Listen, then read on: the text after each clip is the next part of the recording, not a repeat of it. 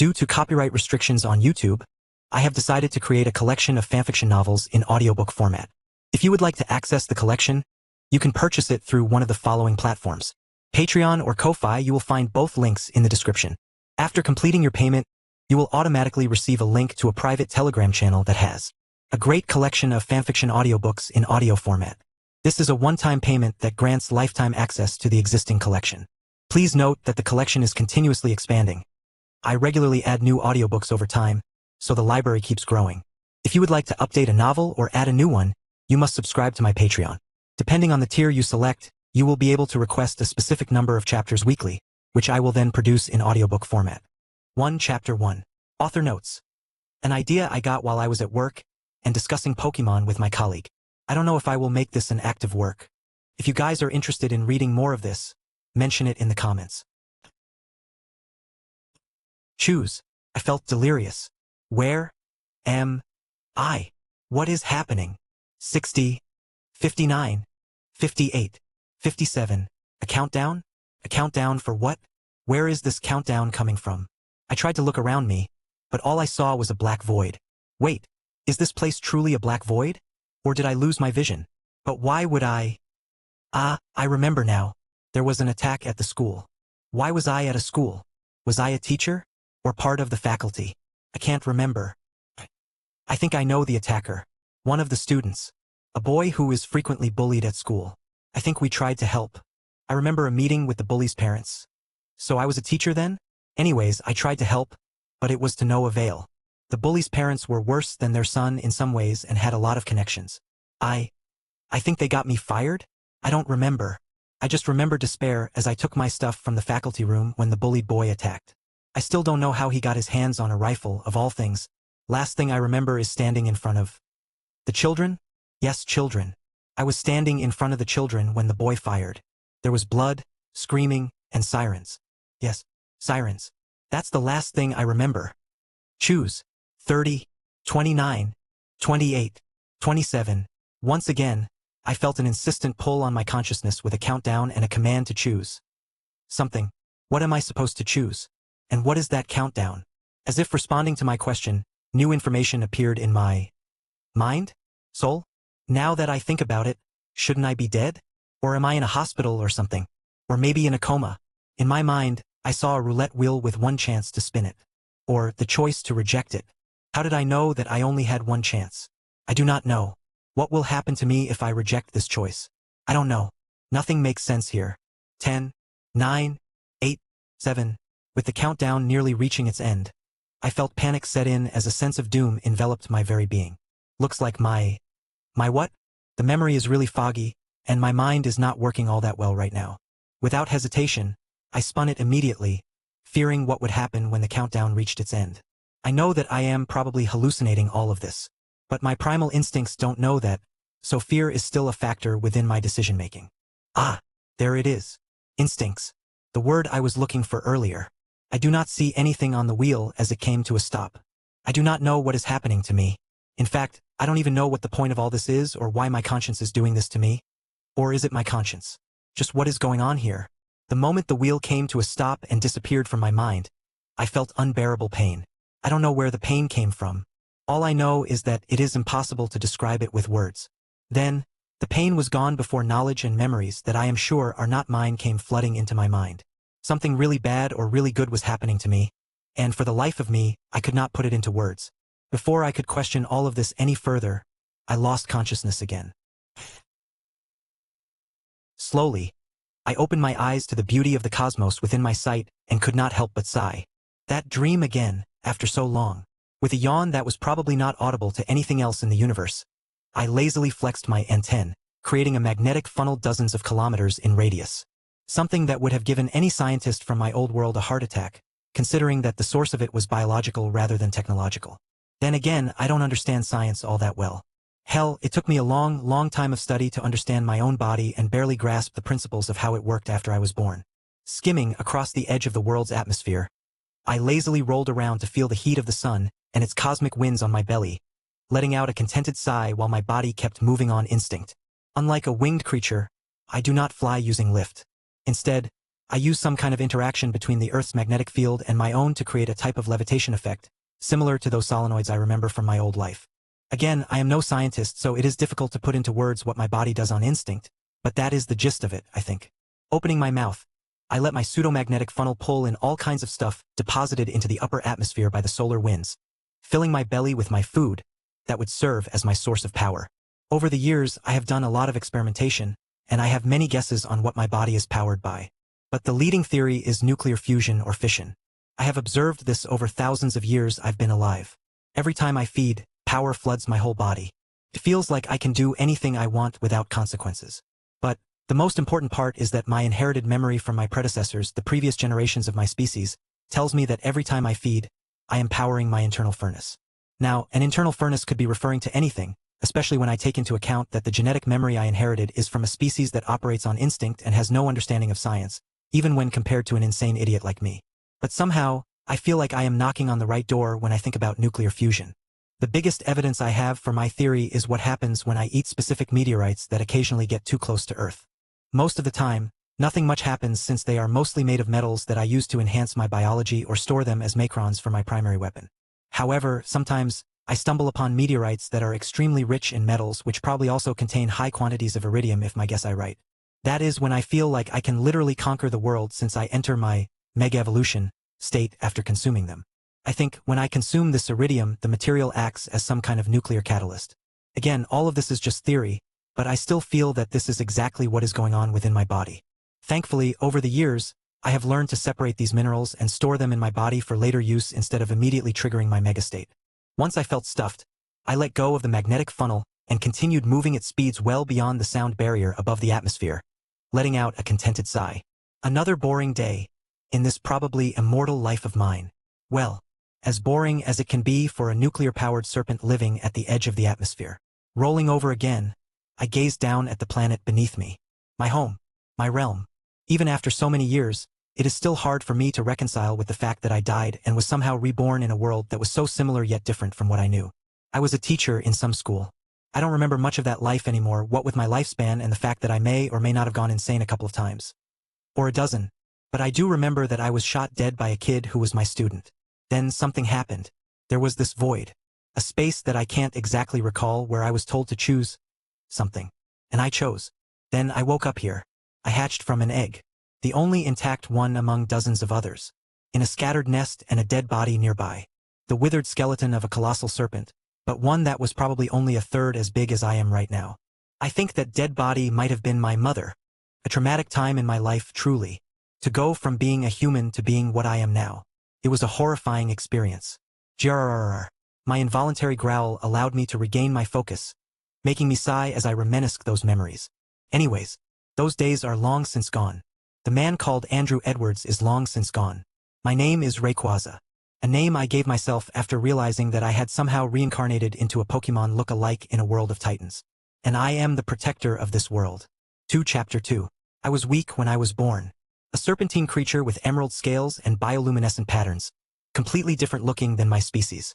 That was what I was. Of course, I knew exactly what I was. Or rather, what I looked like, from the moment I first caught my reflection on the surface of a body of water. But it does not change the fact that I was weak. At roughly a few dozen feet in length, I was probably as big as an adult anaconda at birth. Slithering within the towering woods of the place that would one day come to be known as the Hollow Earth. Of course, scaling becomes a problem when everything around you is so huge that you feel like an insect running beneath the feet of giants. Winged reptilians, the ion dragons, wanted to slurp me up for a snack. Entipedes, insects the size of a man, which grew up to be as large as a bus, wanted to feast on my flesh. Skullcrawlers wanted a taste of me. Leafwings wanted to turn me into their dinner. Even my fellow serpentine species, such as the warbats, wanted a piece of me. It was a hellish few years that marked the beginning of my transition. Of my transformation from a former human bumbling about in a new body to a ruthless apex predator as I grew into my own. However, as I started to grow into a juvenile in a short few years, finally resembling my namesake from the Pokemon world, I started to realize the reason for my birth. Deep beneath the tectonic plates of the earth, a colossal being with magma for blood shaped the land. In the abyssal depths of the primal oceans, a similarly colossal being shaped the biosphere of the ancient waters. And these two forces were always in a constant conflict, giving rise to an unstable and unsustainable world above ground. forcing all titans to retreat to the hollow earth. I know who they are, for they are like me. Born as the shadows of a fictional world of pet monsters in an equally fictional world of true monsters. Yet they are also different, for they are beings driven by pure instinct. Unlike me, who has reason and sapience thanks to my human mind. For the first time, I had an inkling of why I was born here and why I took on the form I now had. Scree. A long, melodious screech echoed across the primal lands of the ancient world. The intent behind it clear for many a titan to feel. Unlike a certain species that would come into existence long into the future, titans have no need for language. They do not speak in words. Instead, their communication is a combination of calls, minor telepathic contact, image transfer, and emotional exchange. In essence, they communicate through thoughts and images conveyed through vocalization and telepathy. That was why, despite the great distance between the speaker and listener, the target of the call heard her. The clouds parted as an emerald serpent dove down from beyond the Earth's atmosphere at tremendous speeds. The plasma sheet around his body, produced due to a photocatalytic reaction between his bioceramic scales and the high-intensity cosmic radiation that he bathes in constantly, allowing him a seamless re-entry into the planet with barely any noise. And the moment he arrived on the planet, the source of the call revealed herself. An enchanting, joyous cry resounded across the area as a colossal creature resembling a moth, with large wings patterned like eyes with gold, black, blue, and orange coloring, took to the sky, flying alongside her friend, who slowed down his flight speed to match hers. The moth, that would one day come to be known as Mothra, sang happily and fluttered around Rayquaza, who gave out an amused huff before opening his mind to her, just like she did with him. Her happiness to see him fine after her latest reincarnation cycle was the prominent emotion transmitted to Rayquaza, followed by her annoyance at how a certain reptilian titan was ignoring her for now, focusing more on the conflicts taking place in the hollow earth. Hearing her thoughts, Rayquaza could not help but chuff in laughter, causing the moth to feel annoyed at her friend as well. The two friends lazily flew over the primal land that would one day come to be known as Africa. Yet, they were not interrupted once by any other titan or superspecies of this time, which called Earth home. After all, not many creatures were idiotic enough to target the Sky King and the Queen of Monsters. Soon, the two arrived near a rift leading to Hollow Earth, where Mothra heard the call of her symbiotic partner, the lizard that would one day come to be known as Godzilla. Being the flighty and jolly being she was, she excitedly bid farewell to her friend and dove into the rift, heading straight for Godzilla. Rayquaza simply shook his head in amusement and chuffed before ascending back into the upper atmosphere. However, before he could fully go back to his home above the Earth's atmosphere, he felt it. The ancient call he had long since become used to dealing with. Deep in the abyss of the ocean, in a place so far from the surface that not even light would reach, he felt the surge of power originating from one of the two idiots that he was probably born to deal with. With a tired huff, Rayquaza accelerated, breaking the sound barrier in seconds, and kept accelerating, riding the jet stream. The patterns on his body glowed, indicating that the biological coolant beneath these patterns along with his fins were already working to radiate heat out of his body. His head crest glowed with absolute power, generating a powerful Lorentz force that ionized the air for many miles in front of the Emerald Serpent. In essence, he created an artificial vacuum in his flight path, allowing him to exceed speeds beyond the sound barrier without drag, while his plasma sheath protected his body from the heat. Rapidly climbing into the upper atmosphere and then beyond it, Rayquaza leveled out and then used his magnetic field to anchor himself to the Earth's own field, making sure that he doesn't fly off into outer space with the speeds he would travel at. Once he was tethered, he accelerated. Mach 2, Mach 5, Mach 7. He kept accelerating, creating a trail of emerald light visible even from the surface of the Earth. Within seconds, he reached his peak at Mach 40, all the way from Central Africa to the Mariana Trench, a distance that would take most terrestrial titans days to cover. Even for Godzilla, who would take 3 or 4 days to swim at his top speed, was covered in a mere 15 minutes. As for his target, that was another natural calamity in biological form. Deep beneath the ocean, at depths that humanity would never know, a colossal aquatic creature with wing-like fins opened its eyes for the first time in centuries. A mega whale-like creature. It is capable of manipulating the density and pressure of the ocean around it, along with the ability to promote marine life and generate storms of untold proportions. At 800 feet long and 600 feet wide, including its wingspan, it is an unstoppable freak of nature, the very embodiment of the primal seas, with only one other creature being its equal and opposite. And yet, this ancient beast would not get the chance to wake fully. Above the ocean, in the atmosphere, a green streak is seen briefly before a deafening explosion consumes the world all around the area for hundreds of miles. A 6-mile deep hole is opened up in the ocean, briefly exposing the terrified creature, the being that would one day be known as Kyogre, to the cold stare of the glowing yellow orbs of Rayquaza. The sudden drop in pressure stunned the Sea King's ionic nervous system. Surrounded by the ionized brine and Cherenkov radiation in the emptiness where the ocean used to be, the Sky King gave a glare as the water rushed back. Rayquaza did not attack, for he had no need to. He is not the ruler of these two troublemakers like a traditional alpha. No, he is their administrator. He is responsible for making sure that they do not overstep their bounds, to make sure that they do not engage in expanding their territories beyond the limit and clash with each other. That is why he would rarely turn his true weapon on them. Instead, he would demonstrate why he was superior to them despite being younger. The very purpose of his birth. A handful of seconds and a silent glare. As clear a warning as Kyogre would ever get. That was all that Rayquaza gave the Sea King before he shot back into the sky, before the ocean consumed the cavity again, leaving a terrified Kyogre who rapidly descended back into the depths to continue his hibernation. Once again reminded of his place beneath the Sky King. With one of his two troublemaker charges retreating back into hibernation, Rayquaza finally ascended back into the upper atmosphere to laze around again, with a single thought ringing through his mind. Another day, another troublemaker dealt with. Chapter 3. Far above the Earth, I lazily swam around in my domain, lazily orbiting the planet below me while my senses focused downwards, keeping tabs on the two idiots that I always needed to manage lest they destroy everything.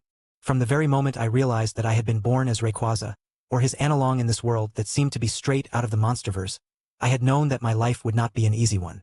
Because if there is one thing I was sure about from the world of Pokemon, it was that Rayquaza never catches a break, especially with these two troublemakers. And sure enough, when I first learned of the existence of Groudon and Kyogre in this world as well, albeit slightly different from their Pokemon counterparts just like me, I knew exactly why I was born different from the rest of my species.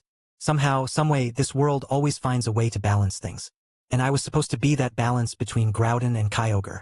And speaking truthfully, I do enjoy my job. I mean, who wouldn't love being a living relativistic kinetic strike vehicle? The look of horror on that stupid whale was worth the effort. Remembering that idiot Kyogre's horrified gaze as I vaporized the sea around him with my kinetic strike, I could not help but snicker.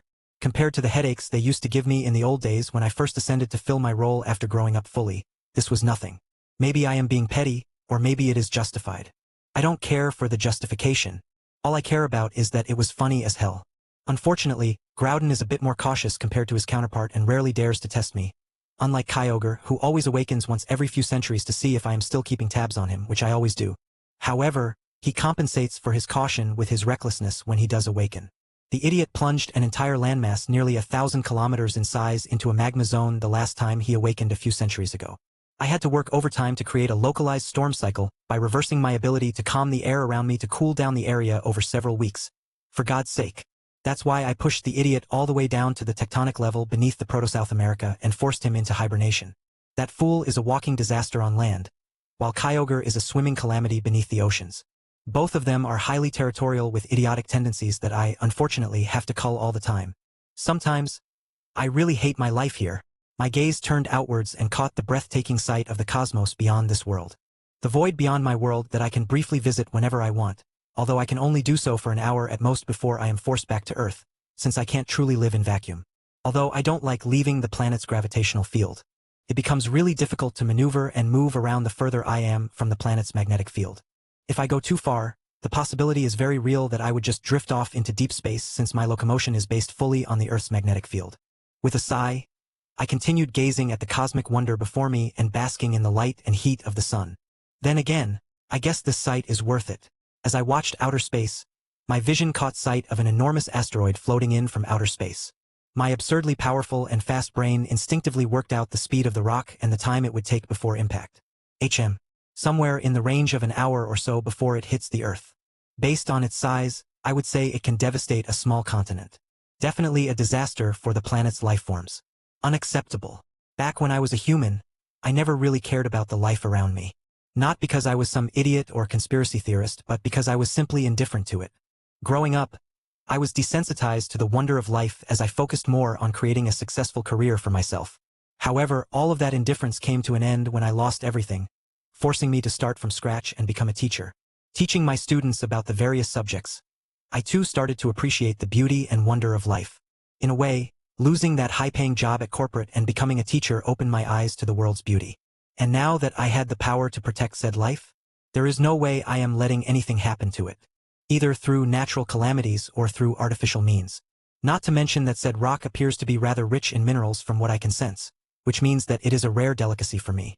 With a decision made, I took off towards the incoming asteroid, waiting for it to get close. Once it was in range, I charged up my primary weapon. Originally, Rayquaza was supposed to have Hyper Beam. However, given that I am now an analog of him in this world, I don't have Hyper Beam. I have something that is arguably much better. I took a deep breath as tiny, nanogram-sized crystalline particles made within my body, thanks to the asteroids that I eat, concentrated at the back of my throat. Then, I felt my magnetic field concentrate and create a pseudo-railgun within my throat and jaw, propelling the macrons at speeds far beyond anything humanly possible, even with advanced technology. In essence, my Hyper Beam is a macron cannon. A constant stream of macrons literally sandblasting through my target at absurd speeds. This is why I don't like to use my main offensive option against organic opponents. The aftermath is difficult to clean up most of the time, not to mention how agonizing the death of my targets is when faced with my macron cannon. If I am to kill something, I would rather end it as quickly as possible. Focusing on the output of my cannon, I made sure not to go all out while targeting the asteroid since I don't want to destroy it. I just want to slow it down. With careful, controlled bursts, I slowed it down enough to grab it with my hand safely, making sure that I don't end up getting dragged by it into the Earth's atmosphere by maximizing the output of my magnetic field, thereby increasing my flight power. Literally feeling the mineral density of the asteroid, I could not help but grin. Time for some good food. In terms of taste, there is nothing I can compare it to from my human memories. The rock is crunchy, the ores within it are chewy, and all around a satisfying texture, like biting into a cookie. It is a shame that asteroids this size are few and far between in the Earth's upper atmosphere. Most of the time, I only encounter micrometeorites or sometimes those that are probably in the ballpark of a car if I am lucky. With the satisfying meal done, I return to lazing around in my territory, bored out of my mind. Maybe I should take a page from the other Titans and take a break via hibernation? It's not like anything serious will happen while I am asleep, right? I already warned those two idiots recently, so they won't dare try anything for the next few centuries at least. And even if they did, my instincts will immediately awaken me when they become active. You know what? Let's do it. I want to see what the hype behind hibernation is and why all those guys downstairs love to sleep for so long. With a decision made, I wasted no time and drifted back to sleep. Hopefully, something interesting will happen by the time I awaken. Author notes.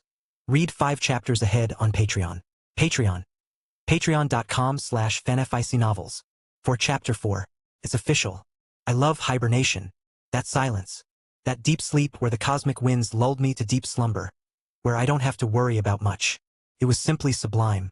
Granted, it did not last long since a certain fool that would one day be called Rodden raised hell somewhere in the seas of the Proto-Asian continent, disturbing me from my 2 centuries-long sleep, but it was still an amazing nap. Given the chance, I definitely want to go to sleep like that again. Unfortunately, Earth is still not stable enough for me to indulge in such things yet. Hell, we are still in the time frame of the late Cretaceous period based on the occasional T-Rex that I spot whenever I go down to play with the upcoming King and Queen of Monsters. Of course, Godzilla and Mothra are nowhere near the level where they need to be to claim that title just yet, given that they are still considered juvenile by their species' standards, even if Mothra has already reincarnated a couple of times by now. They still have a long way to go before they fully grow into the roles that I know they will fulfill in the future. The only saving grace for those two is that they don't have to contend with me, or the 2 troublemakers, to claim their place in the hierarchy. Because, as it turns out, while we 3 are considered Titans as well, we are more akin to a living geoengineering team than simple superorganisms like the rest of the Titans. This means that we fall out of the chain of command for the Alpha system but are still linked to it. I know all of this because the Titans told me this. About how they view us 3 and what role they believe us to be playing in the planet's existence. It is a complicated situation where we 3 are kings in our own right and stand above all Titans, yet we cannot command other Titans directly like an Alpha can. On some level, I think I am grateful for it, because I don't want to fight Mothra and Godzilla if I can help it. Especially since I've grown fond of the lively little moth and the grumpy punk of a lizard. As I continued my orbit with these thoughts going through my bored mind, I felt a familiar call from the hollow earth. Speak of the devil. With a grin, I dove down to the planet, heading straight for the nearest rift. The rifts are strange things. From what I've managed to learn over the years, they appear to be some kind of wormholes or some kind of energy barriers that only open up for superspecies and Titans. Although I am leaning more towards wormholes because of the existence of the strange in-between space that separates the hollow earth from the surface world. I don't know much about it since it keeps changing with each visit, thanks to its anomalous gravity, but what I've managed to find is that the rifts open up into this in-between space, which may or may not be another pocket of space within the Earth's crust. Like a layover before we need to take another rift to Hollow Earth. Of course, this is not the only way to get into Hollow Earth since many smaller critters have their own methods of traveling from Hollow Earth to the surface, but this is the most popular one since it is the only way that can accommodate the large bulk of the Titans. The moment I passed through the wormhole, I felt the strange gravitational pull of the in-between space. Without waiting for even a second, knowing that time is all wonky here thanks to personal experience, I kept moving to the other end and shot out through the exit, arriving straight into the Hollow Earth. Exactly where the source of the call, the two children, had called me. Mothra fluttered happily and flapped her wings, spreading her glowing dust all over the place. Godzilla, on the other hand, gave me a grumpy look before huffing and turning away. Of all things, I would never have expected the king of monsters to be at Sundra. With a snicker, I flicked my tail, lightly tapping his head. Of course, the punk did not like it and growled at me, but I simply dared him to do something about it. With a hum of energy, he charged his atomic breath and unleashed it on me. It was not at full power, not even at 1% of his true power. Mainly because he was not looking to harm me, only to make a statement. This brat. He is getting bolder by the day. Or should I say, bold by the century. Whatever. Ever since he gained his atomic breath by consuming that strange blue energy crystals that grow in the Hollow Earth, he has been an insufferable little brat about it, forgetting that he only did that in the first place because he wanted to gain a power similar to my Macron cannon which he witnessed me use when I took out an extremely dangerous asteroid more than a century ago. It really is a shame that I never got to watch all the MonsterVerse movies back when I was a human. I would have loved to know that Godzilla was like this in his youth. Not to mention knowing more about that mysterious mineral that doesn't seem to do anything for me as it did for Godzilla. Shaking my head, I brushed against Mothra's mind with my own, inquiring why they called me here. She happily shoved a series of images towards me, bundled with emotions of curiosity and apprehension. Ah, I see. They stumbled upon the apes. The giant apes that call this place home are known to me. How could I not know them when I personally segregated their land from the rest of the Hollow Earth so that they could live in peace? From the scattered fragments of my human memories, I know that someday they will give birth to Kong. However, I don't really care about that distant future. For me, the apes are a rather peaceful tribe of species that borders on sapience, just like Mothra and Godzilla do. It really is a shame that the Godzilla species are rather solitary beings, similar to leopards. They don't usually stick together once they grow into juveniles and move out into the world. The only time two members of the Godzilla species will ever be found in the same place is to mate and lay eggs. That's it. That is why I consider it a shame. Because if the Godzilla and Mothra species had also formed a unique culture of their own, it would have been a truly beautiful sight. Although it might be a little tough to do that for the Mothra species, given that her species is functionally extinct as far as we can tell.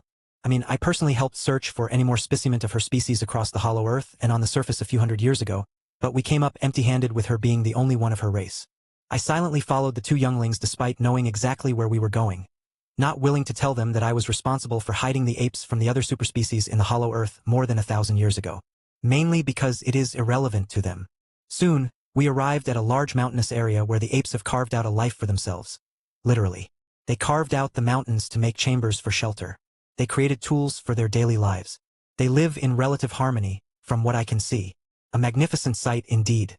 Of course, the moment they saw our approach, the alpha, a rather large ape that looked similar to a silverback, roared and raised his axe. Hold the phone. Is that a goddamn dorsal plate from an adult Godzilla specimen? What the hell happened in the years I left them to their isolation? Grrrr. Ah, shit. Looks like Godzilla arrived at the same conclusion.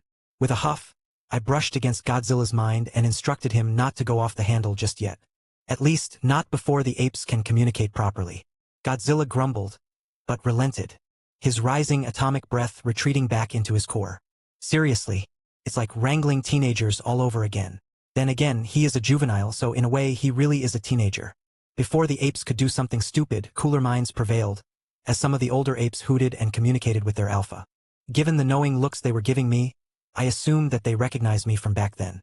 What followed was an awkward attempt at communication made by the apes, given that their communication method is slightly different from that of other titans. A disgruntled Godzilla who kept demanding to know about the axe, and a lively Mothra who was her usual self.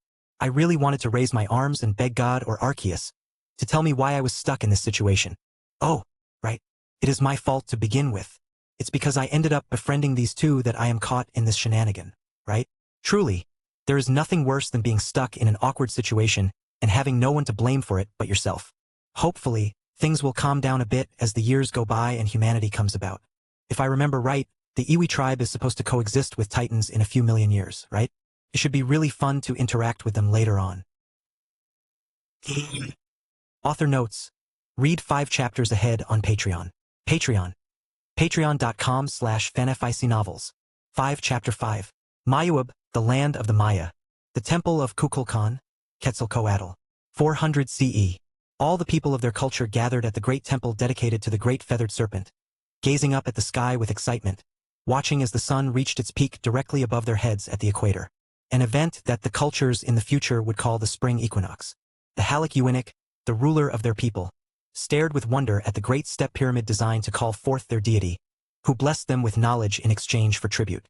The structure made of smooth limestone was designed by their greatest designers and geniuses of the past after their very first communion with their deity who gave them the knowledge to do so. Unknown to the people, this structure was an acoustic mirror, designed so well that it could produce a sound similar to a bird's chirp when someone clapped their hands at the base, vibrating at a specific frequency that would mimic the vibrational frequency of their god's scales. Soon, the time came for the summoning as the Akinab, the priests, climbed the stairs with their king with a solemnity that this great ritual demanded. At the peak of the temple sat a colossal spire stretching into the sky, made of lodestone magnetite as the core, obtained from the south, and crystalline white limestone and jadeite as the spires in a formation that would one day be known as the Fibonacci spiral. This too was designed and created by their people based on the knowledge they gleaned from their god. However, what they did not know was that this spire was, in truth, a primitive induction coil, created by their ancestors in accordance with their god's knowledge. As the hundreds of priests across the Mayan lands reached the top of their respective pyramids, which lacked the spire that the temple of Kukulkan had, they began their ceremony. The clapping at the base began as the priests started burning the copal resin in their ceremonial containers, creating a dense pillar of smoke that rose from every pyramid that their civilization ever built. A pillar of smoke that rose to the stratosphere due to how the chambers of the pyramids were designed, acting as the primary signal. Then, the chirp of the clapping acted as the secondary signal, calling forth their god through the resonance of the vibrational frequency. Meanwhile, they prepared the main offering. Across the pyramids, the priests poured the intoxicating nectar that pleased their god. The balche, an alcoholic drink created from honey and the bark of a special tree in their lands that would one day be known as the Loncocarpus violaceus tree. As the priests poured this liquid, which resembled blood, down the altars, a hidden pipe system across the pyramids harnessed this liquid and collected it at the top of the temple of Kukulkan. With their part done, the priests and the king waited for their god to respond. And respond he did. For a few minutes, nothing happened. However, all at once, the priests across the pyramids, who all had milky white eyes, indicating their blindness, suddenly looked up at the sky, as if they had sensed the arrival of their god. A terrifying, yet hauntingly delighted roar rang out across the sky as a colossal being of emerald scales and glowing golden patterns descended from the skies. His every move across the skies and through the smoke created an electric discharge that charged the dense, oily smoke of the copal resin, creating cloud condensation nuclei that would eventually lead to a downpour. The Mayan people kneeled as one and started to hum in the exact frequency as they were taught from their birth by their previous generation, just like their previous generation was taught by their own parents, just like that generation was taught by their own ancestors. An ancient tradition that was unknowingly based on advanced science that would one day baffle the people of the far future. With their humming as one across the pyramids of the Maya people, the acoustic properties of their structures came alive and resonated with the feathered serpent god, who replied with his own voice. His deep, enchanting humming became one with the people, creating a form of primitive Titan mind link between the god and the people that worshipped him. If these people continued this tradition for a few hundred more generations, there is no doubt that their very genetic code would change eventually to form a permanent mental link with their god. But that is a thought for the future. With their ritual complete, the ancient being lazily coiled around the spire.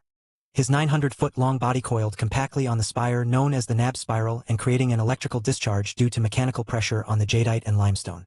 At the base of the spire, deep within the pyramid, a cenote filled with mineral-rich saline water sat with gold ribbons stretching from it across the pyramid, leading across hidden chambers that connected all the pyramids into a singular circuit.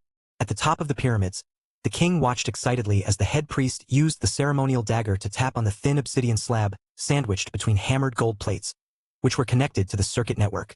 The moment the dagger was tapped on the mirror, pulses of light erupted from it, just like their people were taught by their god. In truth, the mirror was ionizing the air molecules on the surface through the voltage they gained from the cenote, creating low-temperature plasma. And by tapping the mirror with the ceremonial dagger in specific patterns, the priest was effectively breaking the circuit and creating pulses of light that they used to communicate from across their territories with the other pyramids instantly. Of course, As the one who taught them this knowledge, their god watched all this with amusement and a hint of pride as he drank from his offering of alcohol, using the intoxicating substance to soothe his stress of dealing with certain beings across his millions of years of lifespan. Soon, the downpour began across the Mayan territories, making the people dance and sing joyfully as their god gave a final roar of happiness and took off to the heavens. Meanwhile, said god was having a rather interesting conversation with his companions through his link. This is so damned unfair. Ditto. I want to get some good offerings from the little ones as well. I heard the protest from the two troublemakers across our link and could not help but chuckle. Well, if you two can ever come to the surface without causing a catastrophe with every moment, maybe you can enjoy this kind of life as well.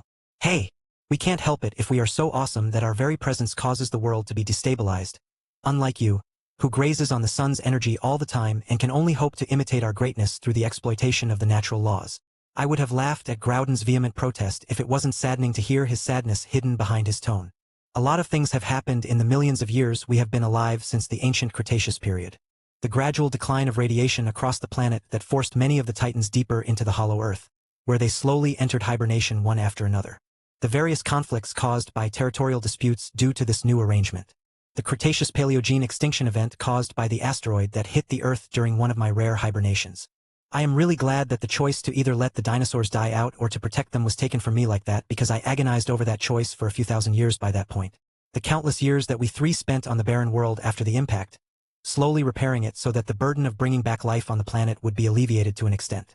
The incident where Shimo, the ancestral Titan, froze the Earth for over 100,000 years as part of our plan to cool down the global temperatures after one of Groudon's temper tantrums. The fight against the alien invader that got his ass frozen in Antarctica with Shimo's help. I mean, I wasn't really trying, since that guy was more of a test for Godzilla and Mothra that I put forth to see if they were ready for their stewardship of the planet. A test that they passed with flying colors, mind you.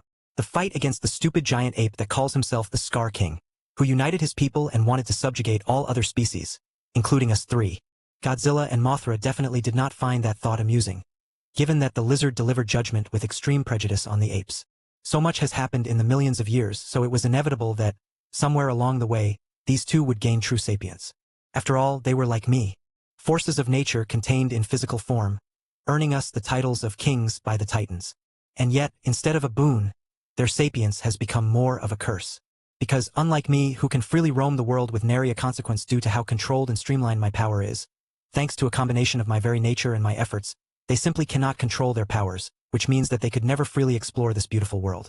If Groudon ever even thinks of stepping foot outside his domain, he would bring about untold catastrophes to the very land that he represents. The heat from his body is so high that just by standing still, he would cause the moisture in the air to literally split into hydrogen and oxygen atoms in a 10-mile radius. This does not take into account the fact that the moment he starts to move, his body temperature rises exponentially, increasing the radius to untold levels. Similarly, Kyogre's very presence causes the water around him to become so dense that it acts similarly to lead in a large radius similar to his brother. This means that no living thing can ever hope to even approach him unless it wants to be crushed like a bug on a windshield. This is quite the irony, considering that Kyogre's natural radiation promotes the growth of life at an exponential rate, just like Groudon and I and, to a lesser extent, the rest of the Titans. Compared to these two, I really have it good. This problem that these two troublemakers face is the main reason why I established this mental link between us in the first place, with the help of Mothra, who taught me how to mold our communication methods to form this kind of connection. In essence, this telepathic link allows Groudon and Kyogre to see and feel the world through my senses, satiating their curiosity. I also used this link to teach them words so that we could communicate better. However, sometimes, they become too attached to the taste of the world and start throwing tantrums, wishing to see the world with their own senses. Just like they are doing right now, and like they did a few hundred years ago, when Kyogre defied my attempt to calm him down and went to the surface, forcing me to subdue him again and send him back. He was really grumpy for more than a century after that, but he eventually came around. By this point, I think these routine battles between us have become a common occurrence that we don't really care much about these days. I continued talking with my brothers as I ascended into the exosphere, satisfied with another offering of quality alcohol by the humans this year as well. Hopefully, they continue on this path of enlightenment, allowing me to proudly call them my students on the path of natural science. Author notes: read 5 chapters ahead on Patreon. Patreon.com/fanfictionnovels. 6, Chapter 6. 1000 C. The seas that would one day come to be known as the Pacific Ocean. For many days, the people aboard the boats floated towards the unknown, guided by the last few descendants of their ancient priests. The blind eyes of the priests, seeing and feeling what their fellow man could never hope to comprehend. Not after they offended their god all those centuries ago. No one spoke as the boats continued their journey, trailing behind the trail of energy that only the priests could see high in the sky, knowing that they did not have the right to question those who still tried to protect them after the injustice done to their bloodline. The Mayan people still remembered it, the stories that they had always dismissed until recently, only to realize how wrong they had been. The stories peak of the ancient past, when they communed with their god, the Kukulkan, of how he gave them knowledge and power that they could not fathom. However, something changed a few centuries ago. Perhaps it was the arrogance of a newly ascended king, or perhaps it was a deliberate corruption brought about by someone in power. Nobody knows that truth. What they do know are the consequences. Their people, led by their new king, forgot the old traditions for a time, condemning their god as useless and that the king alone should be worshipped as the divine. Those who opposed, such as the priests who were utterly devoted to their god, were killed. What remained of their unique bloodline retreated from prominence, becoming nothing more than the common folk. The result of the heresy would become obvious soon enough. The abundant rains that once made them the most prosperous people in the land stopped. Because even their benevolent god, who still came down to check on them despite the king's heresy, could not produce rain on his own without the mechanism he had helped develop in place. And so, with no way to help them, their god retreated back to his heaven. The first year this happened, the king cursed their bad luck and even dared curse Kukulkan when he descended from heaven, calling him a false god. The next year without rain, the king became even more unhinged. Kukulkan still came down, circling the sky and using his divine power to try and resolve the problem. Unfortunately, even his unimaginable might was not enough, so he retreated again. The next year, the king died with a blade in his heart. Nobody knows if he killed himself or if someone else did. What is known is that it was already too late. The old traditions were gone by this point, because the king made it his mission to eradicate all knowledge of the worship and relationship between their people and Kukulkan. What little did remain from the traditions held within the minds of the surviving priests, they refused to divulge, proclaiming that the people must pay for their arrogance. And so, they depended on what little they did remember. They remember the enchanting red liquid that made Kukulkan so delighted to partake of. They remember the smoke. They remember the miraculous, living water at the bottom of the spire of Nab. And what liquid could be more red than blood itself? The next year, as the spring equinox came about, the Kukulkan came down once again. Yet, this time he did not coil around the spire. Instead, his yellow orbs were filled with wrath and hits of disappointment at what he saw across the pyramids of the Maya. Human sacrifices, people captured during battles or slaves made of their own kind. Their hearts carved out and their blood offered as a sacrifice to appease their god.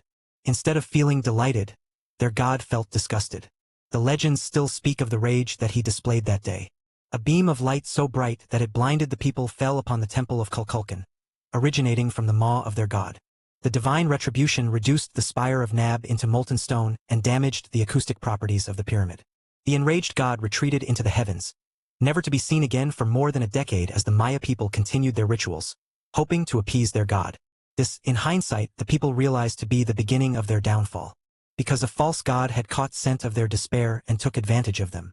A feathered creature with colossal wings appeared at the temple of Kukulkan and partook in their sacrifices, blessing them with rain. Now, the people realized that this rain was not true rain like the one they were once blessed with by their real god. No, this impostor, the one called Quetzalcoatl, was nothing more than water falling from its feathers as it bathed in the rivers and flew over their lands. And now, centuries later, the Maya people finally see the impostor for what it is. A false divinity that fled at the first sign of trouble as the very air heated up and the land no longer provided harvest. Suddenly, the sea churned as the distant noise of roars reached their ears, forcing the fleeing people look into the distance, where they beheld the clash of gods. A colossal being with crimson plates and flowing magma beneath the skin roared in defiance, as a whale-like entity screeched in response, firing a blast of pressurized water that carried enough power to shatter mountains.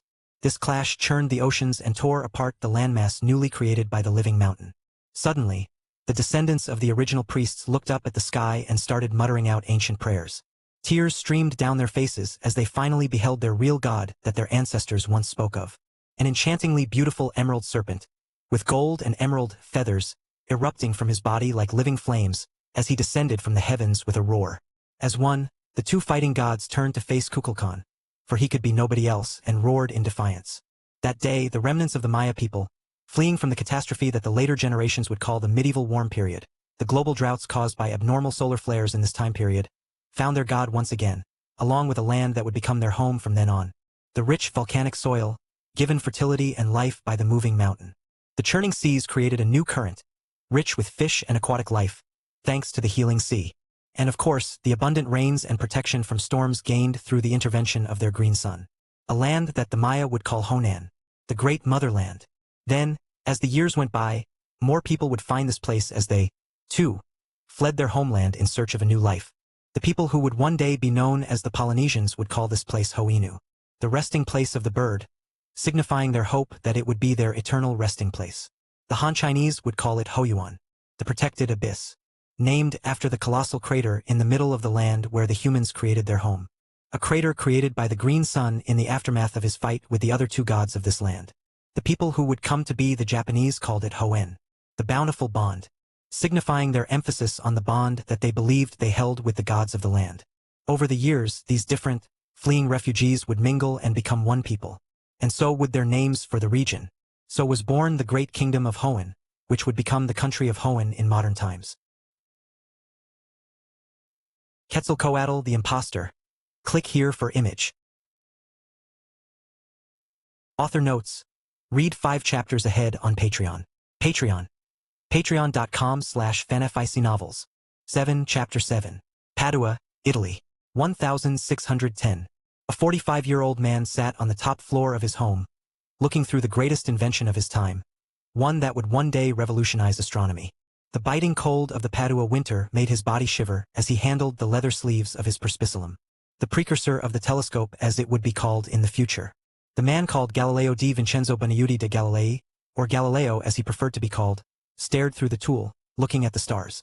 His hand flew across the paper with his charcoal pencil, skillfully depicting the shapes he saw in the sky, the distant planet of Jupiter and its moons that he had been observing for some time now. However, as he continued looking at the sky, something else caught his eye. A flash of green light, shooting through the sky before abruptly stopping in its place. The green sun? Finally, excitement surged through the man's body as he quickly adjusted the lenses and position of his device, trying to catch a glimpse of the greatest mystery in the skies of their world. Throughout the centuries, it was a known fact that the green sun was an anomaly in the heavens. Many religions and cultures speak of it in various capacities. Some claim it to be a god. Others say it is a demon. Some others call it a living star, while others call it a guardian. Many are the names given to it throughout history, and many are the religious rituals tied to it. Even the alchemists of old, and the Greeks discuss it at length, calling it the fifth element, the ether. However, peculiarly enough, there is no concrete information on its movement or locations available anywhere in the world. It is never possible to predict it, and never is it possible to track it. It appears at will and disappears at will. That is why Galileo was so excited at the moment. Because finally, after so many years, he had the chance to take a close look at this anomalous object in the sky and put an end to the mystery once and for all. Soon, he managed to turn the tool exactly how he wanted it to be. But what he saw there filled him with awe and terror beyond comprehension. The pencil and paper fell from his powerless fingers as he beheld the majesty, the truth of the green sun. Segmented plates and beautiful scales, flexing with power. Golden lines and patterns that shone with intensity. Crimson glowing orbs lining the body at even intervals, as if crafted by the hands of God himself. And those yellow eyes, oh the yellow eyes, they shone with intelligence, with power, with unfathomable knowledge and wisdom. Then he saw the target. A rock nearly the same size as the beast, glowing red due to the sheer power of the light with which the beast had attacked it, approached his world, only for the beast to snatch it with its arms and start to literally bite chunks out of it. Galileo stumbled back from the tool, falling off his stool and staring blankly at the night sky where the green sun, the beast, moved away at unfathomable speeds, disappearing into the horizon. That night, the man did not have the chance to sleep as he spent all his time recording what he saw in his books through anagrams and watermarks. The book titled Sidera Viridia would soon be released and would contain a secret that only his true supporters would know how to decipher. Unfortunately, all of these copies would mysteriously disappear in his lifetime, either destroyed in accidents, or bought out by foreigners who despaired form the face of the earth soon after the purchase. Later on in his life, during the Inquisition, Galileo would be approached by a strange inquisitor during his house arrest. An inquisitor with blank, white eyes, yet able to navigate the world all by himself, and even capable of swordplay should the need arise. Records claim that soon after the visit, all details about the man's discovery of the green sun's truth vanished into thin air, disappearing even from the vaults of the Vatican and the secret storages of the Inquisition. Just who was this inquisitor? And what secrets did he coerce the old man of science to keep? Nobody knows. Author notes. Read 5 chapters ahead on Patreon. Patreon. Patreon.com/fanfictionnovels. 8. Chapter 8. 1954. Bikini Atoll. In a hangar located a small distance away from the celebrating military officers, who were enjoying their evening after successful neutralization of an existential threat called Godzilla. 3 people stood in silence, lamenting the loss of something truly extraordinary. The general called me in to discuss some funding. Leland Lafayette Shaw III, or Lee for short, spoke up as his 2 partners turned their gaze at him. Figured since we were going down anyway, might as well shoot for the moon. So I gave him a proposal. A string of Monarch outposts, extra staff, equipment, the works. He rejected it. Keiko Miura, who had just stopped crying, sighed in defeat at those words, as William Randa, or as his friends called him, Bill, gritted his teeth in anger. However, Lee smiled wryly. He said we didn't ask for enough. That got the attention of his friends. They are giving us a blank check to find out if there are more of those out there. Bill chuckled excitedly. How did you pull that off? Well, I asked a simple question. What if the next one doesn't pop up in the middle of the Pacific? What if it's near New York or Washington? Then we gotta tell the whole world. Lee gave him a flat look. So, you want to go public with the details of a classified H-bomb explosion? I mean, yeah, why not? Because they electrocuted the Rosenbergs. That made Bill pause. But Keiko got an idea from the conversation. Let's say we find another one. Does the general need to know everything? Lee gave his closest friend, and the woman he held loved an amused look. I'm sorry. Are you suggesting I lie to my superior officer? No. But a lie and a secret are 2 different things. I'm sure the court-martial tribunal will see that distinction. K. Do you trust us? Lee. Lee gave an exasperated look at the 2 before sighing. Okay. All I can tell him is what you can tell me. And I trust that you will tell me everything that I need to know. Are you okay with that? The 2 scientists immediately caught on to what the military man was trying to say. Lee could not bring himself to break the protocol drilled into him during training. Yet, he could also see where his friends were coming from and trusted them with his life. So he made a compromise. They would only tell him what he could tell the general. Everything else they would keep to themselves. Keiko gave her friend a worried look. Are you okay with that? Silence reigned in the hangar before Bill broke it with a happy tone. I'm definitely fine with it. That made the 3 friends break out into chuckles, coming to a silent agreement. Yet, the humor soon died down as Keiko asked the question that had been bugging her all this time. But what about him? Do we tell the general about? Absolutely not. Bill gained an uncharacteristic stoic look as he glared at the Godzilla footprint held in the hangar. If those jarheads learn that he is not a mere myth like the world has been led to believe for more than 300 years now, thanks to the efforts of certain people, there is no telling what they will do. Bill looked worriedly at the sky, knowing that a certain being was orbiting the world at this very moment, protecting it from threats they could not even begin to imagine. Lee looked at the sky as well before speaking. Yeah, I can understand that. Things are bad enough as they are. We don't need more tension between the homeland and the Reds across the sea, which will definitely happen if Puckett sends a nuke heavenward. Not to mention that our allies over at Hoenn would be up in arms if something like that happened. Bill laughed mockingly at the very idea as Keiko gave him a worried look. That old bastard can try. Something as insignificant as a nuke can never harm him or his fellow kings, if the records are anything to go by. Realizing that he was speaking with his friends and not those idiots in the scientific community who always laughed at his ideas, his tone softened. Sorry. It's just. I know. Keiko smiled, knowing exactly what Bill was feeling. Bill had been on board the USS Lawton when it was attacked by the Ion Dragon, triggering his thirst for knowledge and his obsession with these creatures. It was what led him down the rabbit hole of ancient traditions, oral stories, lost cultures, and many more that explored ancient myths that may or may not have been grounded in reality. It was during this hunt for truth that he stumbled upon Keiko and Lee and became friends with them. And later on, they stumbled upon the most significant discovery of their lives aside from Godzilla's footprint. A discovery that cemented their stance of coexistence. Keiko smiled at her friend. The trio are not simple superfauna like the others if our research into that tribe is true. So it stands to reason that our primitive weaponry would fail to even scratch them. Yeah, but still, I don't want those guys out there to provoke them. The Sky King may be benevolent enough to ignore our attempts to harm him. But the Sea King and the Land King are not. Bill shuddered as he remembered the haunting tales he learned from that tribe in the Hoenn's ancestral lands, along with his friends. Those horrifying tales of the very earth turning to magma and the ocean consuming the world before the Emerald Dragon descended to restore balance. Lee nodded seriously at his friend's words. Agreed. It is better to keep this information as secret as possible, just like it has been kept for so many years now. And it will be kept a secret.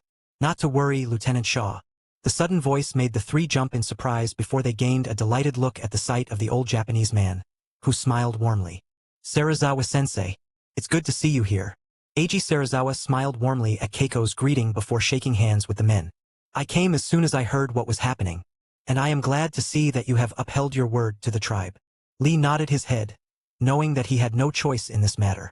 If he really listened to his instincts and reported his and his brother's existence to his superiors, the Pentagon would be in a riot, and things would escalate from there.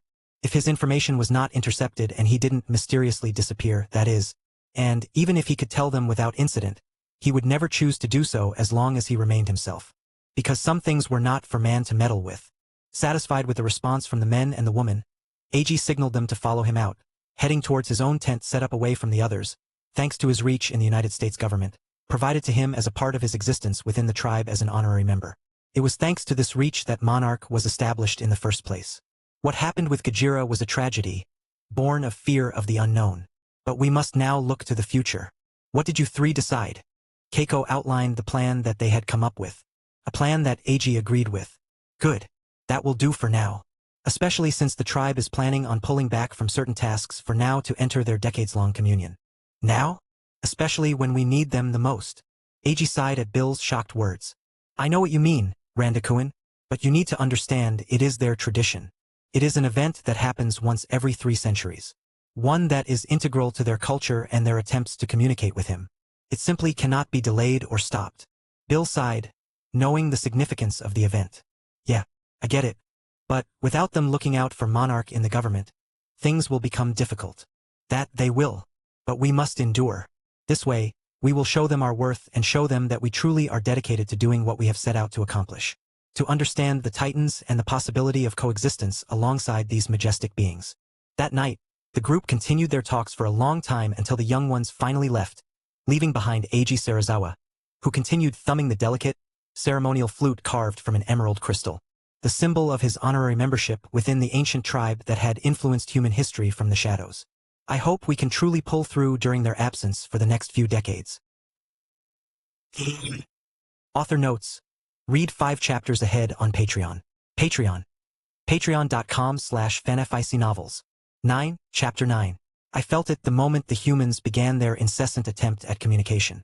The resonance of their voice, modulated through ancient knowledge and architecture rebuilt using the old ones as the blueprint. Originating from the landmass that was created long ago during the routine clash between Groudon, Kyogre, and I, it is their 3rd, 4th attempt. But I don't plan on answering their call, even if they promise me that delicious alcohol. Not anymore. Not after they betrayed me. I taught their ancestors everything they knew. I gave them rain, I gave them power, I gave them civilization and wisdom. But what did they give me in the end? Nothing but betrayal. If it were just because of one despot, I would have long since forgiven them. Because let's face it, the common people are rarely at fault for decisions made by the idiots in power. But those guys? There were no innocents. They willingly joined their king in shunning me. They called me a monster, they called me a demon. They wanted me gone. The entire people, save for those priests who were changed due to drinking from the water laced with my radiation. So, I gave them exactly what they wanted. You know, it is not like you to be this petty. I am not being petty, Groudon. I am being cautious. I am also making sure that my presence does not impact their civilization more than it already has. Fat load of good that did. Remember that fire. At my brother's words, my mind wandered back to that time. The Great Fire of London. I remember that event. Not the one from my old human life from millions of years ago. No. The one I speak of is the one that took place on this earth. I saw the fires when I was hunting down a particularly delicious asteroid that my senses told me was rich in minerals. I saw the blaze, spreading slowly, like the fingers of a giant hand opening. I still don't know why I decided to intervene back then, but intervene I did. I used my speed and vibrational ability that acted similarly to the Pokemon ability of Deltrostream to create a column upwards, heading straight out of the Earth's atmosphere. I think I acted on instinct back then, because I knew that if I did not get rid of the smoke and ash, there was a possibility of a localized volcanic winter to take place, which would have thrown off the whole climate balance, requiring me to work overtime to fix the damage. And the one thing I hate the most is overtime, so there was no way I was going to let that happen. So maybe I acted on instinct to save myself from being overworked. Although that event probably did expose me to the people at large, given that it is hard to miss a 900-foot-long glowing dragon in the middle of a night sky filled with ash and smoke. Tell us the truth, Rayquaza. Are you really avoiding the children of our land because you are looking out for them? Or is it because of what happened all those centuries ago in the West? I will not deny that it may have something to do with what happened back then. Brother, that human is dead. He and his kin are long since gone. The humans are not as long-lived as a Titan, remember? I know that the children down there, trying to call out to me, are blameless for their ancestors' mistakes. Yet, I cannot shake off that betrayal, Kyogre. Anger flooded my mind as I remembered that day. The day when I returned to the Maya people, hoping to see them gather the sap as I taught them and burn it so that I could charge up the smoke and initiate a downpour. However, what I found that day truly enraged me beyond belief. Human sacrifice. I had naively thought that I had taught them to be better than this, that I had given them enough knowledge and wisdom to steer them clear of this path. Yet here they were, doing the very thing that I forbade them from ever doing.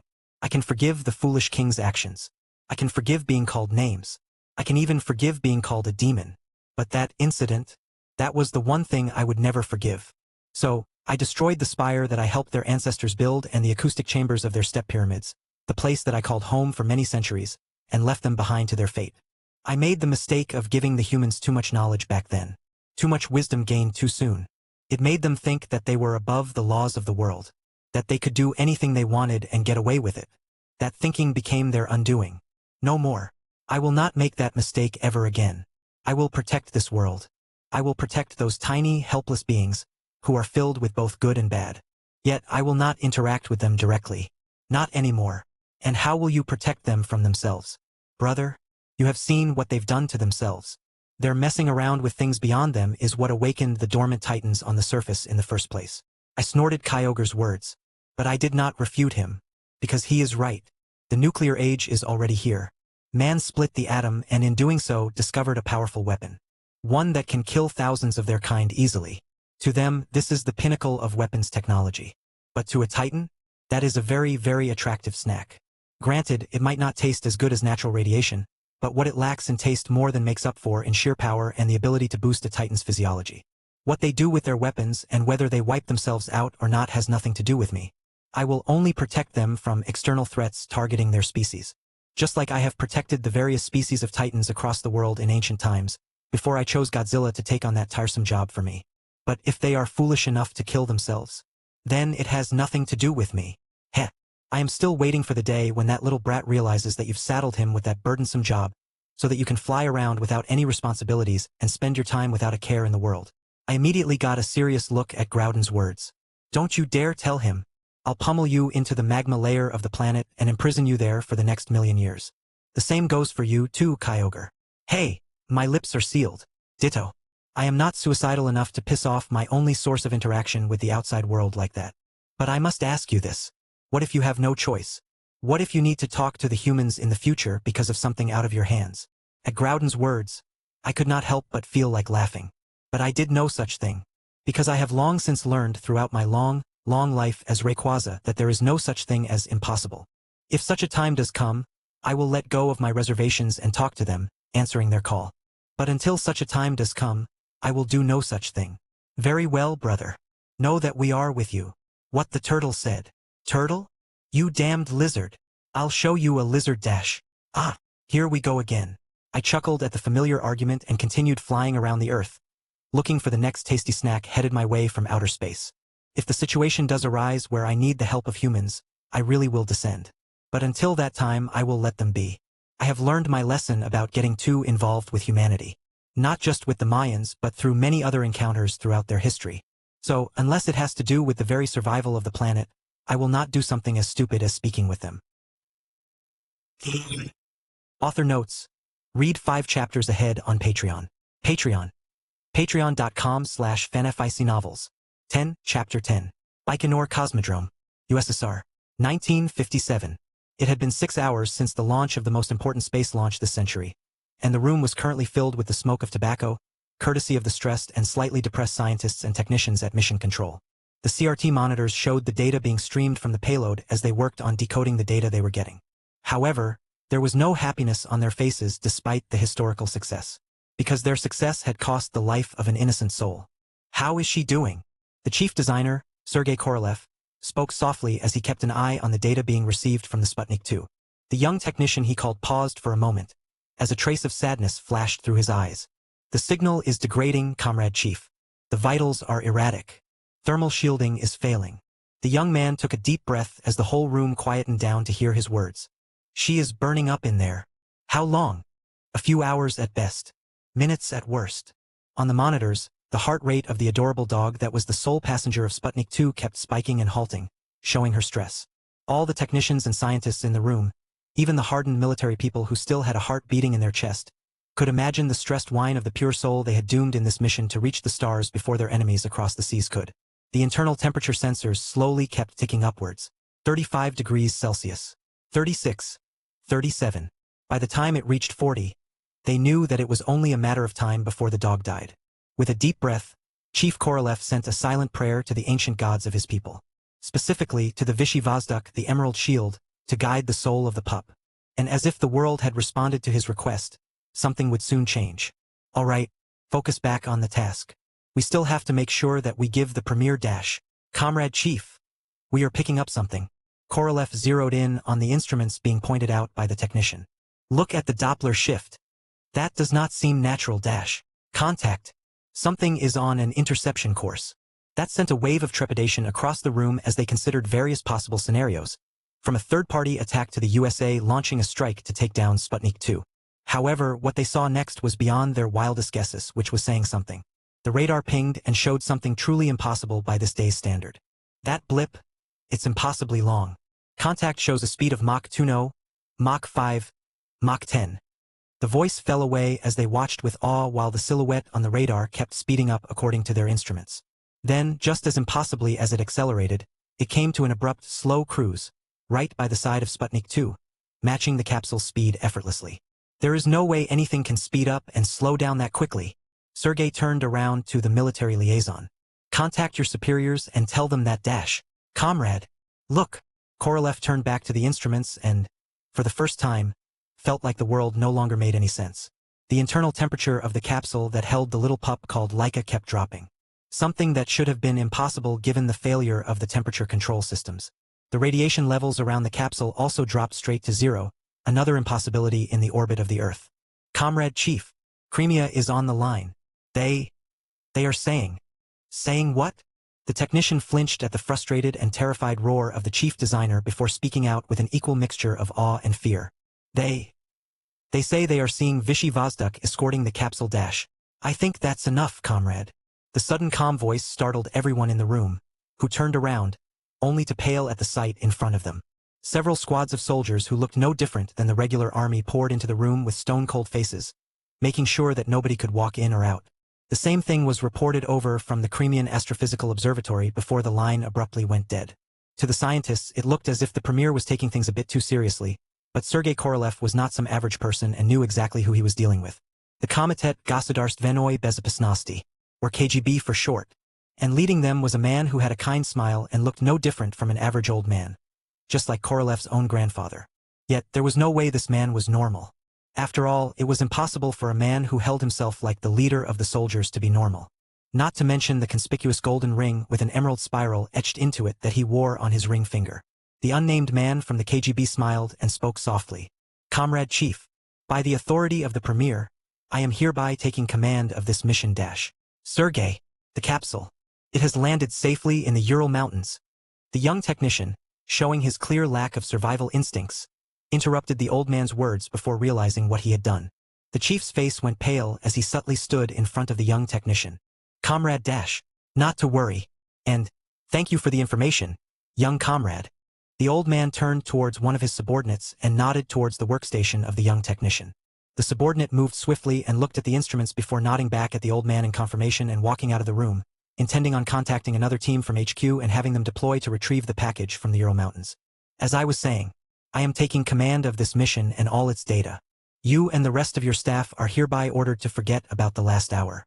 If you fail to do so, you will all be tried for treason and be punished accordingly. None of you shall speak about what happened here as long as you live. Not even to your family or descendants. The soldiers moved swiftly, taking everything not nailed down while the technicians and scientists stood rigidly, not even daring to breathe deeply lest they stick out from the crowd. You will be paid what you are due for this mission, and will be asked to go back to your daily routines and jobs from now on. The old man gave one final look to the chief. This mission was a failure. Sputnik 2 burned up on re-entry. No survivors. Am I clear? Yes, comrade. The old man nodded with satisfaction and patted the shoulder of the chief before whispering into his ear. Forget about what you saw today, young one. Sometimes, as the people on the other side of the seas say, ignorance is bliss. Author notes. Read 5 chapters ahead on Patreon. Patreon. Patreon.com/fanfictionnovels. USSR, we need to send innocent dogs, Laika, to space to die in the name of science and as a part of our dick measuring contest with the USA. Rayquaza, oh well no. Yoink! We need to send innocent dogs, Laika, to space to die in the name of science and as a part of our dick measuring contest with the USA. Rayquaza, oh well no. Yoink! 11 Chapter 11. Stratospheric Edge. 1964. The skies screamed past the pilot of the X-15 hypersonic aircraft named Icarus 7. A very ominous name to give a flying machine in the pilot's humble opinion. Major Arthur Vance, the pilot of the X-15, could not suppress his awe at the scenery. But military protocol held as he checked in with ground control as was required. Vance to Goldstone, reaching 280,000 feet. The sky is turning black. I see the curvature. I have reached the target location. The secret ground control station set up specifically for this mission at Goldstone, California, was buzzing with activity as Dr. Eris Thorne stared at the instruments with a cold glint in his eyes, anticipating what was to happen next. Copy Icarus 7. Stay at that altitude and continue with Phase 2. Copy that. Deploying payload. Arthur activated the deployment protocol, making the X-15's cargo bay open. However, instead of dropping the spy equipment, as it was supposed to, nothing happened. Instead, a strange, pulsing vibration started to rattle his craft, making the pilot panic a little. Goldstone. Equipment failure. I repeat, I have equipment failure. The payload did not drop dash. Calm down, Arthur. That is exactly what was supposed to happen. Everything is going according to plan. Arthur's blood ran cold at those words. Realizing that he had just become a guinea pig without consent. He immediately tried to change course, but the controls would not move. Unfortunately for the pilot, there were built-in locks within the controls that ground control could trigger at any moment, meant specifically to keep him from panicking and going off course. Arthur, I promise you that you will not be harmed and will return safely to land. However, right now you are part of a confidential experiment. One that you will never speak about after this is over. Goldstone. Thorne. Just what are you dash? Careful now. There is no time for personal inquiries. Our conversation is currently being recorded and will be sent to the President and the Premier of the USSR. Finally, Arthur suppressed his fear and anger as his training took over. Yet, the jovial tone he had until now left him as he spoke neutrally. Understood. Awaiting further instructions. The craft continued to vibrate at a specific frequency of the device strapped to its belly. Its nickel-chrome body shuddering with each pulse of whatever device the lunatic stuck in his machine. But his curiosity would not last long as Dr. Eris's voice came back on the comms. His tone full of glee and anxiety as he spoke quickly. We have contact with the target. 3 o'clock. It's holding a steady Mach 10. Before Arthur could question what the scientist meant, he saw the target.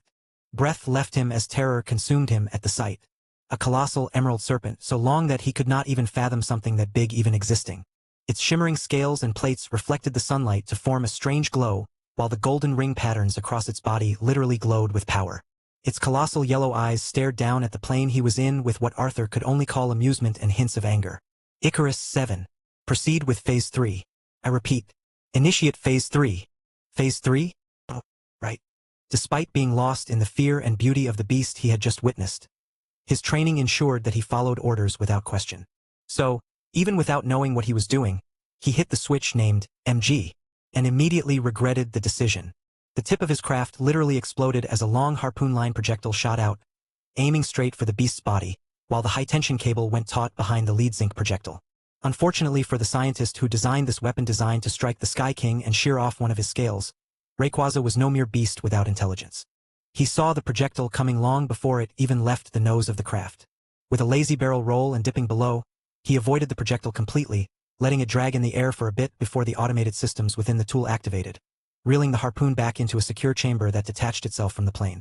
As the detached capsule fell at terminal velocity, it would open a parachute at a suitable altitude and land safely just as it was designed. By this point, Arthur had already realized that he was a sacrificial pawn. The moment Icarus VII's nose had exploded out, he knew that the plane would crash soon enough. And based on what he had seen so far, this design was intentional. They wanted him to die, taking the secret of the beast with him to his death, while the two superpowers made off with their loot. He laughed ruefully as he watched the altitude quickly drop on the instruments, knowing that he was going to die soon. He could try to use the emergency escape system, but knowing what he knew now, there was no doubt that it was probably sabotaged as well. Thinking about his baby girl waiting for him back home, tears streamed down his face as his craft continued to fall. Sorry, Samantha. Looks like Daddy is going to break his promise. Suddenly, the comms started to crackle with static as he felt a sudden jolt. Thinking that this is the end, Arthur closed his eyes, unwilling to face his end. Yet, as the seconds ticked by and nothing happened, he finally opened his eyes and witnessed a wondrous scene that would remain with him for the rest of his life. A localized aurora enveloped his craft as the beast somehow levitated the X-15 in the air by its side, flying lazily through the air westwards. The pilot did not know that the laziness that he saw was but his own perspective. In truth, they were traveling at a steady Mach 40 through the atmosphere, a speed that should have vaporized the X-15 through sheer friction. Then, the comms crackled again as a new voice, this one much older than Dr. Eris, spoke with an amused tone. Quite the magnificent sight, is he not? G. Goldstone. Yes, this is still Goldstone ground control. However, Dr. Eris has been relieved of his post at the moment. I am Dr. Kaito. Dr. Kaito smiled as he cut off the communications mid-protest from the pilot, knowing that he was in good hands. After all, whose hands could be better than the Green Sun himself? He absent-mindedly rubbed the green spiral on his golden ring. Finding solace in the specific frequency, the ring hummed at when brushed with a finger, thanks to the microscopic grooves engraved within it. An ancient tradition derived from nearly a millennium. Send the others to trail the Green Sun to the drop point. Once Arthur Vance has safely landed, bring him back home for protection. How goes the retrieval of his daughter? The man behind him, wearing a black uniform adorned with emerald scale-like patterns, bowed. Went off without a hitch, Elder Kaito. She is already on a plane back to Hoenn with one of our female operatives. Elder Kaito of the outer tribe of Hoenn nodded in delight. Good. Dr. Eris. You were right about your hunch, Elder. We found this on him and every other member of the staff here. The man took out a pendant that had a crimson, stylized symbol shaped like a mountain. Elder Kaito sighed at the sight. Well, I guess it was a good thing that we mobilized as quickly as we did.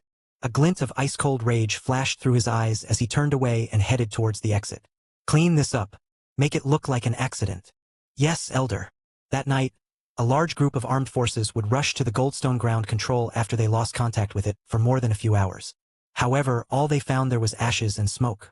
A fire had broken out in the facility, burning it to the ground, shortly after the Icarus VII was lost in the upper atmosphere. There were no survivors of the fire. Author notes. Read 5 chapters ahead on Patreon. Patreon.com/fanfictionnovels. 12 Chapter 12. Skull Island. 1965. James Conrad, the former SAS officer, stared worriedly at the murals that the so-called Iwi tribe made within the ruins of the ship called the Wanderer, listening to the words of the old WW2 veteran Hank Marlowe as the old man took a deep, worried breath. Look, I know the names skullcrawlers sound stupid, so call them whatever you want. Big lizard things or whatever. The point is, these things are extremely dangerous and come from the vents underground. That is why Kong got so mad with the bombs you guys dropped the moment you arrived here. For the 100th time that day, James cursed the idiots at Landsat and Randa for dropping those seismic charges on this island. Those bombs woke up a bunch of them. Marlowe smiled wryly at the worried look on the group's face. You're lucky he's out there, or you wouldn't have made it this far with those things out there. Them's some crafty bastards. Most of the time Kong can handle them, as long as he gets to M when they are young. Marlowe stared seriously at the group as he spoke with trepidation. But you don't want to wake the big one up.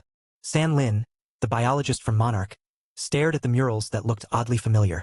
However, catching what Marlowe said about the big one, her curiosity got the better of her and prompted her to speak. How big is it? Big. Like really big. It wiped out his whole family.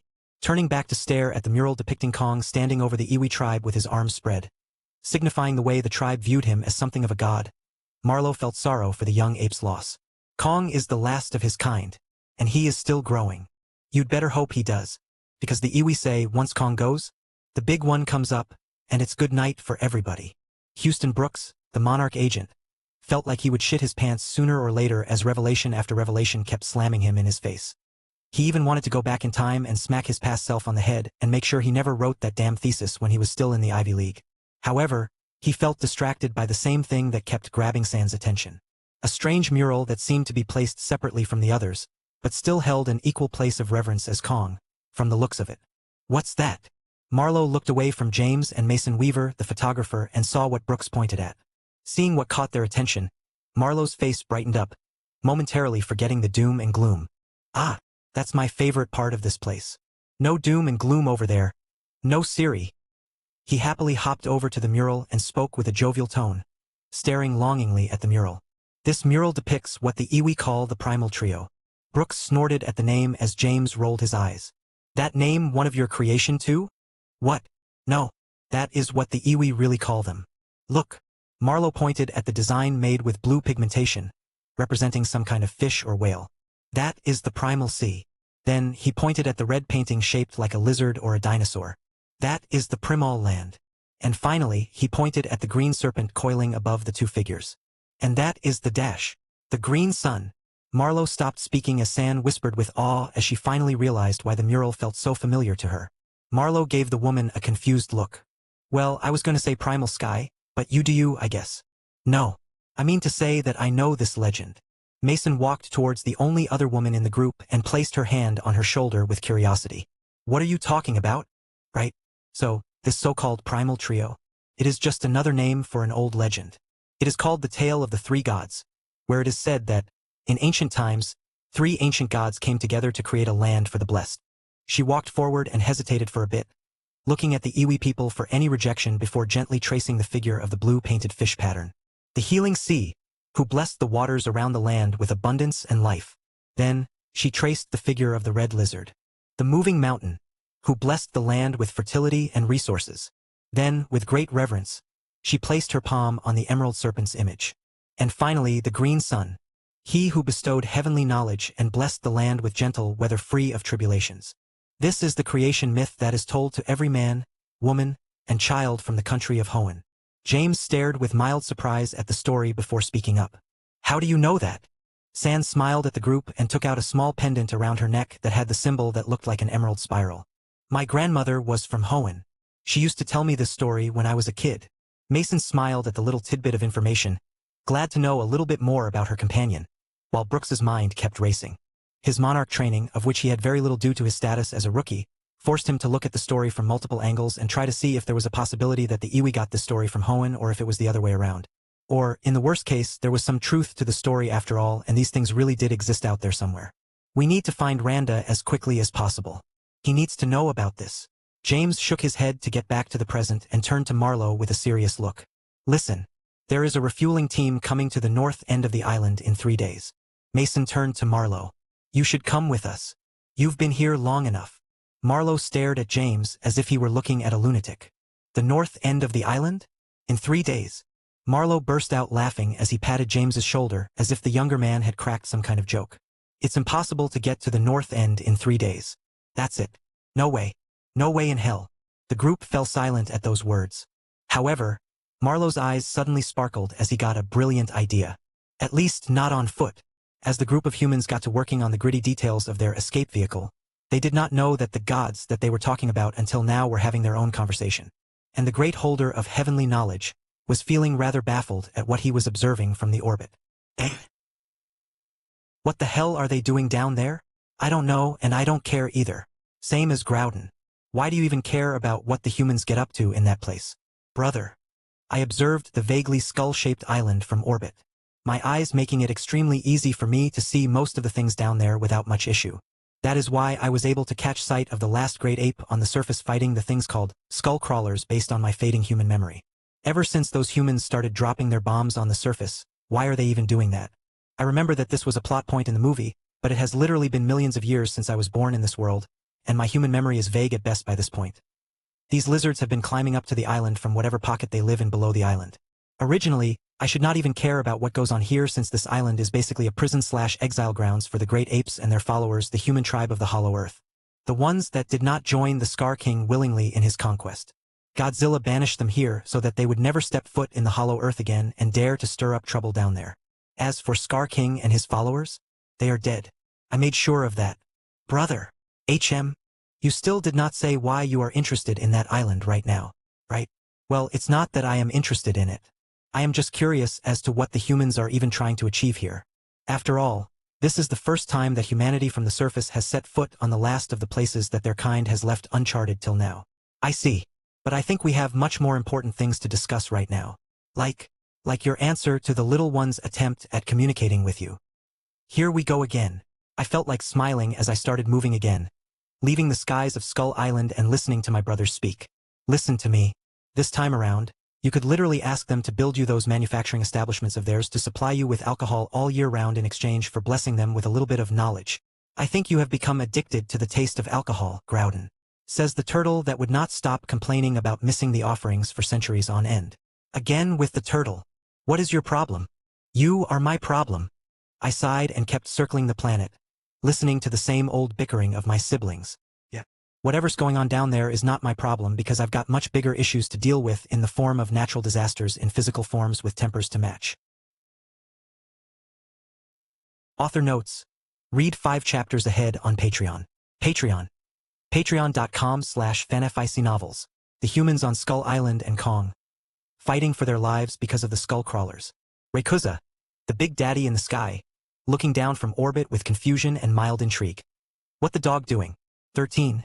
Chapter 13. Somewhere in the Challenger Deep, an ancient alpha predator was slumbering after a fulfilling meal. The first in the past thousands of years, courtesy of the humans and their weapons. However, his slumber did not last long as the ocean around him churned and became uninhabitable for any living being that was not him. Annoyed at having his sleep disturbed, and knowing exactly who had arrived thanks to the anomaly, the alpha of the surface world grunted and turned over, facing away from the new arrival with a huff. Don't be like that now. I know you are awake. I saw you eat that toy of the humans some time ago. Go away, Kyogre. I am hibernating. Oh? Finally learned to use words to communicate? Godzilla. Godzilla, the alpha of the Earth's surface, grunted with annoyance. Mothra wouldn't shut up until I learned it. No thanks to you 3.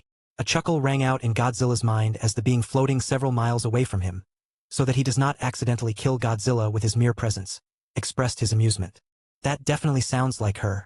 Also, why blame us? Because if you 3, especially that old man up there, did not fill her head with this strange concept, she would never have forced me to learn this. You really don't like using words, huh? Godzilla sighed, producing a major turbulence in the water around him before finally facing the abyss of the ocean, knowing that Kyogre was nearby, hidden in the darkness. I feel them to be limiting. Putting thoughts into words feels restrictive compared to the true breadth of knowledge and emotion that can be transmitted mentally. I feel like words can be misinterpreted, while the thoughts transmitted are the best way to communicate. Why not use both? That's how we 3 communicate with each other, after all. Transmitting our thoughts while also using words to clarify that which remains vague in the thoughts.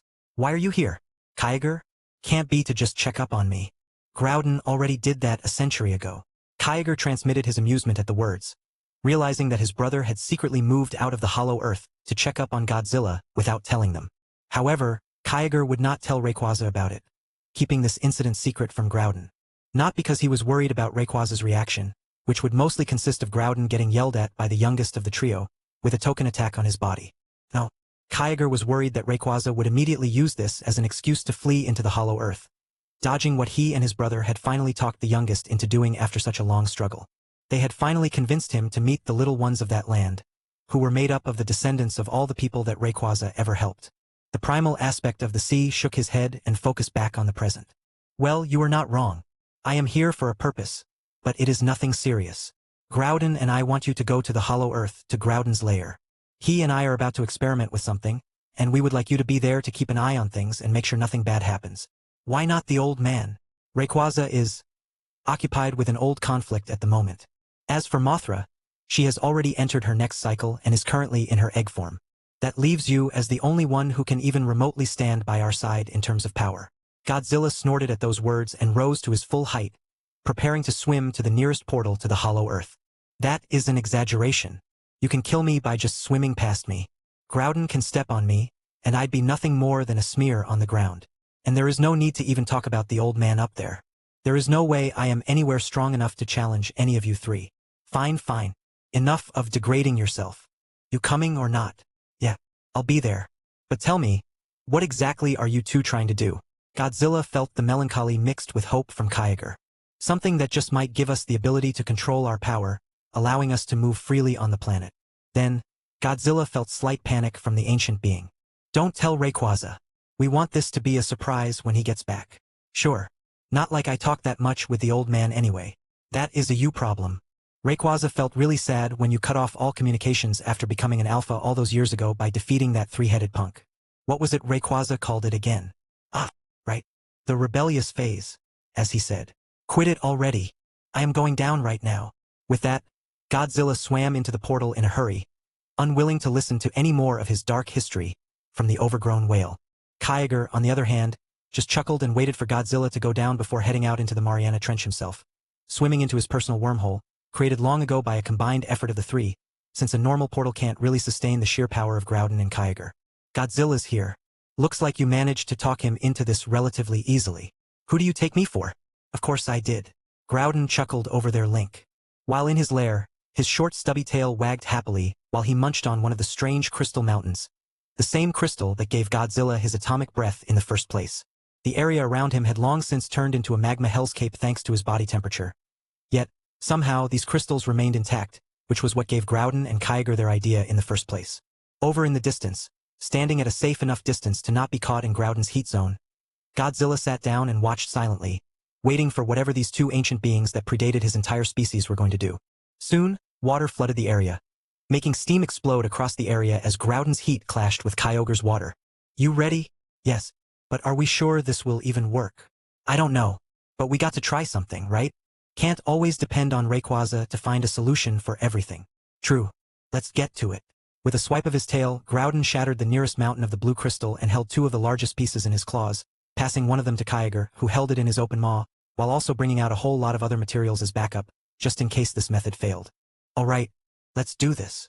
As one, the two colossal beings flooded their respective crystals with their innate powers, taking inspiration from Rayquaza's ability to store his food within his body, ready to be used for his so-called Mega Evolution form.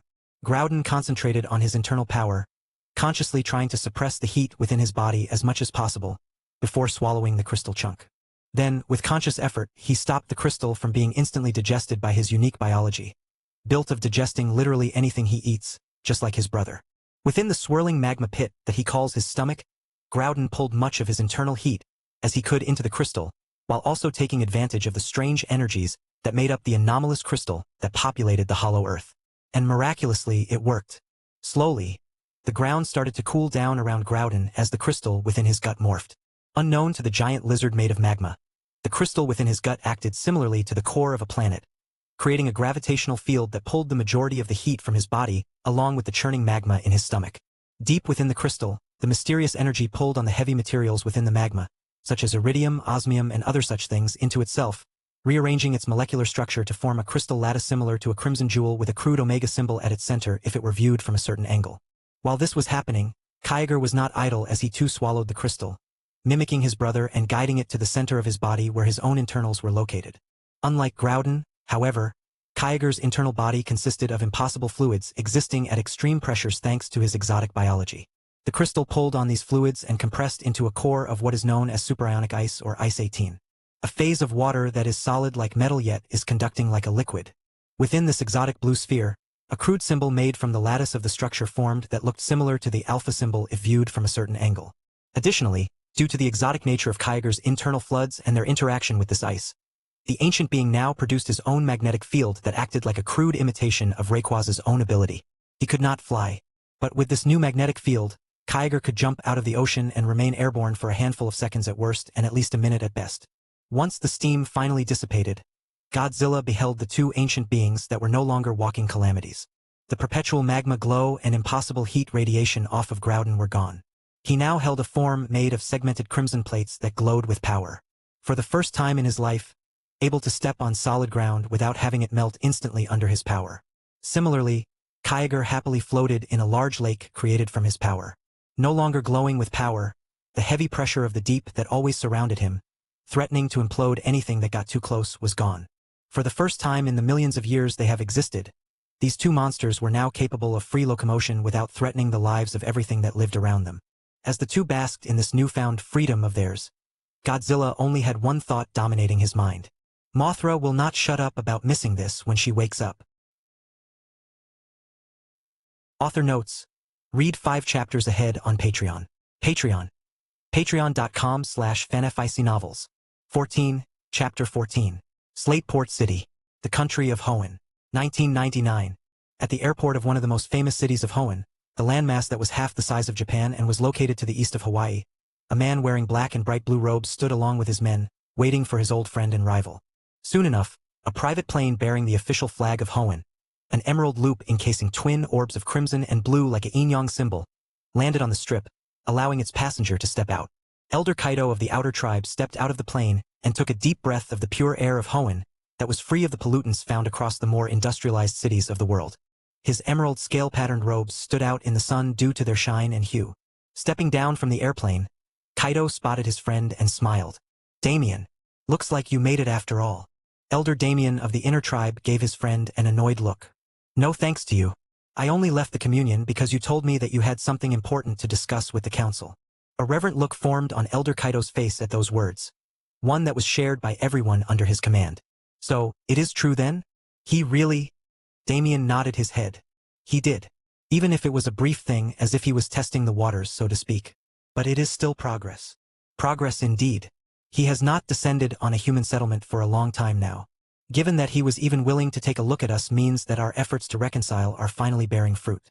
Kaido and Damien started to walk towards the car waiting for them outside, while their men started the process of unloading their cargo. Despite being one of the largest economies on the planet right alongside the top countries, there was very little traffic on the roads of the city. This was due to how the culture in Hoenn had developed thanks to their origins. Unlike most countries, the people of Hoenn, no matter the city, do not depend too much on technology for their day-to-day lives. To commute from one place to another, they usually use something like bikes, either purely mechanical or electric, depending on the owner's taste. Powered vehicles were used purely for logistics and public transport. And even then, they tried as much as possible to use vehicles that did not cause too much pollution to their environment as possible, such as their revolutionary biofuel-based combustion engines that replaced regular crude oil-based fuels. To provide power for their homes, Hoenn had adopted the use of geothermal plants across their land, along with hydropower and wind power wherever possible. Their air force, navy, and military were also powered in a similarly sustainable way as much as possible. In fact, Hoenn's military power was so advanced that they were already looking into powderless weapon systems such as railguns and coil guns, and trying to make them mainstream in their military. Although the research into those topics was going rather slowly due to certain reasons. All in all, nobody in the world could ever ignore Hoenn as a powerful nation, no matter what metric they used. Economically, technologically, environmentally, or any other way, Hoenn was a powerful nation. And yet, despite these advancements in technology and improvements in lifestyle and their existence as a popular vacation spot across the world, the people of Hoenn had not lost their identity or their culture. The native people still wore their traditional garbs and jewelry and maintained their ancestral culture. They still liked to depend on the traditional approach to most things, including growing food and gaining water. Even in terms of housing, the Hoenn people still loved to build their houses out of the local resources and their ancestral methods that had withstood the test of time. And most importantly, despite the great efforts of the many missionaries and preachers from other religions and faiths trying to convert them over the millennia they have been living here, these people never lost faith in their own culture and religion. After all, how could they be converted to believe in another god that they could neither see nor hear when their gods were only a telescope, a seismograph, or a hydrophone away? As their car went through the usual security checks, verifying the stuff they were carrying and their identities as the elders of the tribes, which they proved with their rings and a retina scan, they soon left Slateport City and headed deeper into the mountains, where they had a private tunnel that only the elders of the tribes were allowed to use. A tunnel that cut down a several-hour-long drive from Slateport City to the capital of Hoenn, Sootopolis City. Are all the other elders gathered? Yes, Kaido, they are. Although Elder Maya was not happy about being interrupted. She will rip you a new one when she sees you. Kaido smiled wryly at those words. Well, she is one of the 3 main elders of the inner tribe and a priestess of the moving mountain. It makes sense that she shares his temper. By that logic, should I drown you in the ocean for pulling me away from the communion like this because I am the priest of the healing seas? Oi! Don't shoot the messenger. All right? The two old men chuckled and remained in comfortable silence before Kaito spoke up again, this time speaking with a serious tone. If we really are close to winning back the trust of the Green Sun, we should prepare for what is to come next. You mean prepare for the offerings? Already done. We have been working non-stop, pumping out as much wine as possible based on the old scripts of our ancestors that we reconstructed with the help of our scholars. The sky pillar is also calibrated and ready to be used. We have already connected state-of-the-art lithium batteries and advanced capacitor systems to it to store as much power as possible. Elder Damien's eyes sparkled as he thought about the upcoming communion with one of their gods. As for security, the outer tribe has already been working tirelessly in your absence. They have already initiated the deportation of the foreigners from our land under the pretext of harsh storms and possible earthquakes heading our way. What about those who already saw him when he descended? Damien grimaced at the reminder. That was the hard part. We had to explain it away as a mass hallucination caused by a gas leak containing hallucinogenic byproducts from our refineries. While most of them bought the lie, given that it is easier to believe that the 900 feet long emerald serpent in the sky was a mere illusion than to question your reality, there are some that are starting to dig a bit too deep into things. Any of them have good qualifications? All of them do, in fact. Most of them are masters of some field of science. Kaito nodded at those words. Send them to Serizawa. He will know what to do with them. Damien sighed a bit and leaned back into his seat, looking at the beautiful land that he and his people called home for many generations. This forced expulsion of the outsiders and the gas leak incident will no doubt put a dent in our tourist economy. What use is economy in the face of the possibility of regaining the trust of one of our gods? True. So, what was so urgent that you called for a council meeting? Serizawa contacted me yesterday. Eiji, his son, Ishiro. Eiji is no longer healthy enough for field work. Kaito felt a pang of grief. His days are numbered. Damien patted the man's shoulder with sympathy. It can't be helped. Everyone dies someday. Even us. Yeah, you are right. Anyways, Ishiro contacted me and informed me of a discovery that he and his protege made in the Philippines. What discovery? A skeleton of the Godzilla species. That made Damien raise an eyebrow in surprise. Fully intact? Fully intact. Even the dorsal plates were there. That's rare. Godzilla species rarely die with an intact body, which means that we hardly have any skeletal remains to study aside from a few fragments of bones here and there. Yeah, but given the cause of death that we are theorizing with Monarch, it makes sense. Well, don't keep me waiting. Kaito took out a dossier full of pictures and data. A parasite pair killed it from the inside. Currently, we are going with the name Muto since we don't have an official designation for it yet. Reading through the dossier, chills went down Damien's spine as he read one particular line. They are alive? Possible. We are not sure about the one we found dormant. But the one that hatched? That is definitely alive. Is Monarch tracking it? Yes. I've informed our people in the organization to do so and have manipulated things in the Pentagon to grease some gears for Monarch. But the trail has long since gone cold. We don't know where it went off to. Kaito, you need to get on this case right now. Take this to Devon Corp's Internal Defense Department. You know what to do. What about the council? I'll handle the council. This is priority number 1. Damien stared seriously at his friend. You are the elder of the outer tribe, our first line of defense. You and your people are responsible for protecting us from every external and internal threat, so there is no need for me to explain why this is important. Kaito nodded as the car made a turn in the upcoming split in the tunnel, heading to Rustboro City instead of Sootopolis, where Devon Corp's headquarters is located. Author notes: read 5 chapters ahead on Patreon. Patreon. Patreon.com/fanfictionnovels. 15. Chapter 15.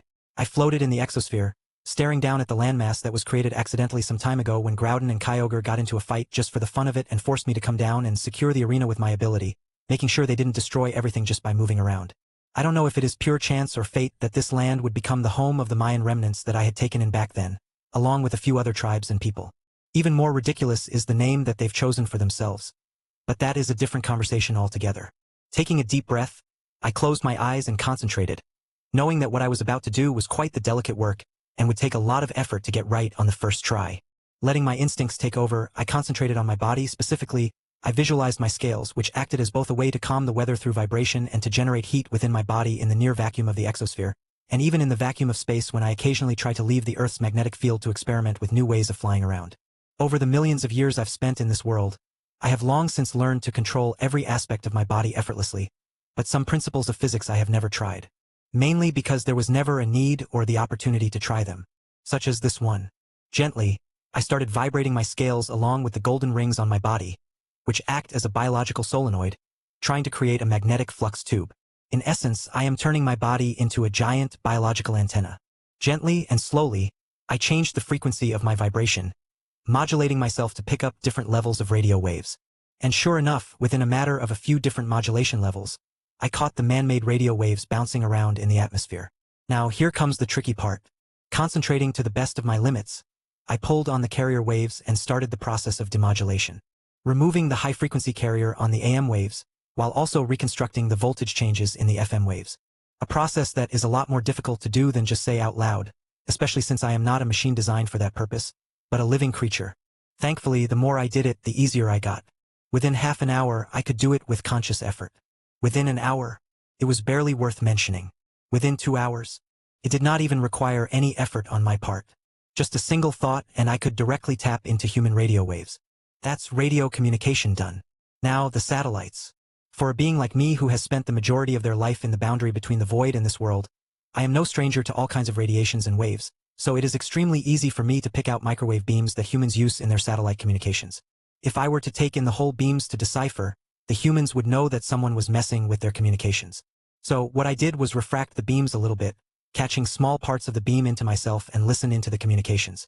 But this is a whole different breed of headache, given that satellite communications are not just audio but pure data. Deciphering this will take time, but for now, the audio communications that I can listen to will do. The very reason I am trying this in the first place. I don't want to go down there for a talk, only to have a nuke or two pointed at my face because I could not tune into the humans' method of communication and did not know their plans beforehand. Spending another hour going through their live communications, I was finally assured that this was not going to be an ambush, like what happened long ago with those Vikings, or even those idiots of the proto-Christians from nearly 2,000 years ago. Okay, enough stalling. Let's get this over with. Taking another deep breath and snacking on a small, fist-sized meteor to calm my nerves, I plunged back down to the earth, heading straight for Hoenn. They want to talk to me so badly? So be it. Let's see what fresh hell they prepared for me this time. Sootopolis, Hoenn, 1999. In the capital city of Hoenn, a storm raged for the first time in decades as the people watched the dark, cloud-covered skies, waiting for their god to descend. And they knew that he was up there because the Sootopolis Astrophysical Observatory had been keeping tabs on him above their skies for the past few hours as he kept moving up into the exosphere and down into the atmosphere repeatedly. While the people of Hoenn did not know why he kept doing this, the truth was that their god was doing his equivalent of a human pacing in a room with anxiety and stress. At the base of the tallest structure in the city, called the Sky Pillar, a large group of men and women, dressed in an ancient style of robes decorated with red, blue, and green patterns, stood. Some of them stared with blank white eyes into the atmosphere, knowing without the need of instruments that their ancient deity was circling their skies, while others opened up their minds, creating a primitive telepathic link with their fellow humans and the blind ones to convey what the descendants of the ancient Mayans were seeing with their extrasensory perception. These abilities were, of course, a secret that nobody outside of Hoenn knows. Even within this country, only those whose bloodlines stretch back to ancient times know of such things, because they knew better than anyone the nature of their fellow man. These gifts that they had inherited from their ancestors, who got their own abilities from their god, were not meant for conflict, for which they would surely have been used if others knew of them. Instead, these abilities were meant to maintain peace and understanding between their people, and to commune with their god should he ever choose to forgive them for their ancestors' mistakes. A forgiveness which seems to be on the verge of being granted. Suddenly, as one, all the blind folk jerked their heads up with a reverent expression. Without hesitation, they fell to their knees and bowed. An action that everyone else imitated as they too saw what the blindfold did through the telepathic link. The downpour suddenly stopped, yet the clouds remained. And from between these clouds, appeared a serpentine shape lined with emerald scales and golden lines. He did not roar to show his arrival, for there was no need for him to announce his presence. He did not slam into the ground to show his dominance, nor did he strike any one of them down, for he was not a beast. Instead, he simply floated above the tower, staring at them with a cold look in his colossal yellow eyes. There were no words spoken, and neither were there any appeasements made, because they were well past that point. The telepaths among the humans, those whose ancestors came from a place far too unbelievable for most people, a place so far below the Earth's surface that only the Titans and their gods could access it, felt their god's mind brush against theirs. A gentle touch asking for a connection. With great reverence, the telepaths freely opened their minds, hoping for enlightenment. Yet all they found was horror beyond words. They saw it all. From recent history, the horrors of the Cold War moving backwards. They saw the space race from his perspective. The junk accumulating in the orbit with each launch, hindering his mobility and reach, forcing him to fly even higher than he ever needed to. They saw the monstrous actions committed by the space agencies in the name of the dominance of their respective nations. Pure, innocent animals shot into space knowing that they would die. People shot into space in half-baked capsules, who were never told that it would be a one-way trip. And even the rocket launches that failed to even take off from the ground, such as the infamous Apollo 1, where with each failed launch lives were lost. And he was there for all of it, watching from the skies. Then they saw his memories move back in time. To the world wars. Each one a testament to humanity's ability for destruction. They saw the casualties, they saw the cruelties, they saw the concentration camps, they saw the speeches, they saw every single detail with crystal clarity through the eyes of their God. They saw the Trinity test through his eyes, the damage it caused to the area. Every single bomb, every single gun fired, every single plane that ever flew through the atmosphere, they saw it all. Then history started to turn back even more. They saw the slave ships crossing the Atlantic. They saw the conquest of the world by the Western Hemisphere. They saw the barbaric acts of that generation of humans committed against their very kind. They saw the fights between the pirates and the royal navies. They saw the colonization. Then time turned back once more. They saw the witch trials. The innocent women accused of witchcraft and punished, purely based on the bias, greed, lust, and wrath of those in charge. Or sometimes, for trying to practice the power of science and enlightenment. The smoke of the pyres stretching into the sky, filling his nostrils with the stench of burning human flesh. The visions kept going back in time. This time they saw the fall of the Aztec Empire. They saw the clash of the Aztec cold steel against the conquistadors. They saw the outbreak of the plagues brought by the Spanish in the Americas. Then they saw the siege of Baghdad. Rivers running black with the ink of the books, thrown into the waters after being taken from the house of wisdom. Ancient knowledge and enlightenment, thrown away in a quest for power. They saw the same river run red with blood as the blood of the city's inhabitants polluted it. They saw the Crusades, the oppression of those who chose a different religion from the one in charge. They saw the burning of the Library of Alexandria. The loss of centuries of wisdom going up in smoke as the place of knowledge and enlightenment was caught between the power struggles of man. They saw the sacking of Carthage. The salting of the earth, the poisoning of the wells, the physical and mental violation enforced on the people by the Roman legions. They saw the debauchery of humanity. They saw the darkest of sins. They even saw their own ancestors, the ancient Mayan people. They saw the hubris of the ancient king whose name was long since forgotten. They saw the blood sacrifices. They saw the purging of ancient knowledge that was startlingly modern. They saw the systematic hunting and killing of most of the priests who knew the rituals that were taught to them by their god, sparing only a few for the sole reason that their struggles amused that mad king.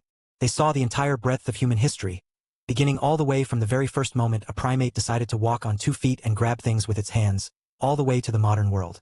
They understood now the breadth of the knowledge their god held about their race as a whole. He had been watching them all along. Every joy and sorrow, every triumph and tragedy, he was there for all of it, barely missing any of them. Not just watching, but actively trying to help them in any way he could. While he could not truly show his full form to the humanity of the old, since they would be terrified instead of accepting his help, he tried to guide them telepathically or through other means. With each age, with each civilization, he tried to put them on the path of knowledge, wisdom, enlightenment, and harmony. But at every turn, he was spurned one way or another. But he did not give up that easily. He tried again and again and again and again. Yet it was all for nothing. Their ancestors, the Mayans, were the final ones to disappoint him for good, forcing him to give up on humanity and return to his home, remaining as a mere observer from then on. And now he showed it all to them, who hoped to seek his forgiveness and reconnect. And truthfully, they were not the only ones yearning for reconnection either. While most of them only got the knowledge and memories from their god, the telepaths themselves felt the sheer breadth of their god's emotions slam into them like a tide. But the one that stood out the most to these telepaths was when he thought of the ancient Mayans, his former home. The telepaths felt a wave of grief for the loss of life at the hands of the tyrant. They felt his rage at the human sacrifice and the absolute betrayal he felt. However, aside from that, they also felt his guilt as he remembered his priests that he had forgotten all about while drowning in his own sorrow. They felt exactly what he felt, for his perceived role in the miscommunication that happened. They felt his yearning to redo it all, yet they also felt his guilt and fear of another betrayal stop him from taking any action. They felt his hesitation and fear to form a true connection one more time, after having such connections broken over and over again throughout human history. To the telepaths, their god's emotions felt all too familiar and all too human. Yet, instead of diminishing his divinity, in their eyes this empathy, this capacity to feel emotions, this genuine care he felt for their ancestors, even after all this time, elevated his position even more. Once the memories and the storm of emotions had receded, the green sun stared down at them with his yellow eyes. He was not condemning them, and neither was he judging them. He was asking them a question. Are you truly ready for what the future holds? Look back at the history of your species and my relationship with them, and tell me, do you believe your people are ready to truly live alongside me once again? Are you ready to trust me? And in return, have my trust again? That was the question that their deity was asking them. And honestly, the famed elders that have been alive for nearly a century, the revered counselors who are nearing the end of their lives at 150, the knowledgeable and traditional descendants of the Sky King's ancient priests, and even the descendants of the people from below, the distant relatives of the Iwi, had no answer to that. So, in the end, they could only reply with honesty. We do not know, but we will try. We will try to be better than our ancestors, to be better than succumbing to our baser instincts, to use knowledge and wisdom instead of succumbing to fear and ignorance. We will try to be what humanity is supposed to be. There was no response to their collective proclamation because there was no need for one. Kukulkan, the feathered serpent, the green sun of Hoenn, Zeus's lighting bolt, the emerald shield of Russian myths, the father of the skies, the old man of the heavens, whose voice was heard whenever humanity needed it the most, the Sky King, Areharakti of Egypt, Tianlong, the celestial dragon, the celestial watchman of the industrial era, the ether, the emerald comet, the Bifrost of the Norse, the emerald dragon trail, the guiding path of the ancient sailors through the localized aurora trails caused by his flight, Rayquaza, the ancient being of many names and titles slowly coiled around the colossal spire at the top of the sky pillar. Its materials and construction, an exponential improvement compared to the crude workmanship of their ancestors. Yet, its working principle and designs remained the same. Power surged throughout the city and traveled to the batteries and capacitors already in place to take in said power. For the first time in nearly 2,000 years, the Sky King rested among humans once more. And all of Hoenn celebrated this monumental moment that signified their reconciliation with their gods. Yet it would not be the end. Suddenly, their god gave a huff as a wave of fond annoyance dominated the mind link between him and the telepaths and priests, making them face the same direction that he did, only to find that one of the mountains in the distance was collapsing, revealing a pillar of iridescent light that burst into the sky before collapsing inwards, creating a portal. Rayquaza opened his maw wide open, power already gathered in his throat and ready to fire his Macron cannon in a warning to his siblings should they do something as stupid as coming to the surface, knowing that they would kill everything around them. However, he stopped when he saw the new appearance of his brothers. A wave of shock rippled through the ancient being's mind as he saw his brothers in their new state, a situation that his older brothers took full advantage of. Kyogre wasted no time and directly jumped into the ocean, happily swimming near the shore, while Groudon made a beeline straight for the factory warehouse where the people of Hoenn had stored their wine offerings, the drinks based on the balch of the ancient Mayan people, prepared for Rayquaza. Watching Groudon immediately start gulping down the wine without a care in the world, Rayquaza gave a distinctly human-like sigh, much to the amusement and bafflement of the people below. Then, he turned a flat look to the humans below and transmitted an image that can be summed up in one sentence. Welcome to the circus. Hope you got enough wine to satiate us all. Author notes: Rayquaza and humans, trauma, death, destruction, and finally acceptance. Ready for a group hug. Groudon and Kyogre. Let's crash this party and drink all of Little Bro's booze and leave him high and dry. Rayquaza's arrival in Hoenn. Click here for image. Read 5 chapters ahead on Patreon. Patreon.com/fanfictionnovels. 16, Chapter 16. Sootopolis, Hoenn. Kaido watched with amusement and no small amount of reverence as his people worked on cleaning up the disaster zone. A disaster zone that consisted of a space snake coiled drunkenly around the sky tower, a drunk moving mountain slumped over the local stadium, and a similarly drunk whale-like creature floating belly up off the shore. In the myths and legends of their ancestors, they depicted the ancient trio as these all-knowing, all-powerful gods who could do anything they wanted and viewed humans like them as nothing more than ants that they let live because of their compassion. However, in the past few days they realized how wrong these ancient legends were. Not about their compassion because they truly were compassionate, based on the centuries of memories that they saw through the Skyfather's power. But the legends about their temperament? That was a straight-up lie. They were not the solemn, no-nonsense gods who always took themselves seriously. They were, instead, fun-loving creatures, especially the moving mountain and the healing seas. They seemed to take a special kind of delight in annoying their brother and fooling around with the humans. On the night of the celebrations, Kaito even saw some children climb on the moving mountain, Groudon's plates, for fun. Originally, the parents and the other humans were terrified, not because they believed that Groudon would do something to them, but because they knew that his ambient temperature was so high that he could incinerate the children on contact. However, when they approached the children to save them, they realized that Groudon's plating was not hot. Instead, it was warm, like the warmth you would feel near a bonfire on a cold winter night, or the warm embrace of a mother. They realized that Groudon was actively controlling his surface temperature to make sure the children and the humans were not harmed. Similarly, they observed Kyogre consciously control the waters around him, making sure there was no turbulence with every flap of his fins. This made sure that the boats holding the people who wanted to celebrate with the Sea King were not overturned. As for the Sky King, Rayquaza, he drowned himself in alcohol and dozed off to sleep then and there, done with the day. Still waiting here? Kaito smiled at Damien's words, noticing the happy tone in the man's voice. He understood the man's joy, just like he understood the joy that Maya, their fellow elder, and even the counselors felt, given that the entire upper echelon of Hoenn had been drunk under the table that day by Rayquaza. The governing structure of Hoenn as a whole was structured in such a way that it would baffle most people out there. The counselors, made up of the Iwi offshoots and the descendants of the ancient Mayan priests, were the de facto rulers of the country. They made all the laws and they made all the decisions. The outer tribe and the inner tribe were the tools with which the counselors enforced these rules. The inner tribe, made up of two factions, is responsible for governing Hoenn and enforcing the rules of their people's lives. The moving mountain tribe is responsible for regulating everything that has to do with the earth beneath their feet, from farming, manufacturing, transportation, and even the production of ground vehicles. If a task has to do with the earth, they are responsible for maintaining it.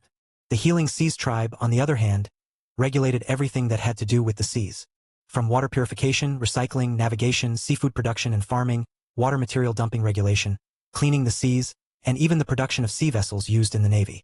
It was these two tribes that were represented on the flag of Hoenn in the form of the red and blue orbs. As for the ring enveloping the orbs, that represented the outer tribe, made up solely of the Green Sun tribe. The Green Sun tribe is the protector of Hoenn. They are the army, the navy, the air force, the military, the police, the spies, the internal peacekeepers, and everything else that has to do with protecting their people from harm. But now, aside from himself and Damien, every other high-ranking official across all these branches of their government was sleeping off the booze's effects, because the moving mountain tribe was finally able to touch their very god without dying outright. Because the Healing Seas tribe was able to see their god in person without imploding under the pressure of the waters. And the Green Sun tribe was able to look their god in the eyes, finally having the burden placed on them because of their ancestors' actions removed. That was why Damien and the others were so happy, because to them, this communion was a grand success where they finally reunited with their gods. Kaito? You haven't answered my question yet. Ah, right. Sorry. I was lost in thought. To answer your question, no. I was just planning to move. We have a lot of things to take care of after that conversation we've had with them. Damien's face twitched as he remembered the conversation that they had with Rayquaza, Groudon, and Kyogre after the Sky King finally forgave them and decided to coil around the Sky Tower. To say that the ancient serpent was not happy with the way they had been doing things would be an understatement. Rayquaza was happy to know that they had been keeping the spirit of his wisdom alive by saving every endangered species driven to extinction by human hands and putting them on Hoenn. He was happy to see that there was no discrimination in their land and everyone led as happy a life as possible. He was especially happy when he learned that they were trying to use as much clean energy and clean technology as possible. He was also happy to know that every astronaut and animal he saved from their death in space had been saved by the outer tribe and given a place on Hoenn. However, he was not happy to know that they had silenced a lot of people in the past 1,000 years to keep his existence a secret. According to Rayquaza, he did not particularly care how the humans viewed him, and neither did he wish to remain anonymous, especially if it cost the lives of living beings. He said that he had already been called many a name throughout history, some of them good, most of them bad, so he really did not mind what the humans called him. Of course, the counselors vehemently protested since they did not want to see the image of their gods be tarnished by the ignorant and scared masses of the outside world.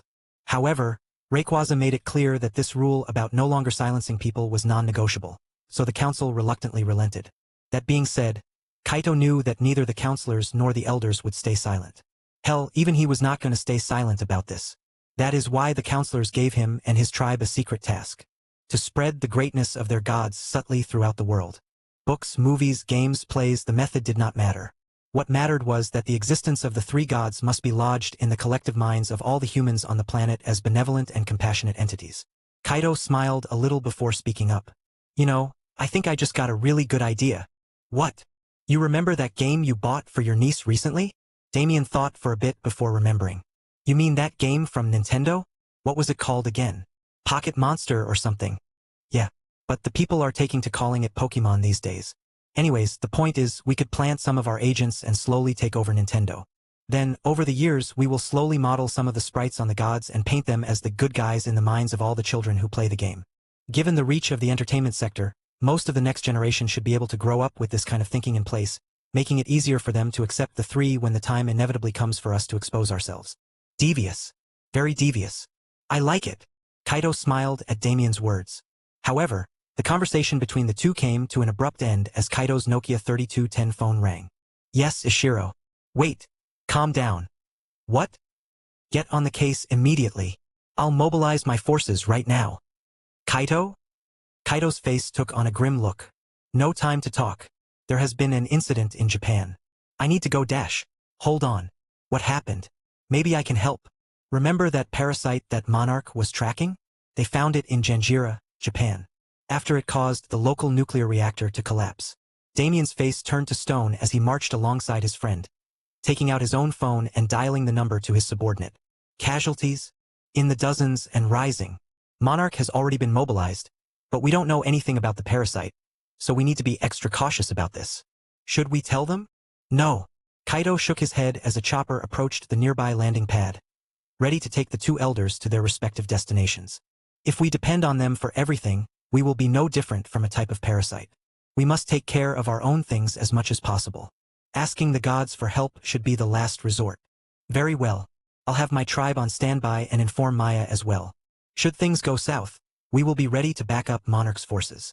With that, the chopper flew away, heading straight for the port city where a plane was ready for Kaito and his forces. However, what the two humans did not know was that Rayquaza was only half asleep and had heard their entire conversation. He was also actively using his ability to intercept their calls and was pretty much up to date on the situation. With a huff, the ancient dragon stretched lazily around the spire before straightening up and shooting up into the sky. Several hours later, by the time Kaito and his people got to Janjira, expecting refugees fleeing the city full of radiation and panic all around, the only thing they found was an eerie calm as the people were too stunned to speak or say anything, with many of them left in a catatonic state.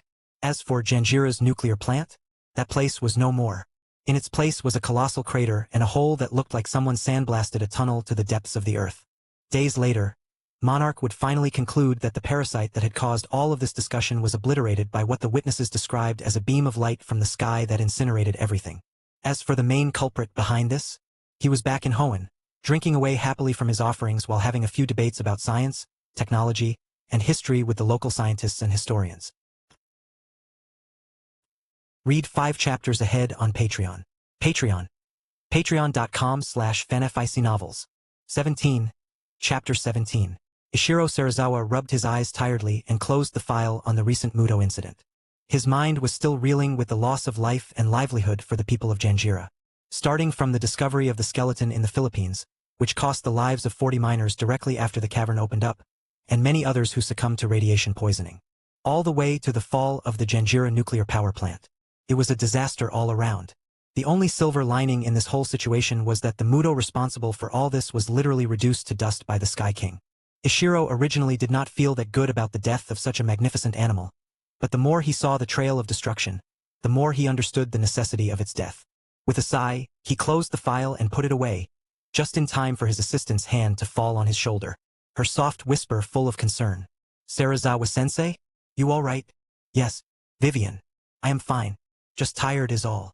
The young woman with brown hair and green eyes smiled. Even the stress of continuous 12-hour shifts not taking away from her beauty or compassionate nature. Maybe you should take a break?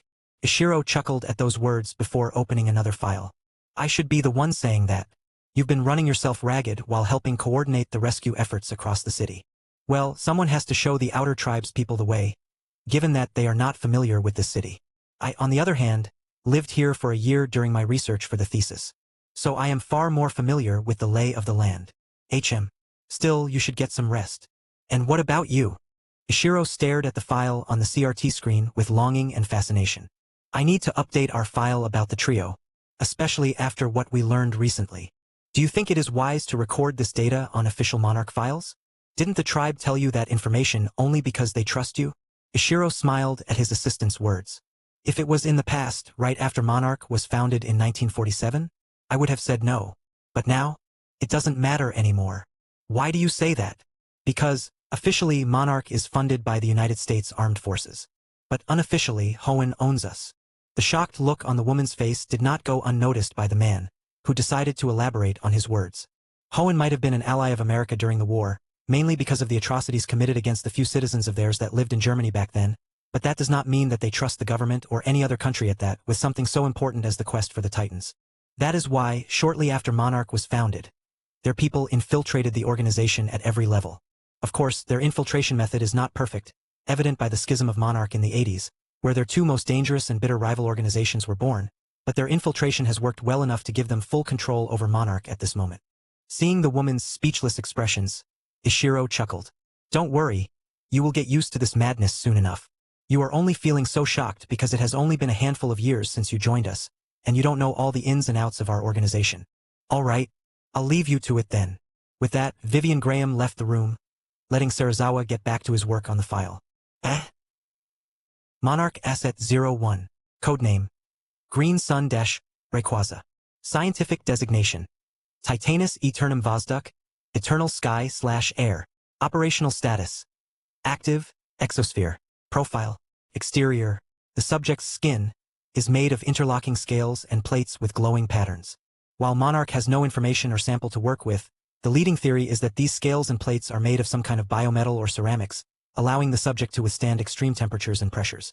Additionally, it is known that the subject is able to manipulate the weather around him through the vibration of his scales. Additional studies are required to theorize the potential capabilities of these vibrations. Interior, not applicable. No scans or tissue samples are available of the subject's internals as of this date. Diet. The primary diet of the subject seems to be dependent mainly on cosmic radiation, with meteors and asteroids providing a secondary source of sustenance. Possible energy generation methods have been theorized, ranging from bioinduction systems to nuclear fusion core. The latter theory is supported by the circumstantial evidence of the subject's abilities and unfathomable power requirements for its 900 feet long body. Offensive capabilities. Unknown beam of light, theorized to be possible particle accelerator or some form of macron accelerator. There are very few confirmed sites across the world where this weapon has been used, and most of these sites are out of Monarch's reach, with the recent Janjira incident, see Muto Incident 1 for details, being the only accessible site of this offensive adaptation's usage. Further study of the site is required before any conclusions can be reached. Mythological trail. This subject, unlike the other superfauna, has shown a frequent pattern of appearance throughout human history in many ways. The most common appearance is the green trails and lights in the sky of the Earth that have been observed since the dawn of civilization.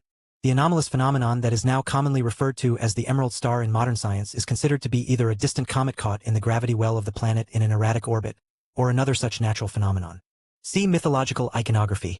Subject 01 for further details. The subject's existence has only remained hidden until now through sheer coincidence.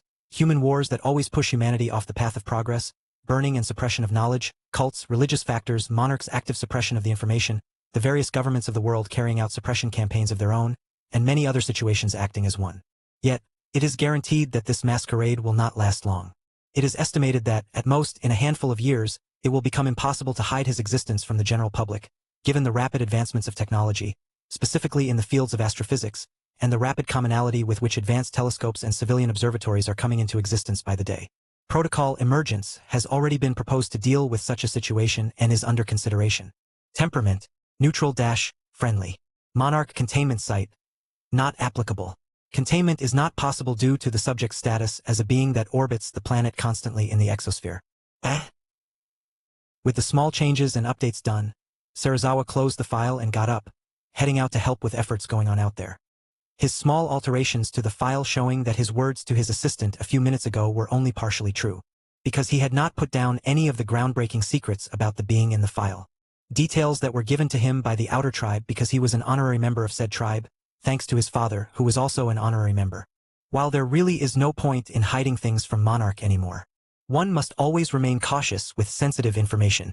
With that thought, the man headed off, not knowing that his decision would one day save the lives of many people.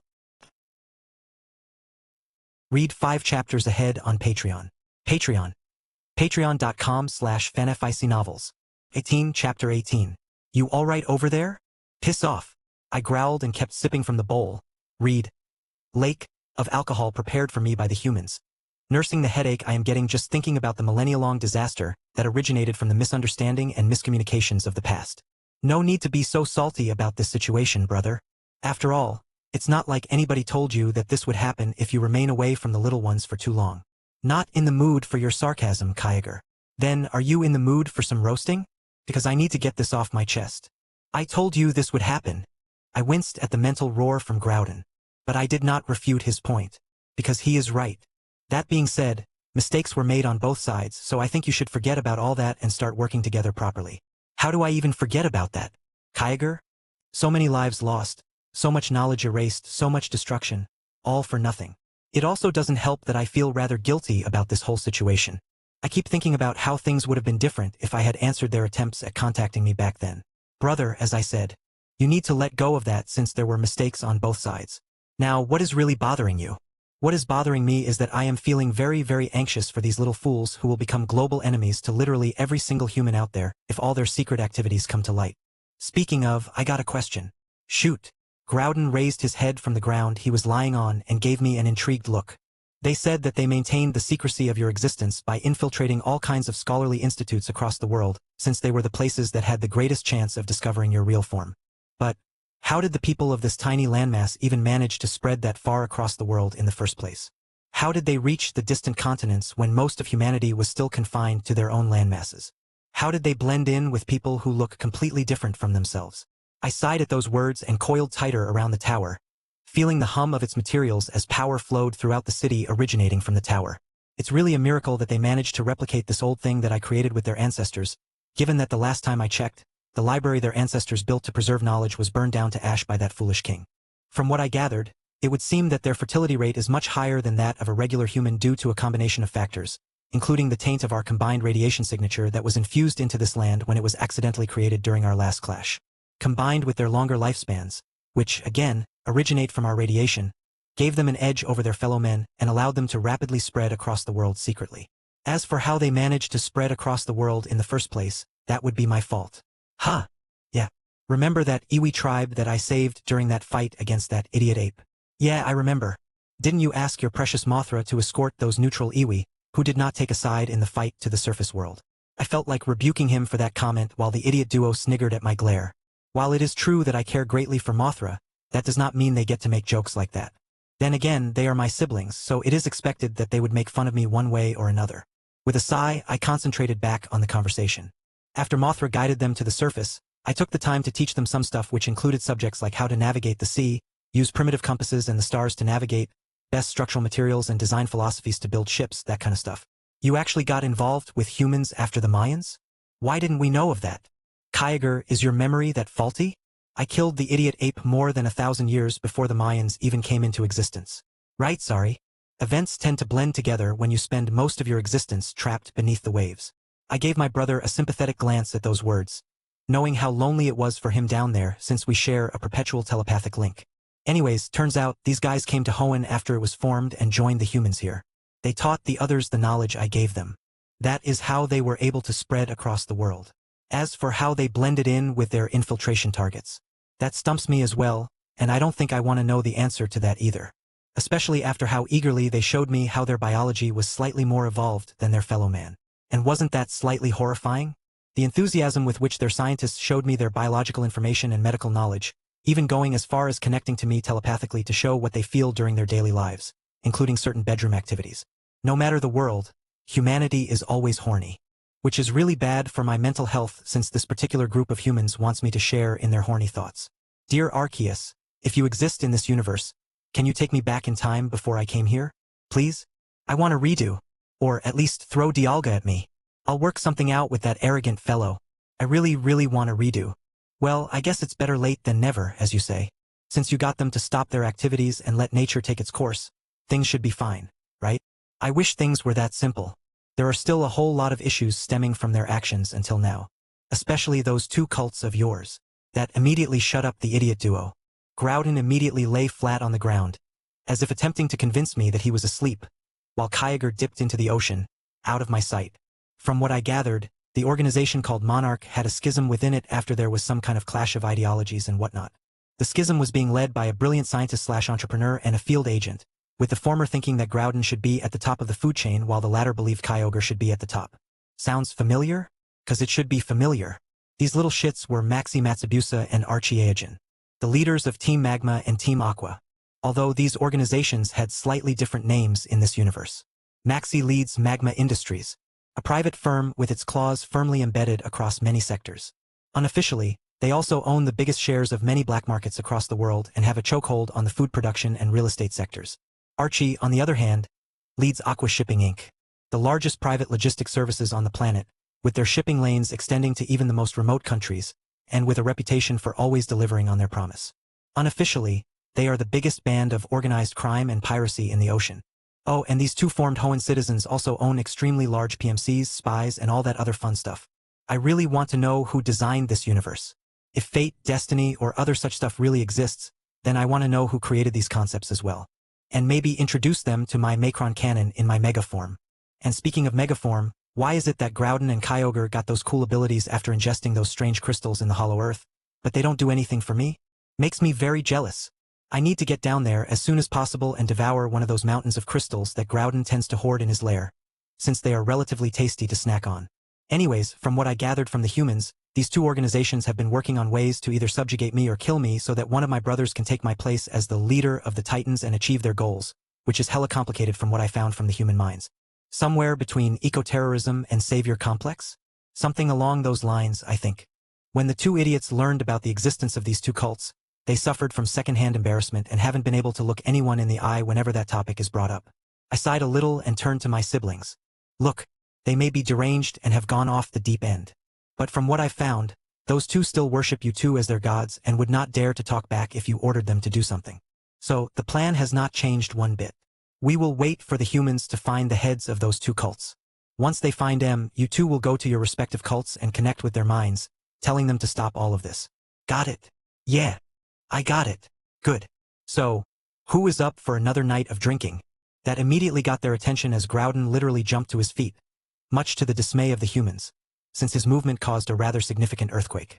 Thankfully, the buildings are made with flexible materials and are quake-resistant most of the time. Kyogre also surfaced happily and levitated over to land, plopping down happily in front of my lake of wine that is continuously being pumped with the nectar. Seeing their reactions, I could not help but chuff in laughter. My family may be extremely dysfunctional, but I wouldn't trade them for anything. Read 5 chapters ahead on Patreon. Patreon. Patreon.com/fanfictionnovels. 19. Chapter 19. Above the Earth's atmosphere, above the skies of Cape Canaveral, Florida. I floated silently as my mind kept filtering the communication signals of the humans below for my brothers and I to listen. T-10, 9, 8. Propellant pressure nominal. We are go for main engine start. 7, 6, 5. Ignition. I kept watch as the best rocketry available to NASA at this time, the Delta II rocket, started to burn its main engine with the kerosene and oxygen mixture. Originally, this mission was supposed to launch long ago, in December of last year, but the launch was delayed due to various reasons. You know, this new ability of yours is very nifty. To be able to keep tabs on the little ones and their conversations like this. I heard Groudon's words, which took on a slight teasing tone at the end. And you say you did not get any powers from those crystals you consumed all those millions of years ago. This power is not one that I gained from those crystals, Groudon. This is a power I developed out of desperation shortly before meeting the humans in Hoenn. Just like every other power I have in my arsenal. You mean this one is just like every other time where you pull out some ridiculously overpowered ability you gained by manipulating your own biology to take advantage of natural laws out of nowhere? At Kyogre's disbelieving tone, I could not help but feel a little bit of pride. Because everything I have today, I gained through hard work. Back when I was born, these two were already thousands of years old. They were born powerful. Their abilities are part of their very genetic makeup and existence. But me, I had none of that. Hell, I couldn't even fly back then. In essence, I was nothing more than a durable snake with a nuclear core as my heart and the ability to adapt much more quickly compared to the other titans. Nothing more. It was through great efforts over decades, relentless experiments over a century, and streamlining and studying my own body over millennia, that I achieved the power that I now hold. Every time I blew up a part of my body because I manipulated the plasma produced in my body the wrong way. Every time I shot myself into a mountain, my control over my magnetic field's interaction with the Earth's own field slipped. Every time I literally shook off most of my scales and plates, reducing me to a bloody mess because I miscalculated the vibrational frequency.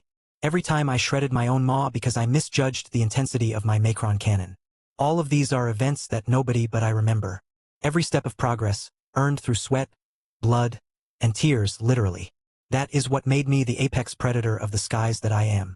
Of course, when my brothers learned of this method, they called bull on it. But I proved them wrong rather easily by developing the plasma sheath ability that I now use to travel at supersonic speeds without producing a sonic boom and avoiding drag, while also using it to easily slip in and out of Earth's atmosphere as easily as a human would walk through a door. I saw the streak of ionized gas as the rocket took off from the pad, rushing straight through the troposphere. Do you think they will succeed? I don't know, Groudon. We will have to see. I heard the little ones from Hoenn sponsored this project, right? Partially, yes. They made a joint venture with NASA for this mission. They want the data from the orbiter in exchange for the technical help they provided. They are one of the most advanced nations on the planet, after all. Makes sense. Their race is always chasing after the next thing all the time. The rocket just blazed through the sound barrier. The roar of the sonic boom is really noisy, though. Second stage ignition confirmed. We have a clean separation. The orbiter is on its way. I watched as humanity's second attempt at reaching Mars blazed past me by a few thousand miles, heading straight into the void of space. Spacecraft separation confirmed. There was a whole lot of cheering and celebration going on with the humans down there as I watched the craft unfurl, revealing its solar panels and continuing blazing forward through the dark. If only we could follow it on its journey. I would have loved to see what another world besides our own looks like. Yeah, I would have loved to see if that planet had any good places for an ocean or two. I sensed the longing in Groudon's voice and the hope in Kyogre's tone. I never knew you two wanted to see another planet. It's a recent development. I've been talking a lot with the little ones' hatchlings, and I learned that most of them yearn for the abyss above us, to see what lies beyond our world. What about you, Kyogre? You think the same? Yes, brother. I too wish to see what lies out there. But that is simply not possible. Is it? Wait? What are you doing? Rayquaza, are you out of your mind? I aligned my body in the same trajectory as the craft that the humans just sent out towards the red planet. The Mars Climate Orbiter. One of the main advantages of all the trial and error methods I used when I was young is that my body is ridiculously tough and adaptable. With every injury, every method of damage, strengthening me further. When I shook my scales and plates off with my vibration, I developed a connecting tissue system beneath my scales and plates that acted as a flexible but nearly invulnerable layer of glue that made sure that something like that would never happen again. When I nearly died from my very first exposure to outer space millions of years ago, my scales adapted to it, turning into a form of biomaterial coated with crystalline mucus that is durable, flexible, and airtight, allowing me to maintain my internal pressure even in the extremes of outer space. With every single instance of damage I accumulated, I adapted to it and came out better. This is the main advantage of my body. And this is not even taking into consideration how easy these adaptations have made my control over myself. You two are my brothers. You have given me companionship when I had none. You have stuck by me through thick and thin. So, what kind of brother would I be if I did not even try to fulfill your wish? But how will you even travel in space since your flight is based on manipulating the Earth's magnetic field, as you call it? I grinned and closed my eyes. I have a few ideas. And now is as good a time as any to test them out. Groudon's question was correct. My ability to fly is completely dependent on the Earth's magnetic field. However, Earth is not the only thing in the solar system with a magnetic field, and neither is it the greatest source of magnetic field in this star system. That moniker goes to the sun. I spread out my senses, feeling the power of the very sun all around me, as I kept floating away from the Earth and approached the L1 point between the Earth and the Moon. By this point, I felt significant discomfort as the biopolymer mucus I secreted on my body by grinding down the mysterious crystals from the hollow Earth and mixing it with my body fluids, worked hard to maintain my internal pressure. Looks like my regular form is not strong enough to handle deep space travel. Time to go mega. For a split second, my internal nuclear reaction, my heart, stopped. But the next instant, it roared back to life with unprecedented power. My internal reactor switched from hydrogen-deuterium fusion to helium-burning fusion state with iridium and other materials stored within my body, gained from snacking on meteors and asteroids working as the catalyst. I felt my body swell, tripling in size near instantly as my cells rearranged themselves. Ribbons of plasma contained in magnetic forces extended out of my crest and body with golden luminescence as the fins across my body elongated. The crest at the front of my face elongated, forming a stylized jaw-like design which, in truth, acted as extended barrels for my macron cannon. Once my transition into my mega state was complete, I felt the burden of space flight lift from my body. Is it just me? Or is this a lot easier compared to the last time? Must be because of my adaptation, given that I nearly drifted off into space the last time I tried this. With a mental shrug, I focused back on the present and sensed the magnetic fields of the heliosphere, which allowed me to track all the different magnetic fields in the solar system, acting as a compass to point my way. Now, to choose what to do, I have two options available to me. I could either use the sun's magnetic fields to travel through space in the same way I do on Earth, which would mean I would have to expend very little effort. However, the drawback is that this method of travel is slow. Very slow. Not to mention dangerous, since the last time I tried to ride the solar winds and magnetic fields, I nearly spaced myself. I don't want slow. Option 2 it is. I still heard my brother's voices in the back of my mind, along with their worry and genuine fear for my safety. But I am confident that nothing will go wrong. So I decided to send a feeling of reassurance their way before proceeding with the plan. With conscious effort, I changed the pulsing of the solenoids that made up my golden patterns, creating an array of magnetic fields in front of me. At the same time, I carefully maintained the polarity of my own magnetic field to be the opposite of that of the fields I created in front of me. Beginning in 3, 2, 1, go. With a mental command, I shot forward and the experiment began. The magnetic fields in front of my body, which I manipulated into the shape of rings, and the magnetic fields within my body attracted each other as they held the opposite polarity, propelling me forward. Then, a mere fraction of a second later, I turned off the magnetic field and created a new ring of magnetic field, once again repeating the process, which resulted in another pull forward, which pushed my speed up once again. Again and again, I continued the process as I kept accelerating through space, soon shooting past the orbiter, and still kept accelerating. In essence, I am creating a coil gun by creating magnetic fields around my body and turning my body into the projectile by creating opposite polarity with the magnetic fields. It will take months for the orbiter to reach Mars. But for me, with this new method of traveling, it will be a matter of a few days at worst. In the best case, I might even make it in a single day, but that is only possible if I push myself past the safety threshold for slowing down that I have in mind. My brothers want to see Mars? I will show them Mars. Wow! You just pulled something out of your ass again. Brother, you have got to teach me how you keep doing stuff like this. In fact, how about we trade powers? All of my power, in exchange for all your powers and techniques. How does that sound? I grinned at their words. Not happening. Besides, knowing you two, if either one of you got their hands on my powers and techniques, Earth would be nothing more than an asteroid field in the span of a single day. Hey! I laughed as I continued speeding through the void of space, reaching places that I never thought I would. All for the sake of my brothers, my family. Author notes. Humans.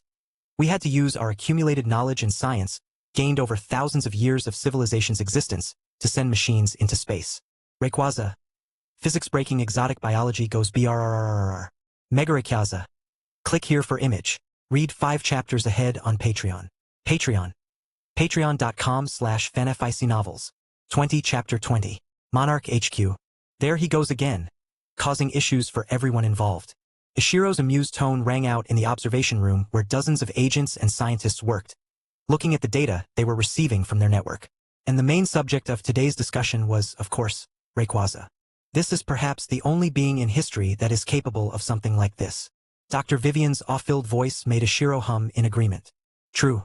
Then again, he has long since proven himself to be very different from a regular Titan, or even his siblings. Speaking of, where is the liaison from Hoenn? Elder Kaito is already on the way on one of their stealth crafts. Ishiro nodded his head in relief, knowing that there was no way for anyone, not even the United States of America, to track the stealth crafts of Hoenn unless under a specific set of circumstances. After all, Hoenn was always a step ahead in terms of technological development compared to the rest of the world, thanks to their core philosophies. A philosophy that said no question was stupid and that every avenue of advancement must be thoroughly investigated. Unlike the scientific communities of the rest of the world, Hoenn's people and government never ridicule or dismiss a theory, no matter how ridiculous or convoluted it sounds. Hell, they didn't even outright dismiss the flat Earth theory despite having long since established the nature of Earth's shape thanks to their relationship with the Iwi. Instead, they poured resources into those who wanted to investigate it. Only after indisputable evidence was gathered from all kinds of experiments did they finally conclude that the theory was wrong. Such was their way of doing things, and it paid dividends. Because they took their scientific advancements so seriously that they became so advanced in terms of science and technology, even incurring the envy of the USA and USSR at their peak. Of course, this was just one of the many reasons, including how patent systems worked in their country. There was a reason why these two superpowers considered Hoenn a threat to their power and took many measures to try and suppress this country that was only a fraction of their total territory. USA even went so far as to annex Hawaii and maintain a permanent military base there to keep an eye on Hoenn. According to his father, there were even talks of attacking Hoenn during World War II before they joined hands with the Allies after the Holocaust of Germany extended to their own people, who were taken from Hoenn's various embassies and other such political institutions that they maintained across the world for promoting peace and trying to end the wars through dialogue instead of violence.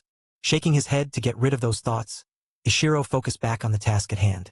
They watched as Rayquaza's signature kept accelerating and went beyond their current instruments to keep track of. What do you think? Vivian went through the data and communicated with the technicians before replying to her boss/friend. From what we gathered, he was going 55 miles per second and was still accelerating by the time he left our range. Given what we observed so far, we think he is using the brachistochrone trajectory to travel, where he will keep accelerating for the first half of his travel and then decelerate during the second half of the journey. Our estimations place his arrival at Mars, assuming he is going to Mars, within the week. Or maybe even less if he keeps accelerating. Ishiro nodded his head and kept staring at the screen with wonder clear in his eyes. This should be the so-called definitive proof that those fools at the Pentagon need to know that Rayquaza is not some mindless beast but an intelligent being that understands the natural laws and knows how to use them to his advantage. Vivian smiled at her boss's words. I think it is only those old-timers, too set in their ways, that are asking for such proof. The rest were, as you said, already infiltrated or converted over to Hoenn's side long ago. True. However, unfortunately, those old-timers still hold power in the Pentagon. And given that Hoenn has suddenly switched from their normal way of operating, where they make such people disappear, these old men are here to stay. This means we have to provide them with irrefutable data that even those blockheads will have no choice but to accept. But what if they take this as the sign that Rayquaza is dangerous and try to attack him? Then they are doomed. Because no matter how much of a pacifist Hoenn's people have suddenly become, they will still not accept an attack on their god. I hope nothing like that happens. Ishiro smiled at the compassionate soul's words and remained silent, watching his people work. I wonder what new wonders and horrors are waiting for us in this new and uncertain future? Mars. Olympus Mons. Near the ancient volcanic mountain on the planet of Mars. A strange sight that would baffle any human who witnessed it was unfolding. Strange, pink creatures that had stubby arms and legs with wings on their backs bounced around happily, gathering all kinds of rocks rich in metals or minerals, happily singing in their soft voices. These creatures with cute black eyes and large, happy grins on their face bounced around with their sisters, without a care in the world. However, suddenly, all of their long, black-tipped ears twitched as they caught the distant booming in the sky, startling them from their joyous moment. As one, they turned to the sky and witnessed a scene that sent terror flowing through their bodies. A colossal serpentine form shooting through the sky. Its emerald scales shone in the light, its long golden ribbons burning with unfathomable power, and its yellow eyes glint with a predatory light. An alien form that these tiny beings had never seen in the thousands of years their people had existed near this mountain. His presence brushed against their minds, reminding them of their creator, which was not a good thing in the minds of these small, cute, and peaceful beings. As one, their instincts took over in response to their fear, and they all ran into the various cave entrances that led to an elaborate cave system hidden within Olympus Mons, afraid that this alien being would find them. For the first time in 20,000 years, these creatures, born from an alien eldritch entity, felt like their peaceful lives had been abruptly shattered. Author notes: read 5 chapters ahead on Patreon. Patreon.com/fanfictionnovels. 21. Chapter 21. Well, this is embarrassing. Wahahaha. This is... I have no words. Ha ha ha. For the first time in millions of years, I saw you brought down by something. Not funny, you two. It's red sands clinging to my scales, which have not touched solid rock in centuries. Given how awkward it felt to slither on land once again, after so long of flying without a care, I am reminded of the time when I was just another superfauna in the hollow Earth's dangerous lands. I forgot that Mars does not have a global magnetosphere like Earth, which allows me to fly. This world's core has long since gone dormant, unable to produce its own protective magnetic field. If you were here, Groudon, it would be child's play for you to melt the core back into liquid form, provided it's in solid form, or churn it into motion if it is still in liquid but stratified form. Even if I did do that, I don't think it is worth the effort. I was excited to see a world that all the little ones claimed was Earth's equal in life-sustaining potential. But I am thoroughly disappointed with what I am seeing so far. He had a point. Based on what little I remember of the scientific principles from my old life, and what I managed to learn from the dial-up connections and other sources, even if we 3 were to perform colossal terraforming projects, such as Groudon heating up the core and churning it, producing a magnetosphere, while also heating up all the water trapped in the mantle and reignite tectonic plate activity. On the other hand, I could grab a few water-rich asteroids and comets and have them crash into Mars, filling it with enough water vapor and atmospheric gases for my vibration ability to work here. Finally, Kyogre could harness all that water in the atmosphere and condense it into oceans. By the end, Mars would have oceans, an active magnetic shield, and a good enough atmosphere to kickstart proper life seeding. However, the problem here is that this is all just a theory. I simply do not have enough information about the planet and its ins and outs to say anything with guarantee, unlike on Earth, where I literally know everything there is to know about the planet, thanks to how long I've lived there and how many years I've spent studying everything. Still in my megaform, because I don't trust this damn place just yet to go back to normal, I kept moving across the land towards the nearest pocket of crustal magnetic anomaly. A localized magnetic field frozen into the crust. A remnant of the global magnetic field that the planet once had. Using that magnetic field, I can propel myself back into space and head back to Earth, moving away from this death trap of a planet that I came to on impulse. I really regret coming here. I haven't felt this helpless in thousands of years. Serves you right for worrying us like that when you took off without warning, brother. Will you two give me any ideas instead of making fun of me? And what are you two doing anyway? Why do I feel like you are enjoying something really good without me there? It's Bose, we are enjoying something good. Aside from your suffering, that is. Groudon's smug voice really made me want to give him a piece of my mind. You know what? When I get back, he is getting a kinetic strike from the orbit. We are currently at the shores of Hoenn, where the little ones are giving us a lot of good stuff to eat and drink. Did you know that our remnant radiation from all those centuries ago has mutated the local plant life? Their trees produce a strange fruit that is so rich in protein that it can substitute for meat. It is also naturally sweet and acidic at the same time, according to the little ones. I hummed in response as I heard those words, knowing exactly what he was talking about. As a result of our radiation, Hoenn gave birth to a plant species that is similar to oversized blueberries with a solid core and sweet flesh full of protein. The people of Hoenn call it the meat berry, a very unoriginal name, but it works. In fact, the fruit is so high in demand that Hoenn makes billions every year with the export of the fruit to the world. Given that this fruit does not grow anywhere else, even if placed under the most optimal conditions. In some ways, it is similar to the authentic wasabi plant. A highly demanding flora that cannot grow anywhere else but its homeland.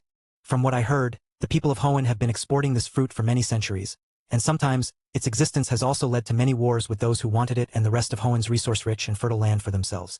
Hell, I heard that Hoenn was the primary target for the majority of the world's powers back in WW2, including its own allies, the United States of America, who tried to install saboteurs and spies to incite a civil war and then install a puppet government in Hoenn. However, when an entire people believe in a single religion and are united in their social beliefs with a government that actually cares for its people, not to mention the literal psychics in said government body, such tactics become a waste of resources very quickly. Something that the USA and the Soviets found out firsthand when all their spies were publicly tried, with the trial recorded along with all the evidence and placed in front of literally every nation on the planet, showing what they did to the rest of the world. It is a bit of a shame that this plant does not grow anywhere else because recently, Ukraine reached out to Hoenn to have them help the country plant a field of the meat berries in Pripyat, since the plants have a unique property of absorbing radiation. Thankfully, Ukraine will not need those plants soon enough, because I've directed a certain someone to help clean out said radiation without capturing human attention. So, you guys are eating that plant? You do know that you will drive them to starvation and tank their economy if you eat all their fruits like that, right? Hey! We are not some fools who will drive our little ones into desperation. We are only accepting a little bit of the offerings, barely the size of those little trucks of theirs. He speaks the truth, brother. I've been keeping an eye on him to make sure his gluttony does not go too far, says the overgrown whale that nearly devoured an entire patch of their offshore clam and fish farms. Hey! You promised you would not tell him. These two are really something else. Hold on. What was that? I felt a sudden pulse of strange energy behind me. At first, I did not pay it any attention and kept moving forward. However, as I kept moving, I felt the source of energy follow my every move. Every time I stopped, the energy signature would stop as well. And every time I moved, it moved as well. It even followed my exact trail when I moved in circles or in strange patterns to test it. Whatever this thing is, it was sentient and positively tiny, given the bioelectric field I am picking up. I sent this feeling through our link to my brothers. Do you guys recognize this energy? No. But it does feel similar to those crystals in Groudon's lair. Like hell they are. My crystals taste really good and feel far more chaotic compared to whatever this is. I ignored the usual bickering and kept slithering forward, feigning ignorance of whatever was following me. Then I saw my chance. A ravine, big enough to hide my body even in my megaform, and it has a convenient place for me to quickly disappear and set up an ambush. I quickly slithered into the ravine and hid myself by coiling around a wall, deactivating my megaform. Right now, subtlety matters more than safety. As my body shrank back to my regular form, I kept my body as still as possible and waited, feeling the energy signature speed up after me, probably anxious not to lose sight of me. Ancient predatory instincts that I have not used in millions of years came to the forefront as I coiled myself as tightly as possible, like a spring, ready to lunge at this hidden threat. However, all my preparations came to an abrupt halt when I saw what exactly was following me. A small, round creature with stubby arms and legs, with a clear look of anxiousness in its cute brown eyes. It looked around with panic as my trail in the dirt came to an abrupt end, courtesy of my attempts at laying down the ambush, and started bouncing around while whining in an adorable voice. No matter how I look at it, this is definitely Cleffa from Pokemon. But what the hell is it doing out here on Mars? And why do I feel like things are going to get more complicated from here? Okay, that is just adorable. Agreed. I want one. Quite, you too. I am thinking. Kyogre, can you contact Damina from your tribe and Kaido from my tribe? Yeah. But why? I smiled deviously as my 900-foot body lunged at the tiny being that was barely the size of a human child. The little blob of pink flesh did not even have the time to squawk as my tail quickly and gently wrapped around it, making sure it did not escape from me. I think I have an idea for a new Pokemon that he should add to the upcoming Generation 2 that their company, Nintendo, is working on. Author notes. Read 5 chapters ahead on Patreon. Patreon. Patreon.com/fanfictionnovels. 22. Chapter 22. The little being struggled as best as it could. Her soft, pink body straining against the gentle yet immovable tail of emerald scales and plates. She did not have a name just like the rest of her kind, because they did not have any such concept. However, she did have the concept of fear, an emotion she felt as the colossal being stared down at her with amusement. A strange softness to its gaze that unnerved her. She felt its unfathomably deep consciousness brush against her own, filling her with terror beyond words. The only being that she and the rest of her kind knew of on this world that was not themselves was their creator. He was the only one who held the same depth of consciousness as this new arrival. So it was no surprise that the little one felt deeply terrified. Yet, despite her rejection of the mental connection, no retaliation came from the being. Instead, the massive being tried to connect with her again, and again and again. Finally, mustering up all her courage, the little baby of her species opened her mind and instantly felt overwhelmed with the sheer power of the being's mind, which the creature kept at bay. Hello, young one. Fear not, for I mean you no harm. Words that meant nothing to her went through her mind, filling her with confusion. Fortunately, the being realized his mistake and switched to intent transmission instead of pure words. This time, she realized what the being meant to say, and finally relaxed. She and the rest of her kind lived in harmony and peace, so they had no need for a concept such as lies. That is why she immediately relaxed when he told her that he meant her no harm. However, in the absence of fear came curiosity. As the being slowly let her go, she bounced up and down, hopping high into the air thanks to her species' inherent power to control gravity. The cute and curious creature sent all kinds of questioning intent to the alien being while bouncing all over its body. Questions that the being patiently answered. However, suddenly, a distant melodious cry rang out, several voiced overlapping into this tune of fear and anxiousness. The little one immediately stopped bouncing on the dragon with an uncertain look, looking between its new friend and the direction where its kind was desperately calling for her. Thankfully, the dragon had a solution to her dilemma. He picked up the pink blob-like creature and placed it between his head crest, allowing her to grab his horns to stabilize herself, as he started slithering towards her family. A distance that would have taken her at least half an hour to clear was covered in a handful of minutes. Finally, they reached an area that the humans call Olympus Mons, the home of her species and the resting place of their creator. The moment they arrived, however, the rest of her kind immediately fled at the sight of the alien dragon. The little one bounced off of the dragon's head and landed gently on the ground, calling on her people enthusiastically while communicating to them that he was not dangerous. Just like her, the rest of her species immediately let down their guard and bounced over with curiosity. The juveniles of her species, who had slightly larger bodies and more refined control over their powers, circled the dragon with curiosity and climbed his entire length without a care in the world. The adults, on the other hand, had wing-like structures growing out of their backs and complete control over their powers. They approached the dragon and spoke happily, just as full of questions as the infant. For many hours after, the little beings talked to the enormous dragon about all sorts of stuff as the day turned to night. Then, the dragon witnessed a beautiful sight. All the juveniles and adults of the species gathered around Olympus Mons' various hidden cave systems and started bouncing in a circle. A rhythmic dance born from thousands of years of refinement. I watched as the creatures that could not be anything other than Clefairy and Cleffables danced around the cave system's entrances. Their bodies visibly absorb the strange energy radiating off of whatever is hidden inside the caves. When I first arrived here, I never imagined that I would see a scene straight out of Pokemon like this. However, given that my brothers and I are straight up the analogs of the Weather Trio, I'll let it slide. I saw the little Cleffa that was following me before joining in with the rest of the Cleffa, which should be the infants of this species, as they too tried to clumsily imitate the adults, trying to absorb the energy. However, probably because they were still children, their absorption rate was much slower and far more unrefined. Their bounces far more random, and their coordination nowhere near as good as the adults. Brother, tell me something. Why is it that it is always you who ends up in such interesting situations where you get to see such beautiful sights? And the only things that we get to look forward to are idiotic titans or parasitic fauna that wishes to mooch off of our radiation and powers. I don't know. Maybe because I am clearly the better of us three siblings. Narcissism does not suit you, Rayquaza. Ooh, someone is learning human vocabulary. Groudon grumbled at my jab while I felt Kyogre sulk since he was not here personally to see this adorable sight.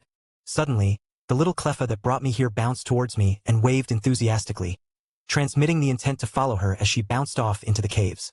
Honestly, either it is pure luck that the cave she bounced off into is large enough for me to slither into, or she really does have the ability to think, which would be really shocking considering what I've seen so far. Chuckling at my own joke, I slithered after her, the rest of her species not doing anything to stop me. In fact, I saw many a Clefairy and Cleffable wave happily at me as I departed into the caves that are probably their home. Such a strange species, not at all like the Titans or even the humans that I am used to. As I followed Cleffa deep into the system, the caves slowly tightened a bit before opening up into a colossal chamber that could probably hold my siblings and me comfortably. Then, I nearly fired my Macron cannon on instinct at what I saw in there. A colossal being that dwarfed my siblings and me easily. Its skeletal, draconian body was covered in black spines and pink flesh that gleamed like living energy. Its wings were black segmented plates that just happened to look like the wings of a dragon. Its head was buried under Martian rock. Its long claws lying powerlessly by its side. Yet, its glowing, pulsing rib cage, that was continuously radiating the strange energy that saturated the surroundings, the same energy that Cleffa's species was eating, showed that it was far from dead. Whoa! Look at the size of that thing. What the hell is that? I've never seen anything like it. Not even that alien brat from all those thousands of years ago had this kind of presence. I did not answer my siblings because I was far too busy trying to come to terms with the literal alien Pokemon in front of me. My life just got a whole lot more complicated. Author notes, Rayquaza, finally. My idiot siblings can walk around without destroying everything, and I've made up with my humans. All is well in the world. The universe. Hold my beer. Cleffa. Click for image. Clefairy sadface click for image. Cleffable sadface click for image. Eternatus. Click for image. Read 5 chapters ahead on Patreon. Patreon. Patreon.com/fanfictionnovels. 23. Chapter 23. They did what? Godzilla winced a bit and huffed before lying back down, letting his symbiotic partner express her shock as she wished. They learned to suppress their power and walk the land. And Rayquaza learned to travel through space. He is currently on another world right now. Mothra chittered agitatedly and zilled back and forth through the air. And you did not think to wake me up? Godzilla could not help but give a flat stare to the Titan. Wake you up? How? Last I checked, you do not control how long it takes for you to transition from your pupa state to adult state. It is already a testament to how much stronger your body and your cycle as a whole has become, thanks to bathing in those three's energy for all these years that you even woke up this quickly. That is besides the point. I wanted to be there when those two finally figured out that those crystals could be used for more than just a snack. And how in the name of the hollow earth did the old man even manage to achieve spaceflight? I never knew he could do that. Don't ask me. They don't tell me anything except when they find my reactions funny. That's by your choice. You cut off all communications with Rayquaza after becoming the alpha. Anyways, I need to get to the surface right now. I want to finally meet those two face to face instead of just having their intent and thoughts in my mind. Not right now. They are in human territory right now, among those little humans that worship them like those who used to worship me. Like the ones that still worship you. Mothra immediately calmed down at that thought, feeling Godzilla's slightly melancholic intent. He may appear to be tough and uncaring on the surface, but there was no denying that when he cared for someone, he really cared for them with all his heart. Just like he cares for her, and just like he cared for those humans that built the temple he calls his home. Atlantis, they called it. An ancient city built in what humans call the Atlantic Ocean. It was a beautiful place full of people just like her iwi. A people who worshipped Godzilla, calling him the incarnation of Poseidon, whoever that was. Just like how her unique radiation transformed the iwi, giving them telepathic powers, Godzilla's radiation gave those ancient humans the ability to breathe in water, even if only for a little bit longer than regular humans, while also making their bodies more resilient. So great was their devotion to Godzilla that even Rayquaza came down once in a while to teach them what he calls science. However, just like with everything involving humans, good things never last long. He never told anyone what happened with those people. Not even to her. But what she did know was that Godzilla was deeply hurt by whatever the humans did, and the city of Atlantis was abandoned completely by the beings who built it. Godzilla never involved himself with humans after that and asked Atlantis to be sunken by Kyogre and Groudon, who respected his wish and shifted the whole island into a hidden cavern deep beneath the ocean. After that incident, he never showed his higher intellect to the humans. He never showed his ability of sapience. He never showed them that his thinking capacity far surpasses anything that a human could ever hope to have. They saw him as an animal, so he gave them an animal. An animal that protects the world because it is his duty, but never involved himself with those tiny primates with destruction in their very blood. This was one of the many points of contention between Godzilla and Rayquaza back then that caused friction and ultimately led to Godzilla stopping his communications with the dragon. Keening softly in comfort, earning herself a huff of amusement, Mothra continued speaking through their link. You know, you could give the humans another chance. Maybe they have changed. They have not changed, Mothra. And they never will. That is just who they are. And truthfully, I do not blame them for their nature. Godzilla was not just saying it either. He really did not blame the humans for their nature. Mothra knew this to be the truth. Because he was there when humanity was first born, just like the rare few titans that were awake during that time, along with the trio who are perpetually active, with rare few hibernations that barely last a few centuries at a time, unlike the other titans who can sleep for thousands of years. He knew that their kind was born in a world at war. A world where literally everything around them wanted to eat them. That is why they developed that senseless aggression, that hatred and fear of the unknown. To protect themselves, they turned into monsters. A trait that they still carry to this day. A trait that Mothra only managed to suppress in her tribe after thousands of years of effort and support by showing that they need not fear the world as long as she was by their side. Their tools will change, their civilizations will change, their weapons will change, and their way of doing things will change. But in the end, their violent nature will never change. I have seen it before. I have seen it recently where they tried to kill me after harnessing the power of nature in a metal shell, and I will continue to see it in the future as well as long as I am alive, as long as their species is alive, which admittedly may be a relatively short time given how they are starting to turn those weapons on themselves again. That is a boring way of thinking, Goji. You need to dream a bit. Stop imitating the old man and don't call me that stupid name. Mothra chittered with mischief as Godzilla growled. Why not? It is still your name, is it not? One that the old man gave you? Just like he gave me my name. That shut up Godzilla, who just grumbled and went back to sleep on his pedestal while Mothra happily draped over him with her wings spread out, letting her body absorb the ambient radiation of the magma cavern where Groudon sunk the city. But really, I want to see those three, and I don't want to wait too long. You won't have to wait too long. From what I heard from Kyogre, the old man should be returning to Earth in a few days at most. Apparently, he discovered another alien up there, and it is a dormant dragon again.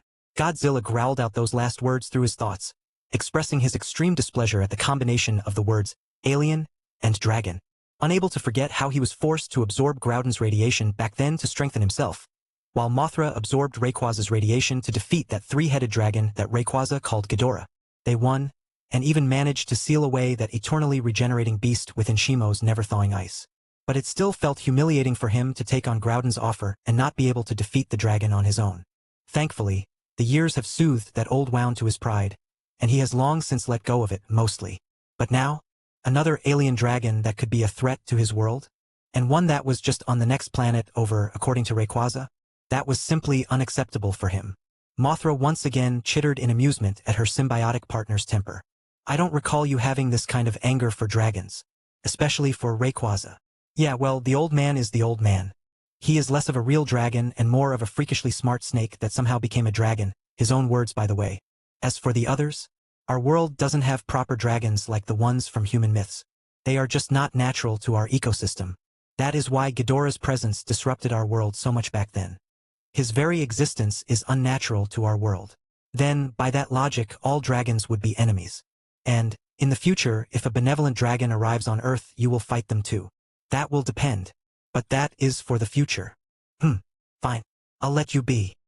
What? You said you'll let me be? Yes. Then why not get off, Ow?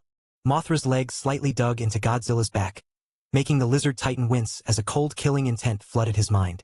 Once again, he showed why he was the king of monsters and wiser than others by remaining silent and lying down quietly, much to the delight of his symbiotic partner, who chittered happily and continued sprawled over him.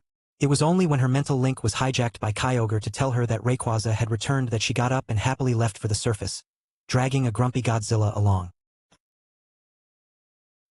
Author notes: read 5 chapters ahead on Patreon. Patreon.com/fanfictionnovels. 24. Chapter 24. You look like shit, brother.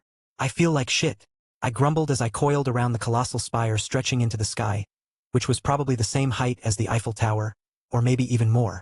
The tower that the people of Hoenn named the Sky Tower.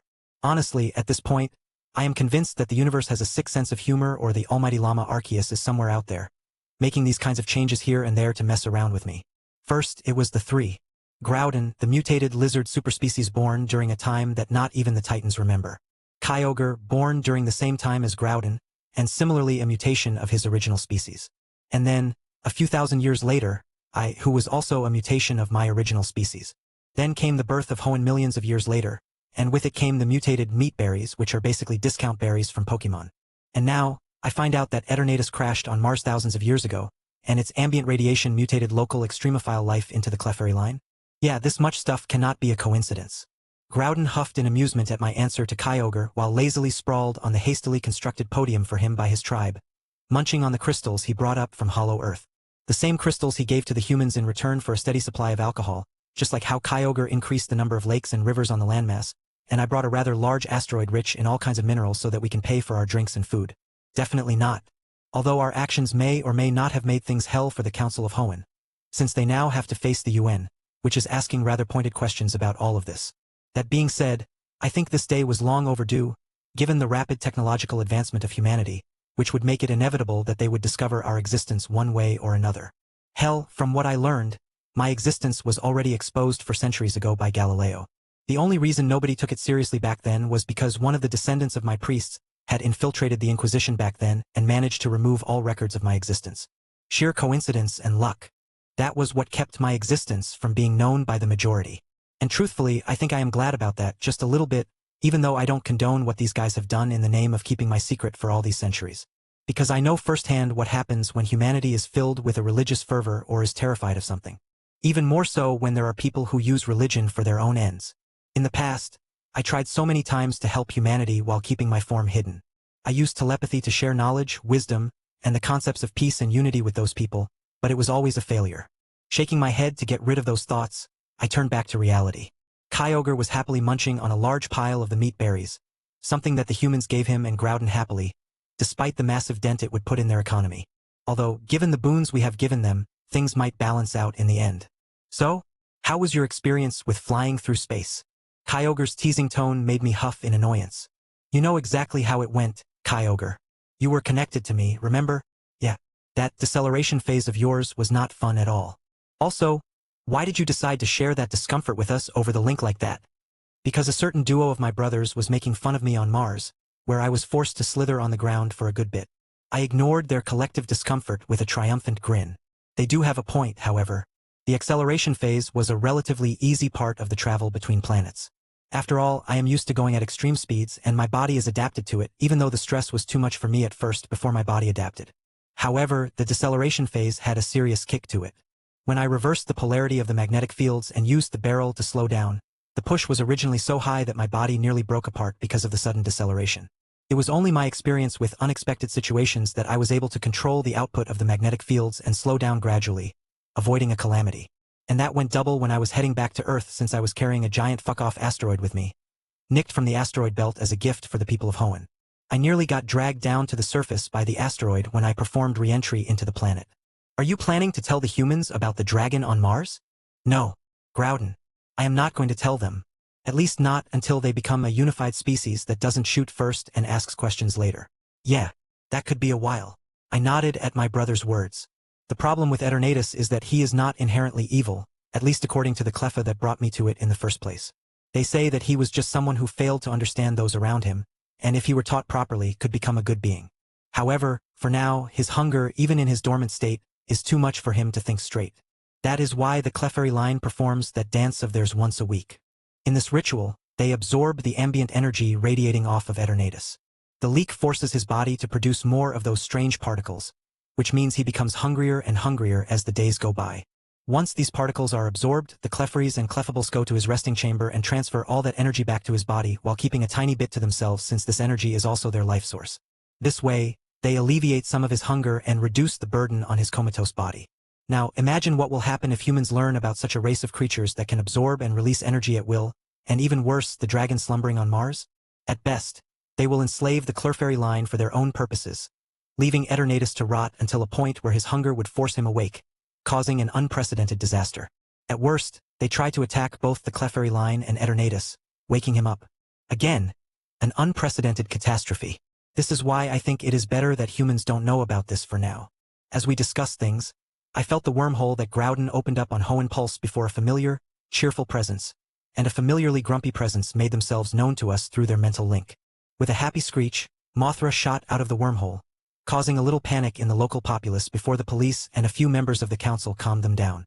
Similarly, Godzilla slowly walked out with a slumped posture, showing that he was probably dragged against his will by the lively moth. Groudon, Kyogre, why didn't you tell me about your plans to suppress your powers? And Rayquaza, why didn't you tell me about your ability to fly in space? Groudon and Kyogre turned to look at Godzilla as the moth continued pestering me, primarily while reaching out to my brothers through the mental link. Godzilla huffed at the unspoken question. Don't look at me. I don't have anything to do with this. Listening to the endless fountain of questions pouring out of the mental link, I could not help but smile. Yeah, this is my life now.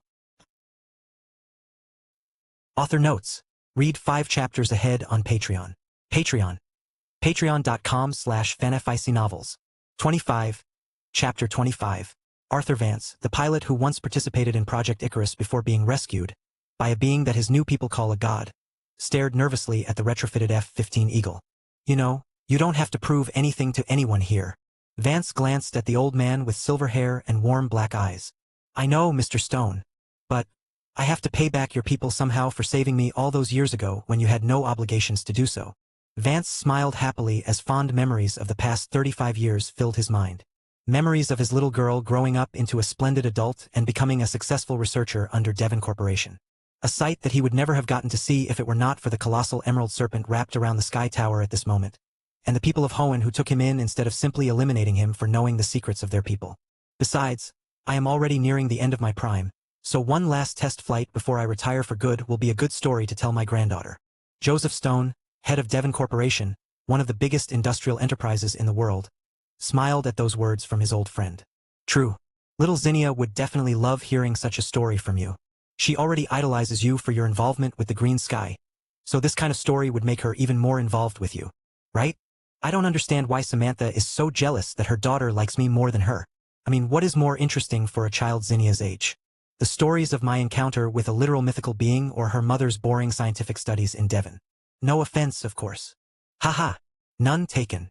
Suddenly, one of the technicians waved over the two men, indicating that they were ready for the test. Mr. Stone took a deep breath and shook hands with his old friend. Arthur, be careful, all right? Although we have made sure to include a closed-loop escape system, you need to make sure that you put that thing down the moment you see something wrong. Machines we can replace. But people lost? They are gone for good. Arthur nodded at his friend's words and put on his helmet, heading straight for the modified F-15's cockpit. Rustboro Control, this is Emerald Star. How copy? Emerald Star, this is Rustboro Control. We hear you loud and clear, over. Arthur went through the pre-flight checks as per his training for this day, looking at the gauges and instruments as he continued conversing with ground control. Requesting startup and pre-flight checklist. Over. Copy that. Initiating pre-flight checklist. Control surfaces. Check. Temperature and pressure? Check. Heads-up display? Check. Emergency ejection system status? Green. Instrument status? Green across the board. Core drive. Arthur looked at the readings on the screen, showing the very reason this test was being performed in the first place. The core drive, fully named as the Crystalline Output Reaction Engine by the scientists, it is a system developed based on the virtually limitless amount of energy being outputted by the hollow earth crystals that the moving mountain brought to Hoenn in exchange for more wine, much to the chagrin of the green sky. Arthur would never forget the way the green sky wrapped around the moving mountain like a constrictor snake and made the colossal lizard give his younger brother a pitiful look asking for forgiveness. Truthfully, on some level, Arthur and the majority of the people in Hoenn agreed with the green sky in this case. They, too, believed that humanity was not yet ready for the kind of power and possibilities that these crystals provide to them. However, what is done, so all they can do is use this power responsibly and make sure that the rest of humanity does not kill itself through its power when this system eventually makes it into the hands of the outsiders. Core drive status is green. Redundant check on all control surfaces. Pitch, roll, and yaw confirmed. Requesting taxi to the runway. Confirmed and approved.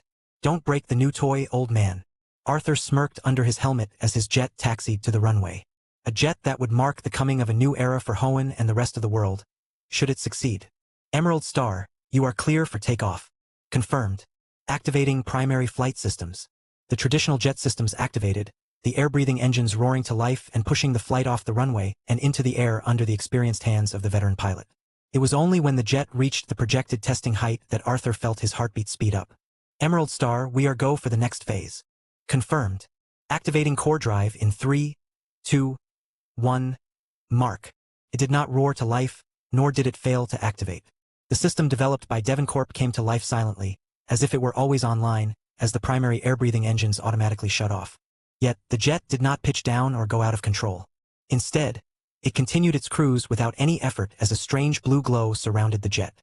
The strange energy that Devon dubbed hollow energy functioned exactly as predicted by neutralizing the gravity around the craft, while the built-in prototype ion engines, similar to what NASA is starting to use in their satellites, activated, pushing the craft silently through the air. At the same time, the crystal acted as a source of electricity by acting as a high-capacity battery leagues beyond anything that they could have imagined, providing power to the entirety of the jet. Simply put, Arthur understood the hollow earth crystals as anomalous objects that break physics on their knees and tell it to go cry in a corner. Emerald Star to control. I am seeing the predicted luminescence surrounding the jet and the primary thrust systems are offline. I am cruising at a comfortable speed and am not seeing any turbulence. Arthur smiled with wonder as he observed the blue glow around the cockpit. I dare say, the core drive prototype is a complete success. Copy that. We are seeing the same thing here. The ground control crew chuckled through the channel before speaking out of protocol. I think the guys up top will appreciate this good news once they get back from that shit show at the UN. Yeah, I don't envy those elders. Although I don't think we need to worry about much after today. Staring at the instruments on the jet, a predatory smile formed on Arthur's face. After all, we have achieved something that would make sure that our people will always remain safe from any attempts at invasion from those petty bastards. Careful now. The conversation is still being recorded. Confirmed. Ground control. With that, Arthur continued flying in the experimental jet for some time before coming back down, noting that there was no stress on the system or himself despite the hard maneuvers he performed. Maneuvers that would have killed any other pilot through the sheer G-force alone. Watching the technicians take the jet back into the hangar, Arthur could not help but smile. Yeah, this will definitely change everything. Author notes. Read 5 chapters ahead on Patreon. Patreon.com/fanfictionnovels. 26. Chapter 26. UN Security Council Vault. Classified location. In the secret vault designed for highly sensitive discussions and meant for diplomatic relations most of the time, the current atmosphere was anything but diplomatic. The source of this uncomfortable atmosphere was the data being shown on the large projector in the room, along with long-range telescope recordings. The data showed how the Mars Climate Orbiter mission went off without a hitch and headed straight for Mars as predicted, despite a problem they found in the programming where the building of the spacecraft system builder, Lockheed Martin, used the U.S. customary units measuring system while NASA used the metric system. Normally, such a critical error should have been a cause for alarm, but that became a secondary concern after what they had seen through their observation sites and long-range telescopes. A secret that was kept from the world, with only a select few people at the top of the food chain across the world being privy to it until now. Peter Burley, the ambassador of the United States of America, massaged his temples to relieve the headache he was starting to feel as this meeting went on. Explain to me once again, and more clearly, the impact this is going to have on everyone from this point on? Richard Cook, the representative from Jet Propulsion Laboratory, and Dr. John B. McNamee, the project manager for the Mars Climate Orbiter mission, looked at each other and started speaking, once again briefing the Security Council members despite having repeated it multiple times at this point. Truthfully, the two men wanted to be anywhere but this powder keg ready to blow, but they had no choice but to stay. Richard cleared his throat and restarted the projector, and showed the images and videos.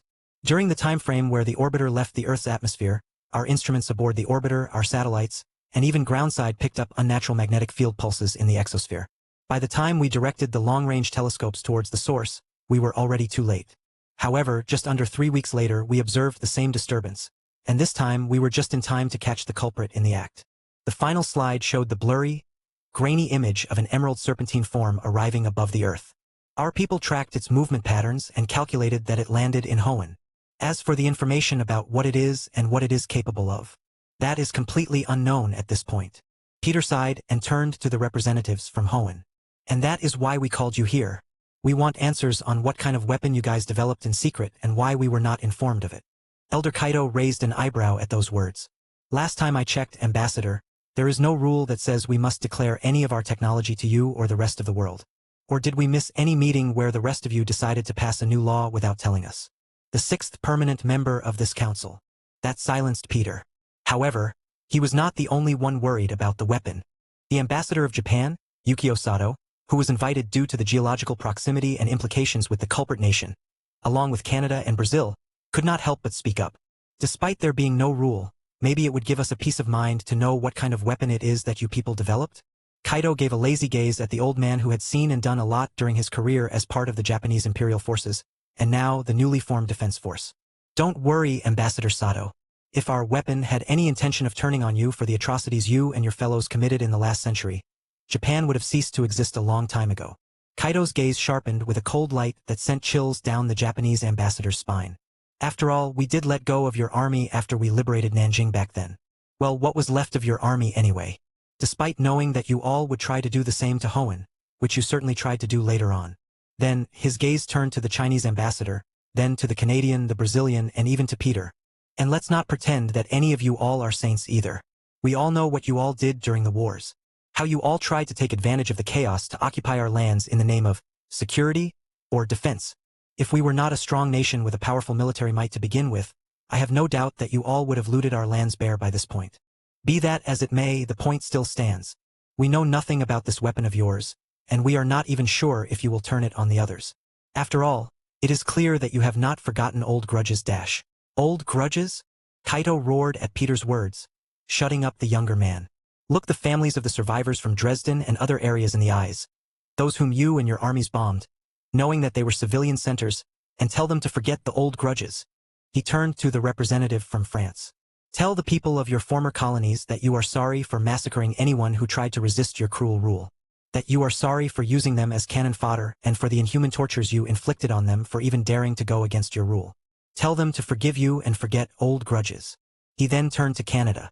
Tell the parents of the children you killed in your residential school system, in the name of cultural reformation, that you are sorry and to forget old grudges. The entire Security Council fell silent as, one after another, the representative of Hoenn aired all their dirty laundry.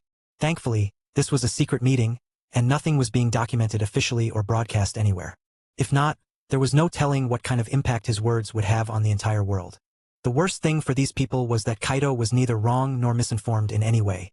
After all, the old man, who was not nearly 110 years old, had personally witnessed the majority of these incidents and played a large role in mitigating a lot of these cruel acts as the elder of the Hoenn outer tribe. There is a reason why Hoenn is called the last sanctuary, by the people who care for nature, or look to preserve history or life, because Hoenn actively intervenes wherever they see things going in an inhuman direction and saves everything they can. They even intervene in mass extinction events and protect lost species in their special reserves that nobody but the highest authorities in their government and those that take care of said reserves are allowed access to. The last of the Tasmanian tigers, the last of the Caribbean monk seals, the last of the passenger pigeon, and so many other animal and plant life that went extinct across the world due to man-made disasters, excessive hunting and many other reasons can now only be found in Hoenn, where they are kept extremely secure and in a comfortable habitat, away from human hands.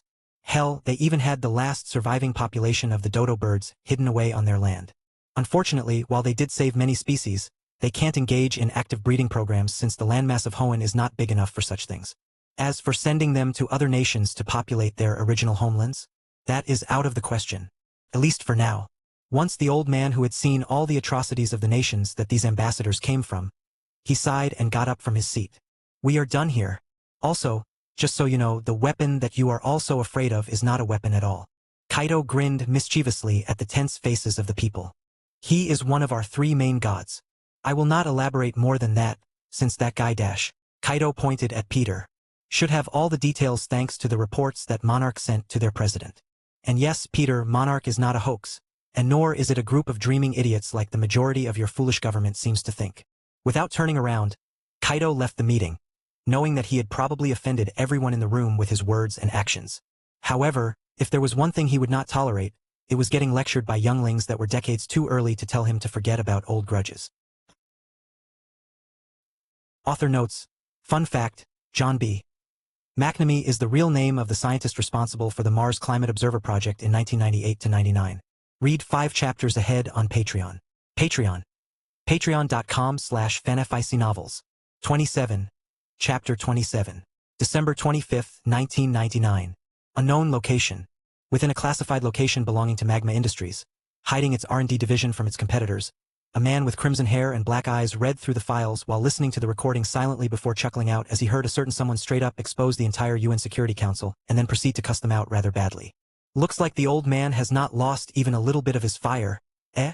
So it would seem. However, this could be a problem for our plan. Maxi Matsubusa, the founder of Magma Industries, the former member of Monarch, and a former citizen of Hoenn, turned to one of his 2 most trusted assistants with an amused look. Why do you think that? Courtney, the woman with dyed lavender hair and natural lilac eyes, stared at her boss before speaking her mind. With Elder Kaido choosing to directly expose the existence of the 3 gods, it is clear that Hoenn's convening this time around succeeded, and they established contact with the Green Sun. This could mean trouble for our goals of awakening the moving mountain and having him assume control of the trio. Maxi chuckled at his assistant's words. While you are right that the Green Sun's forgiveness of Hoenn's ancestors could prove to be a real threat to our plan, it does not necessarily mean the end of our goals, or that we can't plan around him. Maxi pointed to the screen and started typing out on the keyboard, highlighting the various countries and lands that he and his best friend/rival controlled through various means. While Old Man Kaido's and the Council's actions have indeed thrown a wrench into our existing plans, they have also inadvertently boosted our list of allies and significantly increased our reach into the so-called superpowers of the world. Already, the Russians have reached out to us so that we can help them create countermeasures for the weapon of Hoenn, just like how their counterparts from the USA have done just a few hours before them. Similarly, the other nations across the Pacific Ring of Fire have reached out to either AET, Magma Industries, or other such tech giants to help protect themselves, especially those countries that have previous grudges with Hoenn. Courtney hesitated before speaking again in a low voice. Will we really help those people fight against our homeland? Maxi nodded without hesitation. Of course, but only on the surface. We will bait them with the promise and extract resources from them with the promise that the defense system they want will come to them in 5 years at most. The man grinned viciously as he thought of the people that he called barbarians. The same kind of thinking that got him and his followers, along with Archie and his followers, expelled from Hoenn in the first place. The fools won't know that this technology will always be 5 years away, and soon enough, it won't even matter anyway. Once we awaken the moving mountain fully from his slumber and the imprisonment from the Green Sun, the world will finally regain the shape it was originally supposed to be, and will be handed over to its rightful owners. Courtney nodded her head and continued with her report. We have a new stream of recruits that our people scouted out as potential inner circle material. Maxi's eyes flashed with caution. Yes, sir. And the Psyche eval? We don't want a repeat of that idiot Thorn and his goons. They cost us a lot of resources and manpower, not to mention nearly exposing our technology to the elders of Hoenn. It is only because of our careful planning and compartmentalization that we managed to escape from those old men and women back home. Courtney's eyes flashed with a cold light at the reminder as a certain man equal to her position felt a chill go down his spine on the other side of the world. Rest assured, I have personally looked over the reports this time around to make sure none of them are as mentally unstable as Eris Thorn, and will not do something so foolish as to attack the trio to get their body parts for their experiments. Good. One time was one too many. We can't risk exposing ourselves before we are ready. Maxi felt extremely lucky that the foolish actions of Eris Thorn to literally harpoon the Green Sun to make off with his scales for his research did not incite a thorough extermination campaign from the Council of Hoenn, given how those guys tend to adore the god in question. Hell, he even felt lucky that the Green Sun was just as reasonable and relatively benign as he was portrayed in the older legends of his people. Because if he were not, there was no telling what he would have done in retaliation for this slight made by that radical idiot whom Maxi made the mistake of recruiting into Magma Industries. However, this did serve as a lesson to Maxi and his people. A lesson that just because someone has several doctorates and is lauded as a genius does not mean that they are stable enough to be used for their goals. That is why Psyche evals are now one of the main screening processes for anyone wishing to join Magma Industries. As the two continued their discussions, the doors to the room opened, and a man wearing the Magma Industries Security Corps uniform walked in. Sir, we got a call from our boys in Japan. We found him. Maxi jumped to his feet at those words with excitement. Are we sure it is him? This won't be the first time Monarch made a bait-and-switch maneuver before with him to get a hold of our location or information on our operations. The man nodded with a confident smile. We are sure, sir. We really did find Shaw. He is currently being held in a Monarch facility disguised as a retirement home near Mount Fuji. Maxie smiled excitedly at those words. How could he not feel happy after finally finding the man that he had been looking for since 1982? The man who was the only survivor of Monarch's attempts to reach the realm of the Titans. Colonel Leland Lafayette Shaw III, one of the 3 original leaders of Monarch. The successors of Eiji Serizawa, who helped found the organization in the first place, all by himself and a group of other independent scientists, before they were officially folded into the United States Army. Get the plane ready. Also, tell our guys to be ready to distract Monarch long enough for a private meeting with the Colonel. After that, we will see. Yes, sir. With that, Maxie leaned back happily in his chair. This is the best Christmas gift anyone's ever given me. Sir. Most of us from the homeland don't celebrate Christmas, remember? Maxie chuckled at those words from his closest confidant and childhood friend alongside Tabitha, Archie, Matt, and Shelley. True. But it is the thought that counts, right?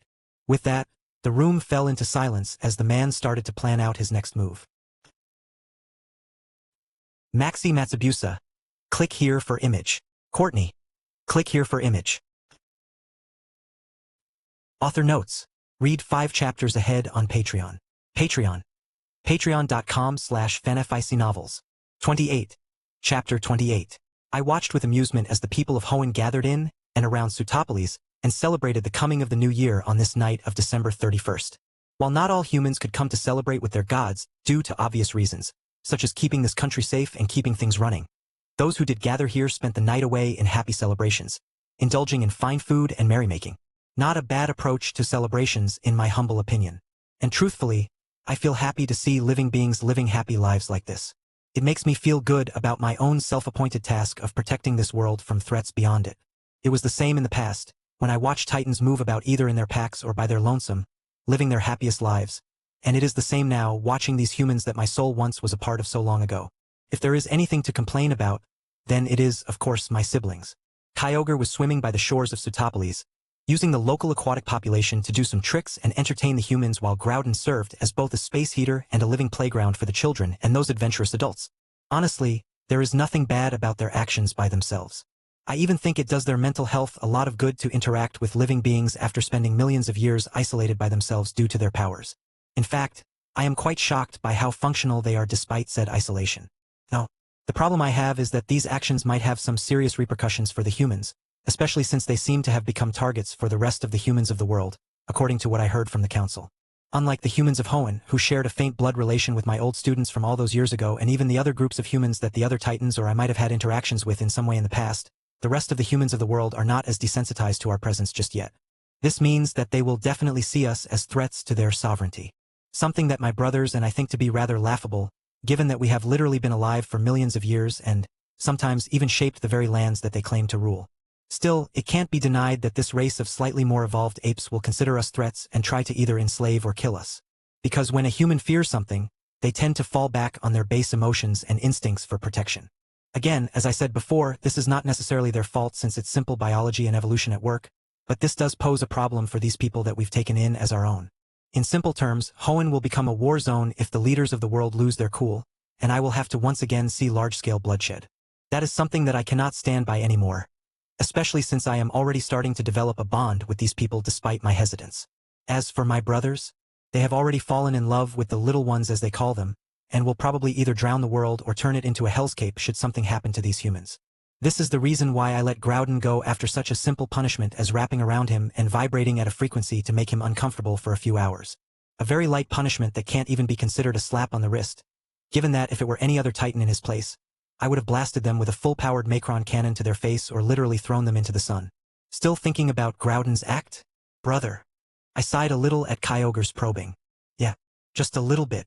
I still don't understand what is so bad about gifting the humans with a little bit of that crystal he likes to munch on so much. The problem, Kyogre, is that human greed tends to get the better of them. I do not think they will misuse their power, brother. They seem far too wise for that kind of idiocy. The problem is that they will use it in the first place, Kyogre. The very nature of human industrialization means that, at some point, the materials that Groudon can give them will not be enough to support their rapid progress in technology. This would eventually lead to them finding alternative sources, which will inevitably lead to them turning to the hollow earth and mining it dry of all its resources, causing untold devastation since those crystals play a large part in the very existence of the hollow earth. Kyogre fell silent at my words as he thought about what I said. I know that he has a point, that these humans will probably not misuse the power of the hollow earth crystals, given what I've seen so far. But the people of Hoenn are not the only people on this planet, and neither are their ideologies shared across the world. Hell, even within Hoenn, no two humans think alike despite being an extremely united people. And truthfully, that individuality gives a certain beauty to life. But in this case, it works as an overall negative to this situation. If the humans really do start mining the hollow earth for those crystals, I know for a fact that the hollow earth will collapse into a magma-filled realm, incapable of sustaining any kind of life. I have seen it happen before with the Titan apes in the hollow earth all those millions of years ago. It was one of the reasons why I stepped in back then and cordoned off into an isolated pocket of the hollow earth and negotiated with their leader. Those idiots were starting to harness the power of the crystals back then and were on the verge of opening a mine to dig up more of the crystals before I stopped them. But it was already too late by that point since a small section of their homeland collapsed into the mantle after all of its crystals were dug up, leading to the nullification of the gravitational effect that those crystals produced. If it really is that bad, maybe we can convince the humans to stop using those crystals? I snorted at the naive words from Kyogre, knowing that he was only trying to advocate for our brother, who was definitely listening in on this conversation with keen interest despite pretending to be busy playing with the humans. You think they will stop after getting a taste of the power they could have with those crystals? Yes. Then you don't understand human nature yet. I felt an old bitterness rise to the surface before I squashed it. These people are not their ancestors and don't deserve to be subjected to such emotions. Sometimes, a longer lifespan really is more of a detriment than a blessing, especially when it comes to forgetting bad memories or grudges. If we can't stop them now, maybe we should try a way to make more of those crystals ourselves? Once again, I snorted at those words. The first words you say this entire evening, and it is such a stupid suggestion. Groudon. I glanced at Groudon, who stiffened a little, not even daring to meet my eyes like a guilty child caught with their hand in the cookie jar. And how do you propose we make more of these crystals? Groudon? Because last I checked, your power is manipulation of the earth, not outright creation. Maybe plant them like seeds? Plant them like seeds? You clearly have no idea of the difference between biology and HM. Is this idiot actually a hidden genius? Or is this pure luck? Because his words really do make sense the more I think about it. The crystals, by nature, are life-nurturing. It is their strange energies that gave birth to the Titans in the first place, from what I researched over my long life and countless experiments. I also know that they are biologically compatible with Titans due to their shared origin. This means, in theory, we really could plant them like seeds to grow more of them. Specifically, I can have Groudon use the hydrothermal method or Zokralski method with shards of the crystals, acting as the seed in question, to provide the crystal lattice template for the molten material to latch onto, producing more of the crystals. The problem is that I've never even thought of doing something like this until now, so I don't know if this will work at all, and even if it does work, the resulting crystals will have the same anomalous energy as the original seed crystal shards. That being said, the idea has far too many benefits, both for the humans and the Titans of Hollow Earth, to discard without testing it. Now, the problem is where to test it. Oh, I know where to test it. I turned to Groudon with a grin, which made my brother shudder in trepidation. Get ready for a road trip, brother. We will be testing out your idea in a safe environment. I am going to regret this, aren't I? Heh, at least you are self-aware. Time to see if this idea has any merit. Author notes. Read 5 chapters ahead on Patreon. Patreon. Patreon.com/fanfictionnovels. 29. Chapter 29. Author notes. With this chapter, I am officially done with the stockpile of chapters one had for this story. From here on out, I will be actively working on it. Also, from the next chapter, there will be a bit of a time skip after which we will jump straight into the Pacific Rim arc. Mars. January 2000. In the atmosphere of the Red Planet, the population of the indigenous Clefables was the first to feel the familiar mental connection before the distant thunder boom reached their ears. Soon after, the Clefairies and the Clefables felt it as well and jumped in joy as the alien dragon arrived once again at their home. However, they soon felt cautious as they felt a different metal connection form as well. This one feeling far more chaotic and raw compared to the streamlined and experienced from Rayquaz's mind. Soon, they saw the familiar emerald dragon slither across the surface and reach the little pink creatures. But their attention was caught by the colossal crimson being that was akin to a moving mountain. Calm down, little ones. He is my brother that I've told you about before. Yo, I am Groudon. The humans really corrupted you. Fuck off. The little creatures stared with confusion and mild amusement at the back and forth between the titanic beings before getting used to Groudon's presence. Then, they went back to their usual selves and started dancing around and climbing on the primordial creatures happily. You know, this feels very familiar to how those hatchlings of the humans climb up on me. Get used to it. These little ones are far more innocent and curious than humans, so they won't be as easily goaded to get off you. The crimson primordial chuffed in amusement, watching as the little creatures clambered up his plates and curiously observed and rubbed across his body. Meanwhile, Rayquaza headed to the magnetic field node nearby and floated into the air, sighing in relief at being in his element again. You really need to learn of a way to gain true flight, Rayquaza. This method of depending on magnetic fields is really starting to limit your freedom. True. But how do I even do that? Last I checked, I don't have wings. And even if I did, I would lose more energy flapping those than I would if I simply surfed with the magnetic fields. Can't you adapt a set of wings or something? The flat look Rayquaza gave his brother was enough to make Groudon turn away with an embarrassed look. It doesn't work like that, Groudon. Groudon nodded and turned to look at the little blobs of pink flesh, an idea slowly forming in his head. However, he shook his head and filed that thought away for later. For now, they had much more important stuff to do. After the duo were sure that the little ones were used to Groudon's presence, Rayquaza asked them to follow the duo towards the crater nearby. The Cleffa, Clefairy, and Clefabulse watched curiously as the crimson dinosaur-like creature placed its claws on the ground and released a deep sigh, the gaps between his plates pulsing like a heartbeat as heat erupted from his body. The little ones felt the heat wave but thought nothing of it since it was tolerable. What they did not know was that Groudon was still in his suppressed state, not daring to release his full power lest he vaporize these little ones. For nearly an hour, Groudon did this probing of his before letting go of his power and shaking his head. It is much worse than we thought, Rayquaza. The core of the planet is not a solid, but is still in a molten form. However, the materials that make up this liquid are stratified, separated. That is the reason why this planet is not able to maintain a proper magnetic field of its own. If I want to restart the planet's heart, I will have to head down there in my true form and churn it manually with my power. How long will that take? I don't know. A few days, weeks, years? I have never tried anything like this, so it is impossible to predict the time frame. Let's put that on the back burner for now. Let's get to the main reason why we are here. All right.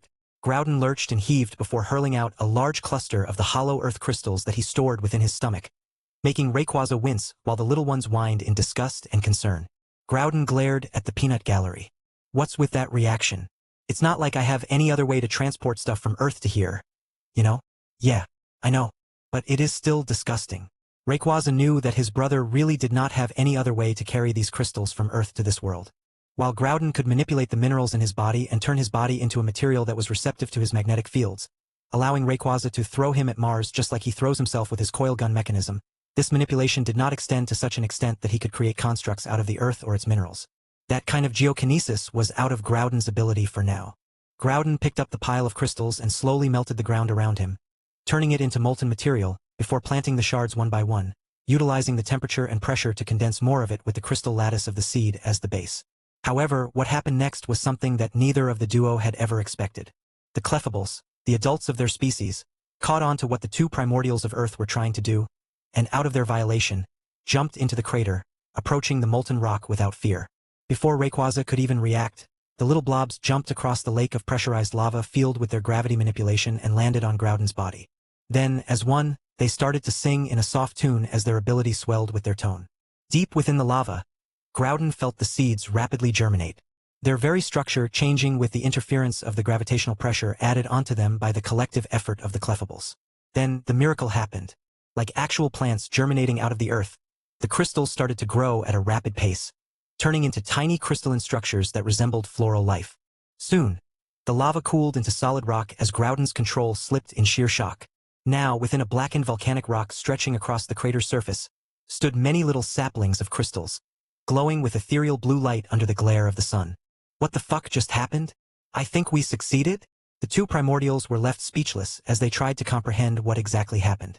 Meanwhile, the little ones just jumped up and down happily within the newly formed field of crystal plants, content with the simple joy of helping their friends in their endeavors. Author notes. Read 5 chapters ahead on Patreon. Patreon.com/fanfictionnovels. 30. Chapter 30. 2012. San Francisco. Girard Middle School. In the room reserved for the history class, Kate Randa, daughter of Hiroshi Randa and Caroline Randa, walked in with a smile as she spotted the curious and excited looks on many of the familiar students from the 6th grade. "Good morning. Mr. Thomas has called in sick today, so I will be covering for him." Many of the children cheered at her words, making the young woman smile. She knew that many of the children did not like Mr. Thomas's distinctive way of teaching and would take literally anyone but him as their teacher, which made a bit of sense. After all, children rarely found an old man in his 80s who was too stuck in his ways and made even the most interesting of historical records sound boring to be their favorites. Yet, Kate could not blame the man for his ways, given that he was a veteran of the Vietnam War and was extremely patriotic as well as a very conservative person by nature. A combination that gave even his fellow teachers a headache most of the time, especially in this day and age. Smiling at their enthusiastic looks, Kate started the projector and connected it to her Devon Series X laptop. "Let's see here, according to Mr. Thomas's plans, he was going to teach you about the historical relationships between the USA and its allies and other such events, but I have another idea." She started the presentations that had the title of Modern Triumphs and Failures of Hoenn. Kate grinned at the excited looks on the children's faces as they saw the name of the country where their favorite games these days originated from. "Let's see what we can learn from Hoenn's advancements and their way of life. And yes, Lucy, we will talk about Nintendo and other such companies that are relevant to you kids." The little girl called Lucy stopped raising her hand, looking a bit embarrassed at Kate's teasing look, but still felt happy nevertheless. Kate wasted no time and started talking about Hoenn's history in brief, its relations with the world powers throughout history, their involvement in various conflicts, and the rare cases where they were forced to become the aggressors instead of pacifistic defenders that they are most of the time. And it really was a brief introduction, because it was really not possible to cover everything that this 1,000-year-old country did in a single class. That is why she covered the most important and relatively recent bits of history. The campaigns of Britain against Hoenn during the times of the British Empire before Hoenn proved to be their equal in many ways and their superior in others. Their involvement in the defense of many of their neighboring powers when they were unjustly attacked by other nations. Their invasion of the North American continent during the colonial times, where they evacuated as many of the native Indians as they could before their ways were completely lost under the colonization efforts of those times. Their collection and preservation of every endangered species in the world as much as possible.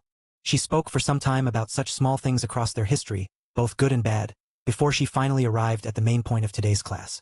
With such a diverse history stretching back 1,000 years, with each attempt of its conquering by other nations proving to be futile, it is natural that Hoenn has a deep understanding of natural sciences, business, and many other ways of advancement. Some of these understandings can be seen in their business practices. With a click, the slide changed and showed a list of industries and companies that Hoenn's people owned either partially or fully. Their acquisition of Apple in recent times, which was subsequently merged into Devon Corporation, is proof of that since they were the first ones to see the potential of the company during its infancy and funded it before officially merging it into Devon. Then, there is the fact that the Council of Hoenn holds a 49% stake in Microsoft. To put it simply, they own nearly half of the company. Kate explained as she saw the slightly confused look on the children's faces when she spoke about stakes and shares. Then, she smiled mischievously. "Well, I guess we will stop talking about their companies since you children are not interested in the numbers." The protest was not voiced, but she saw the betrayed looks on their faces, making her laugh before proceeding with the next slide. This slide showed various gaming companies such as Nintendo, Sony, Rockstar Games, and many more. Now, coming to the entertainment sector, they also own many popular companies thanks to their early investment and other such preemptive actions during a time when people did not think much of these companies, showing the uncanny ability of the Hoenn Council to spot diamonds in the rough. The children cheered as they saw the companies of their favorite games like Pokemon, Halo, and other such things. Then, she changed the slide to show other things, this time focusing on the controversies. Of course, not everything is good with the country. The recent controversies show that. Ignoring their utilization of severe punishments for many crimes which has divided the people across the world, the most recent controversies of their scientific theories, such as the hollow earth theory, which has been called the most stupid theory to ever exist, and their almost fanatical obsession with religion has called into question their advancements in the scientific field. And this is not even considering the international backlash from governments and humanitarian organizations they are currently enduring after details were leaked about their sabotage, espionage, and assassinations on foreign soil that they carried out for centuries for undisclosed reasons. Yet, the truth cannot be denied that they are the most advanced country in terms of certain technologies and sciences, such as their space program, which never stopped advancing even after the Cold War era. Kate changed the slide again, showing the plans for Hoenn's moon bases that were already under construction, which forced the USA, Russia, and other nations to start looking at space once again after the lull of the past decades, where many political parties took away the funding from various space agencies due to various reasons. They are now the first nation to start construction of a permanent moon colony, with their projections showing that the first colony would become operational within the next few decades at worst. Aside from this, they are also considered the greatest proponents of green fuel and green energy, along with being the only nation to be completely powered by green energy as of this year through their modular nuclear fission reactors. This does not even consider their research into fusion, which has been hailed as the most advanced in the world. And all of this is not even speaking about the revolutionary anti-gravity systems and miracle crystals that they sadly keep to themselves most of the time and only sell limited quantities to other countries. Kate stopped speaking, suppressing her enthusiasm for her actual field of teaching when she spotted the increasingly confused and nervous expressions on the children, realizing that she was going into subjects far too advanced for the children.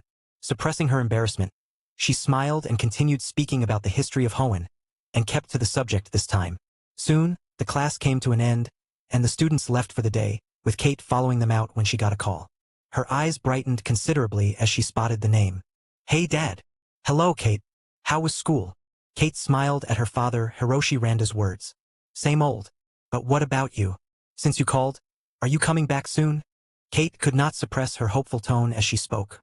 After all, her father's mysterious work always kept him away from the family for extended periods of time.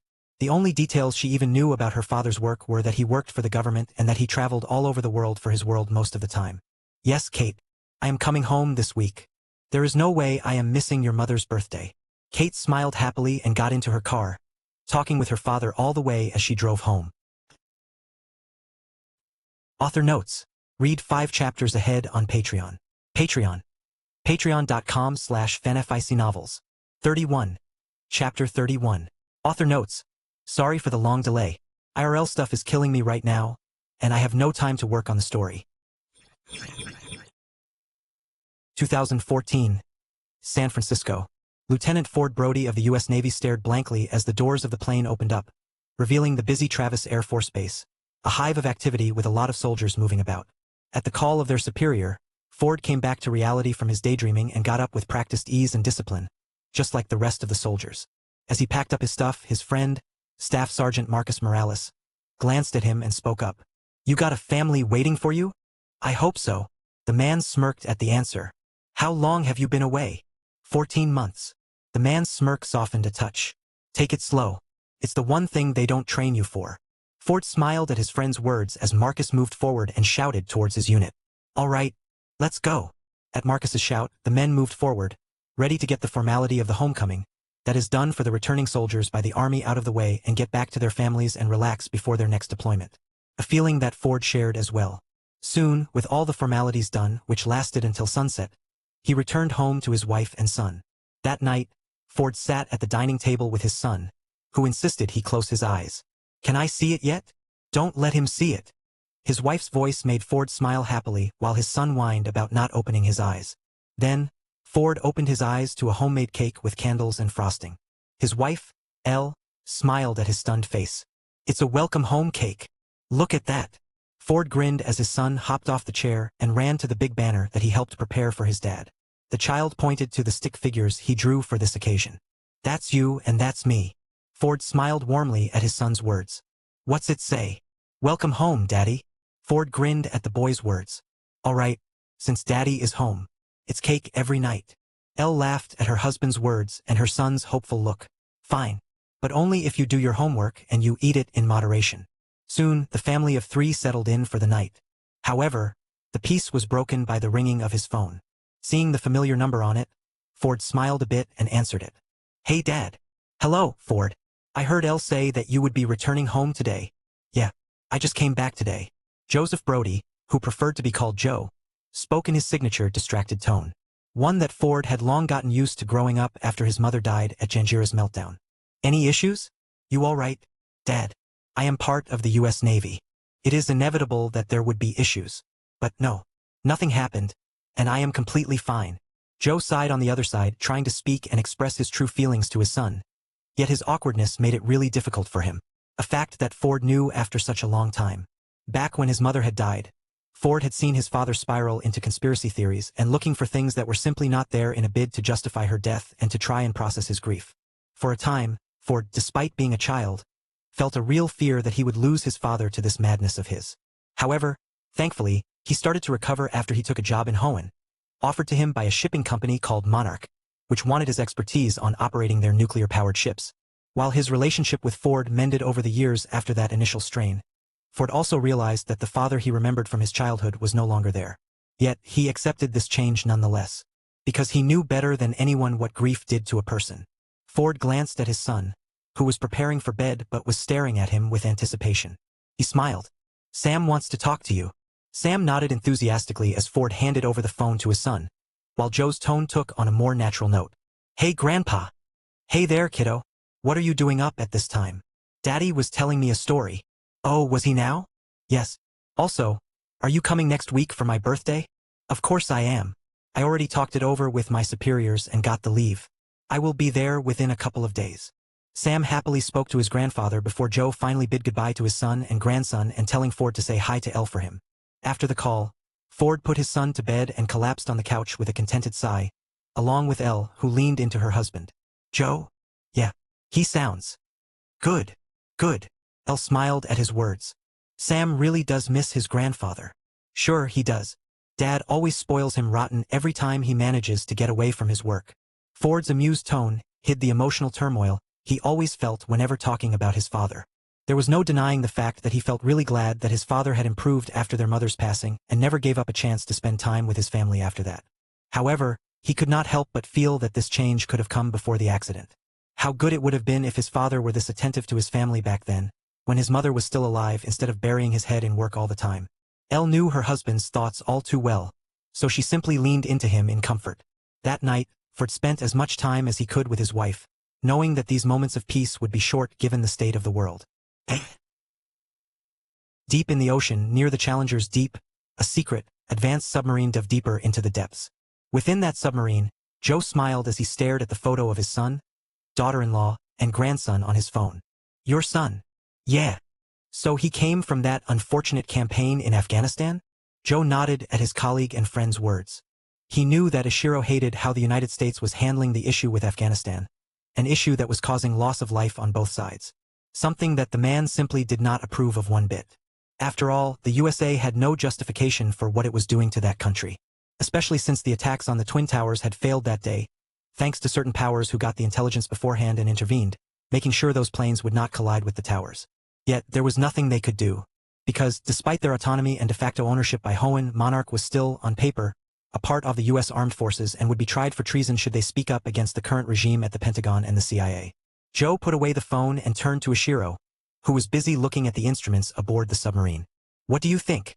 These readings are consistent with the wormhole on Hoenn and the other locations that we have been scouting so far, including the one on Skull Island. But the signature is very distinct from anything we have ever seen. It feels more refined, deliberate." Joe completed his friend's words as he too stared at the instruments and external cameras that showed their destination. A colossal rift that had just sprung up recently at Challenger Deep. Unlike the hollow Earth portals that looked far more inconsistent and unstable, showing that they were formed naturally due to some unknown interaction between the electromagnetic forces of the planet and the strange crystals known as the hollow Earth crystals, this rift looked far more refined and deliberate. In other words, it looked artificial. That is why Monarch was here in the first place, sending their most advanced submarine equipped with state-of-the-art fission reactors and even the revolutionary anti-gravity systems developed by Hoenn. A system that Hoenn only sold to other countries in limited quantities for the sake of their national security. Look at these patterns.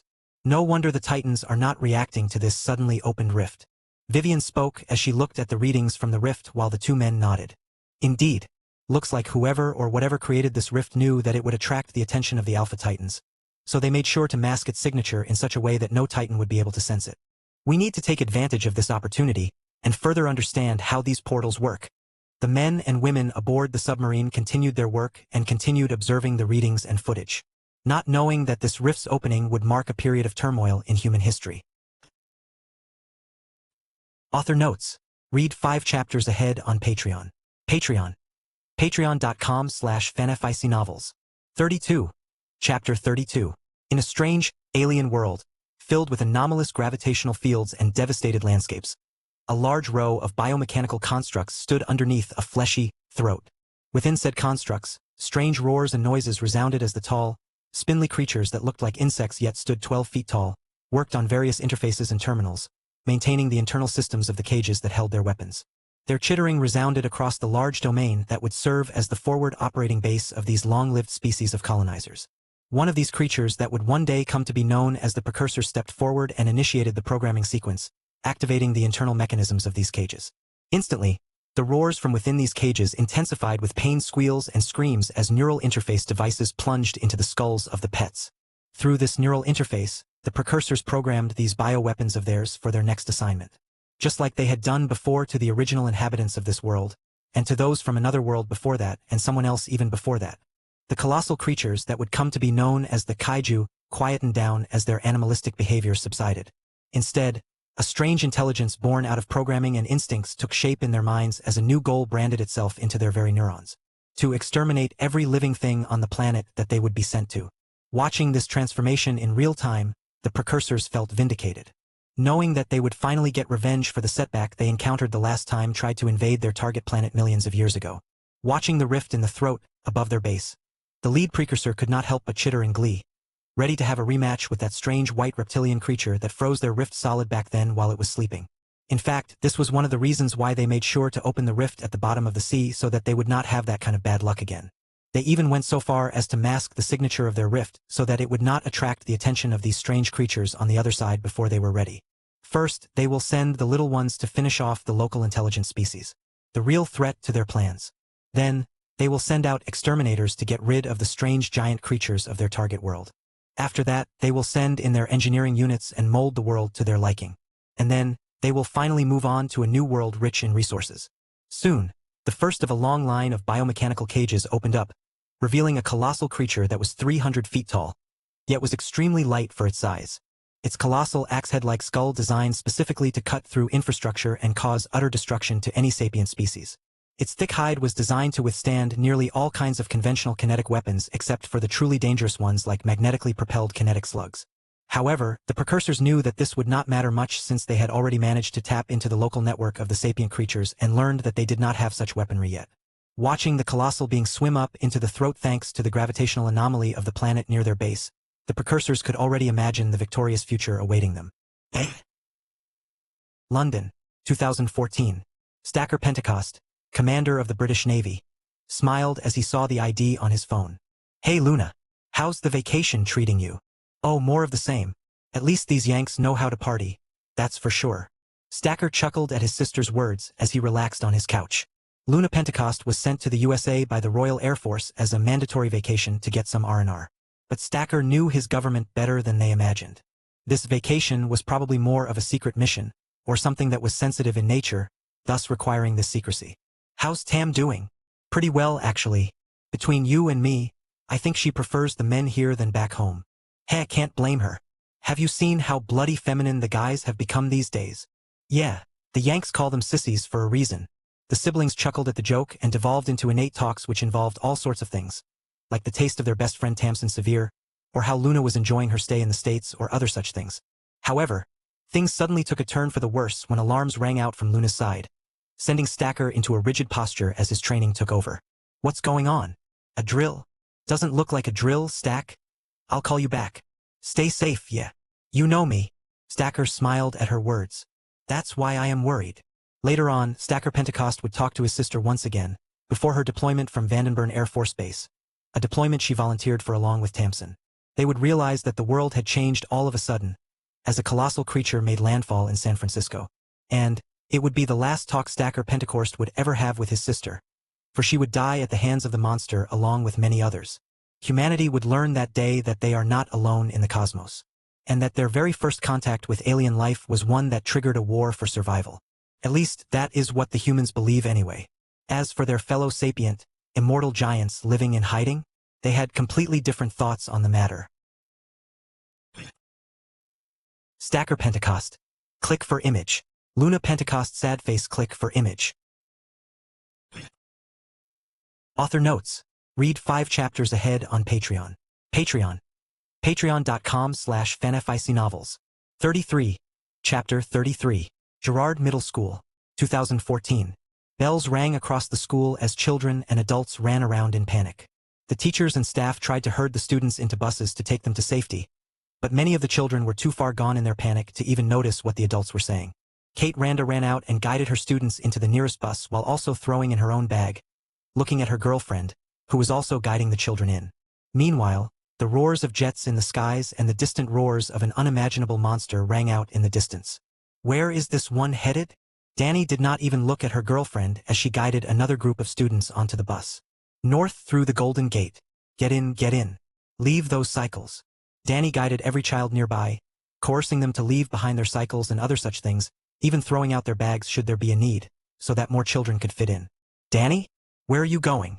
Danny walked quickly to the nearby group of children who huddled together, refusing to move forward.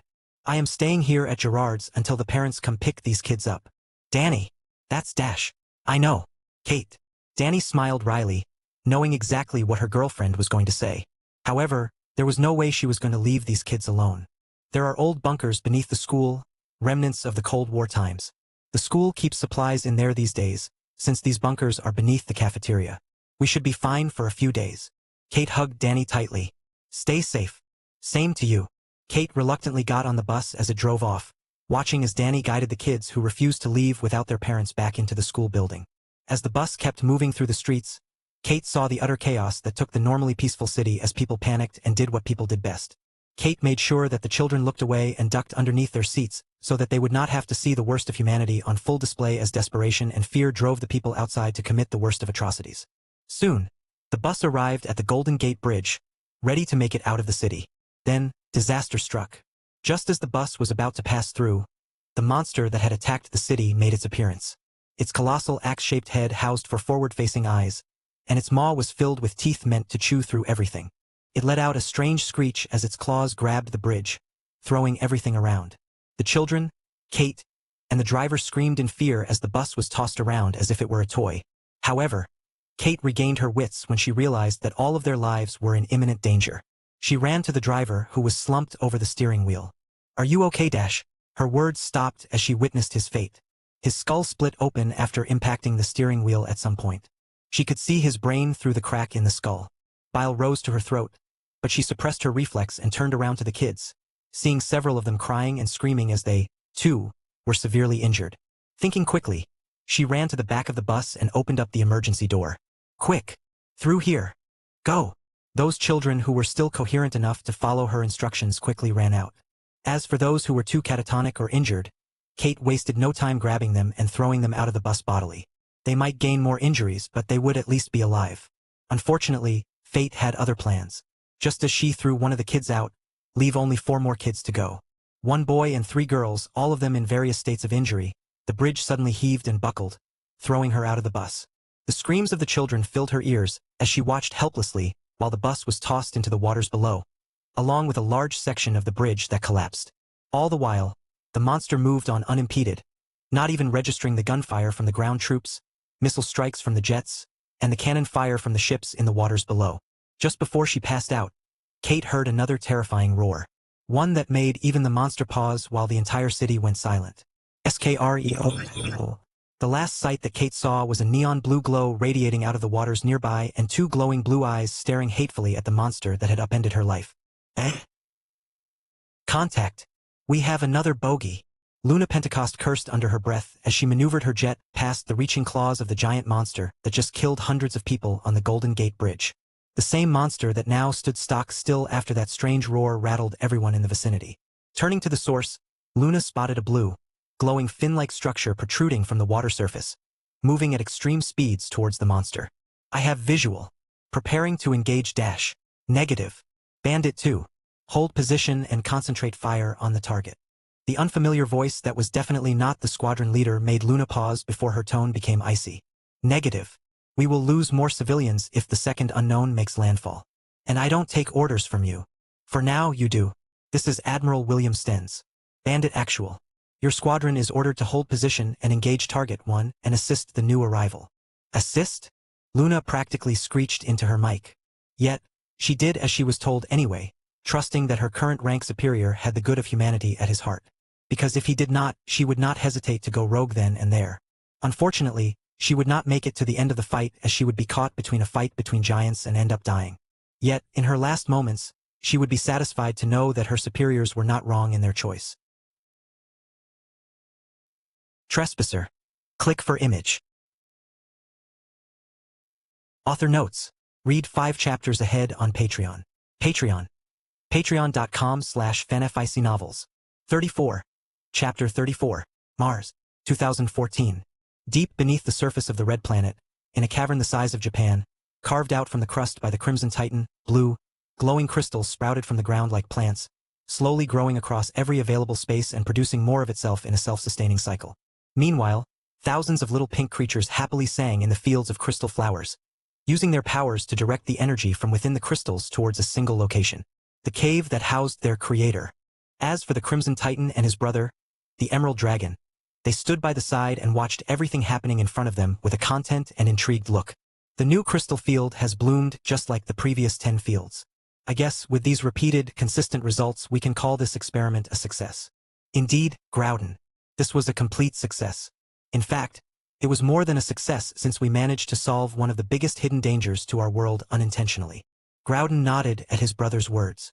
While Eternatus, the alien dragon, was indeed dormant from his injuries and was only considered to be dangerous by the Clefables because of his predicted berserker state after starving for more than 20,000 years, it could not be denied that he was a hidden threat to the Earth should he ever wake up. Something that they knew to be inevitable, even if the Clefables did their best to conserve the sleeping dragon's energy as much as possible. However, with the introduction of the hollow Earth crystals to Mars and their growth cycle similar to plant life, thanks to the help of the Clefables, this problem has been permanently solved. With a single patch of these crystals, the Clefables have a near limitless source of energy that they can process through their bodies and convert into the exact energy needed by Eternatus.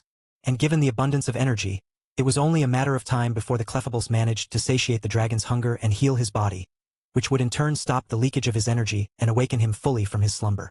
With his mind no longer dominated by his starvation, Groudon and Rayquaza, along with the Clefables, hoped that Eternatus would be willing to negotiate peacefully and would not devolve into a fight.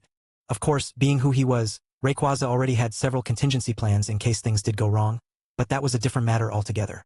I heard the little ones are planning on coming here? Yeah, the people of Hoenn are preparing to establish a permanent colony on the moon, followed by the USA, Russians, Indians, Japanese, and basically every other space-capable country on Earth. After that, Hoenn plans to establish a secret base on Mars. Are we still withholding information about the dragon from them when they are so close to reaching this planet? Rayquaza fell silent. Yes, and, if possible, I want to warn them from establishing a base on Mars and maybe even try to stop any missions to Mars from humans. They are still not ready for what awaits them here. Don't you think you are becoming too controlling of them? It is necessary, Groudon. They are not yet a united species. Their ways are not yours to decide, brother. Groudon interrupted his brother's words. I know that you don't trust them, and, to some extent, your distrust is justified given what we've learned so far. However, you need to remember that it is not our place to decide their future for them. Just like it was not our place to decide the future of the apes back then, when they and Godzilla's people went to war. Rayquaza fell silent as Groudon continued to speak slowly, trying to help his brother overcome his paranoia and innate need to control everything when it comes to those he sees as dangerous. Brother, you need to remember that we are a part of the Earth system, not above it. We are not the judge, jury, and executioners. Kyogre and I exist to protect the natural world's balance, and you exist to protect the world from external and internal threats. However, that does not give you the right to judge an entire species for the mistakes of a few and keep them from progressing. If that is what I wanted to do, Groudon, do you think I would have ever taught them anything? Do you think I would have taught the Titan apes to build tools and make a civilization of their own? Do you think I would have ever forgiven the humans? This time, Groudon remained silent as Rayquaza spoke out about his own grievance. I know better than anyone what our duties are, brother. Unlike you two, I was born with knowledge and understanding, remember? However, this knowledge and understanding are just as much of a curse as they are a blessing. Every time I see a species make mistakes, I can't help but think of the worst-case scenario. Every time my heart dares to trust in others and hope for a brighter future, my mind always turns to the worst case and can't help but make contingencies upon contingencies. My heart trusts, but my mind is afraid. That is why, even though I trusted the apes, I still made a contingency plan, just in case they ever decided to become the new rulers of the world through blood and violence. Groudon gave a shocked look at his brother, who had a cold light in his gaze. Godzilla. Correct. There is a reason why I let him devour those crystals back then and let him absorb your radiation. He and the others of his kind were my backup plan in case the apes went out of control. And, sure enough, that brat Scar King did do something like that. Pain flashed through Rayquaza's gaze as he stared off into the distance. Unfortunately, I miscalculated how far that bastard would go, which resulted in the near extinction of the Godzilla species and the apes, with only a handful of their kind left scattered across the world. Now, Godzilla is the only one left of his kind, and the apes are imprisoned in the deepest parts of the hollow earth for eternity. Brother. This. I know, Groudon. It is cold-hearted and cruel. I know that it might appear like I am using everyone as nothing more than pawns on a board. And, to a certain extent, it is true. Rayquaza turned to his brother with a bitter look. But what choice do I have, brother? I took on the job of protecting our world, and I must face the consequence of that choice. You are a fool, brother. Yeah, maybe I am.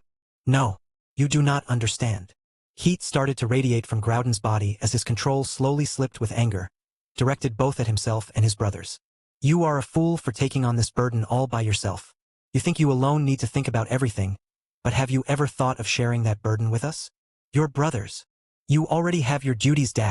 Bullshit. Groudon roared, startling the Cleffables, who immediately ran for cover and stared with caution and worry at the two titans. All you have to do is ask, brother, and Kyogre and I would always help you. But you would never do that, would you? Because you think you alone are qualified to do what is necessary. That you alone are born to suffer for the sake of others. Groudon snorted as his power gradually returned to normal. Truth is, you have a savior complex, brother. A complex that is now clashing with your paranoia and your broken heart, leading you down the path of extremes. Brother, let me give you some advice. Learn to trust others more. Learn to let go of the past. Stop living in the moments that are long gone. I know it is a hard thing to do for long-lived beings like us. To us, eons are a mere blink of an eye. But for the humans, those incidents of the past are ancient history. Learn to look past your prejudice and paranoia, and for once, trust in the good in their hearts. I admit many of them are foolish and react violently to anything they do not understand. But, just this once, learn to look past these primal instincts of theirs. Just this once, don't let the past color your vision. Rayquaza remained silent at his brother's words, trying to come to terms with what his brother said. Then Groudon whispered through their link. And, for what it's worth, I don't think you are cold-hearted, brother. Granted, you might have planned for Godzilla's people to be your pawns back then. But, there is no denying that you cared for them. How can you be sure of it? Because I remember the years you spent grieving their loss, brother.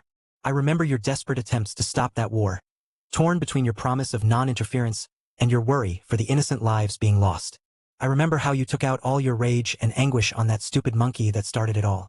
And I remember the eons you spent trying to find a way to help repopulate Godzilla's people. The cavern soon returned to silence as the Cleffables slowly came out of hiding, staring with apprehension at the two silent titans. Groudon spotted their worried look and crouched down, gently placing his open palm on the ground for some of them to climb on him. Some of the pink creatures ran up Groudon's hide happily and started chittering in their cute voices, while the others approached Rayquaza and jumped on his head. Much to the surprise of the Emerald Dragon, the tiny creatures started to pat him on the head exactly how they would pat the heads of their young. Rayquaza's gaze softened as he let out a tired huff. Maybe you are right. Maybe it's time I let go of the past.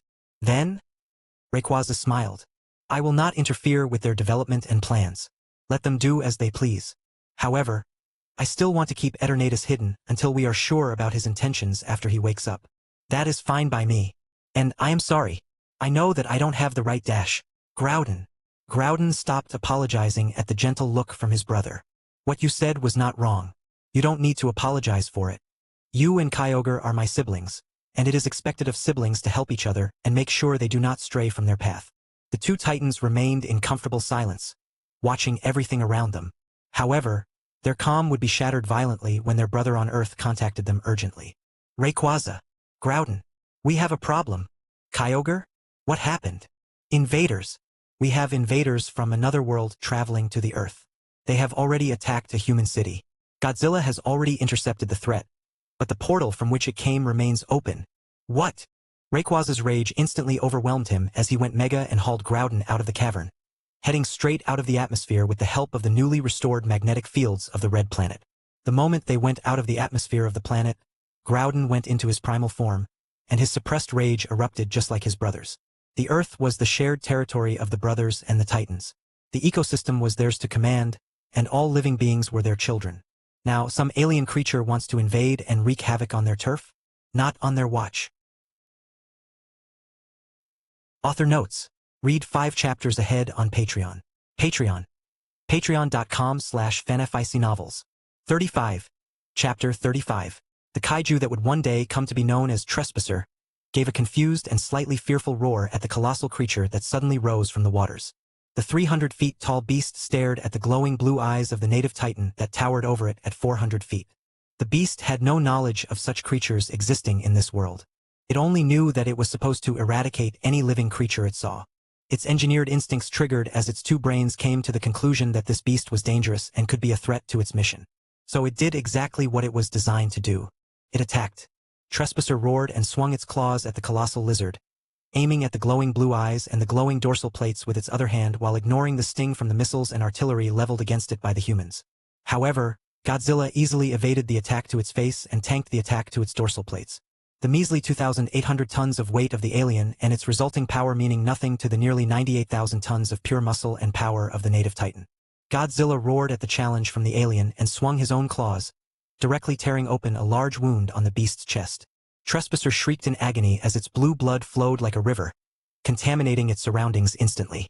Godzilla picked up on it immediately, realizing that if he let the beast bleed anymore, it would cause irreparable damage to the local waters and land. He decided to end it as clearly as possible. With a strange whirring noise filling the air, he prepared his final attack. Move! Move! Move! Get those civilians out of here! Ford followed the orders of his current superior and guided the few remaining civilians in the city towards the shelters. This way! This way! Into the subways! In the sky, jets continued flying and firing at the monster that was now being assailed by another monster. The creature bled a blue fluid that fell like rain on the ground below while the attacking giant roared in anger. Ford watched as the jets pelted the creature's hide with missiles to no avail. Then he saw it. The other beast, the one that looked like a giant lizard, started to emit a strange humming noise as a blue glow started to travel up its dorsal plates. Then the blue shine shifted. Deeper, darker, and then all of a sudden, it changed color completely, becoming a shade of pink. What followed, he could only describe as awe-inspiring and terrifying all at once. A solid beam of energy erupted from the maw of the lizard, slicing the other beast in twain. The beam easily passed through the creature as if it were made of paper, cutting it in half cleanly, while also cauterizing the wound, making sure none of its blood would leak onto the ground. Then, the beast roared in victory and huffed before stepping back into the waters, swimming away to who knows where. What the actual fuck? Ford shared the same sentiment as his fellow soldier, but he shifted his focus back to the present. Keep moving. We are not done yet. That snapped the soldiers out of their daze as they moved to secure the civilians and make sure to keep them safe until the orders came through for an all clear. And yet, as they kept to their tasks, one thing was clear for everyone involved. Things have suddenly changed, the rules of the world have changed. And now, humanity had to learn the new rules and how to use them to their advantage. Within the ocean, Godzilla swam as quickly as he could. Goji, I heard what happened from Kyogre. How is the fight going? Godzilla snarled in anger. Damned invaders. Their blood is poison. I smelt the corruption within its body when I killed it. We need to get rid of whatever portal they are using. It's deep beneath the sea. Kyogre is already there. But there is a problem. What? He can't close it. That made Godzilla pause. In his memory, there was never a time when he heard Mothra say those words. Neither did he remember a time when one of the trio claimed something to be impossible. They only ever claimed something to be difficult. Without wasting any more time, he kept swimming deeper and deeper until he finally arrived at the source. The portal that connected their world with the other side. A portal that was under the constant bombardment of Kyogre in his primal form, yet remained as it was, with no signs of it destabilizing. Godzilla did not waste any time talking and instantly powered up his atomic breath, pushing it to the limits and targeting the portal. However, despite the combined assault, the result was still the same. It remained unscathed. What the hell is this? I don't know, but I think we will need to wait until Rayquaza gets back. He might know of a way to make this portal collapse. The two titans remained above the portal, ready to intercept another invader from beyond. However, no invader would come through as they expected. They remain there until Rayquaza and Groudon arrive in their full power and fail to destroy the portal. Then, 6 months later, when they finally left the portal alone, thinking that the danger had passed, the second attack would come. An attack that would be similarly thwarted by Godzilla. Then, the third attack would come. Then, the fourth. Finally, the world would realize that this was not going to stop. The unification that Rayquaza always hoped for would come to pass. Yet, it would be under circumstances he could have never imagined. Author notes: the reason for why these guys did not decide to spawn Camp Them Kaijas will be revealed in the coming chapters. Read 5 chapters ahead on Patreon. Patreon. Patreon.com/fanfictionnovels. 36. Chapter 36. Author notes. I just completed the 3.1 story in Wuthering Waves yesterday when I had some free time at work. And suffice to say, I am very, very angry at a certain freaky space eyeball, and very, very sad at losing my digital daughter. I am really considering going back to my wuwa fanfic and continuing to write it, but I know that I don't have the time for it. God damn it, Kuro. Why you gotta do me like this? My heart hurts just thinking about it. Seoul, South Korea. September 15th, 2014.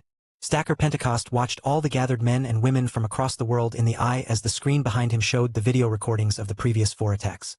San Francisco, Mila, Cabo, Sydney. Let's face it, ladies and gentlemen, this is no longer a problem of if another attack would come. It is a matter of when. The pattern is clear as day. Murmurs broke out across the room as the gathered men and women, made up of politicians, representatives, scientists, theorists, and independent organizations, took in the details zooming across the screen behind Pentecosts and their own datapads. However, there was one group in this large sea of people that stood apart, as everyone cast them suspicious and distrustful gazes. Their badges showed the symbol of a horizontal hourglass stylized as an M. Monarch. Ever since the truth about what they did was brought to light to the UN, and later on, to the entire world, thanks to the attack of the kaiju, as the aliens have been dubbed by now, Monarch had essentially become a pariah in many circles. Some blame them for not preparing the world for this threat, as if this group was magically supposed to know that an interdimensional portal would suddenly manifest at the bottom of the Pacific. Others did not trust them on principle because they did not see the difference between the titans native to Earth and the monsters from beyond the portals, despite the fact that Godzilla was the only reason the loss of life was kept to a mere few thousand instead of tens of thousands or even millions that was originally predicted. Of course, the organization did not care about what the others thought. As long as they continued receiving funding and doing what they were originally created to do, they did not care what the public thought of them. Pentecost saw the strange gazes directed towards the group, but he did not care much about the situation, because right now, there were far more pressing concerns than blaming each other. His sister did not sacrifice herself so that these idiots could play their political games out here. We need a solution, people. We need something that can fight these monsters from beyond our world. His eyes locked with those of Monarch's leader, and the monsters from our own world, should the need ever arise. Pentecost was not threatening Monarch. Far from it. He had read their files and understood what they stood for, and, to an extent, agreed with them. If their reports were true, then it would be far more beneficial for humanity to coexist with the titans of the earth than fight them and threaten the lives of millions. However, he is a pragmatic man, and he believes in having a counter to all potential enemies, even if he prefers diplomacy over violence. That is why he needed a weapon to fight the titans of Earth as well as the kaiju from beyond the rift, so that, should the day ever come when the titans turn on humanity, his people would not be caught with their pants down. Stacker listened as many people from their militaries across the world, including high-ranking military officers from the USA, Russia, China, India, Japan, the UK, and many others, opted for a more traditional approach to the problem. Increased military budget, increased production of military firepower like tanks, jets, missiles, artillery, and other such methods. However, he quickly dismissed those options. We have seen what our traditional military can do against the kaiju. It is like shooting a fully loaded freight train going at top speed with BB guns. Practically useless. And the less it is said about what they can do to the native titans, the better. Then came the more esoteric solutions, primarily from think tanks, renowned campuses like MIT, and even space agencies like NASA. MIT, leading a whole coalition of universities from across the world, presented their idea. The screen showed the proposed blueprints of what they came up with. A coastal defense line made up of experimental plasma cannon turrets. Once again, Stacker rebuffed the idea. Highly impractical. Not to mention the experimental nature of the technologies involved. Given that we have only managed to crack controlled plasma weaponry this year, there is no telling what kind of dangers there will be in using them, not to mention the cost of upscaling them and lining the entire Pacific Ring of Fire with these turrets. It is simply beyond the scope of the GDPs of most countries combined. And this is your own estimate, which means the costs could even double when it comes to the ground level.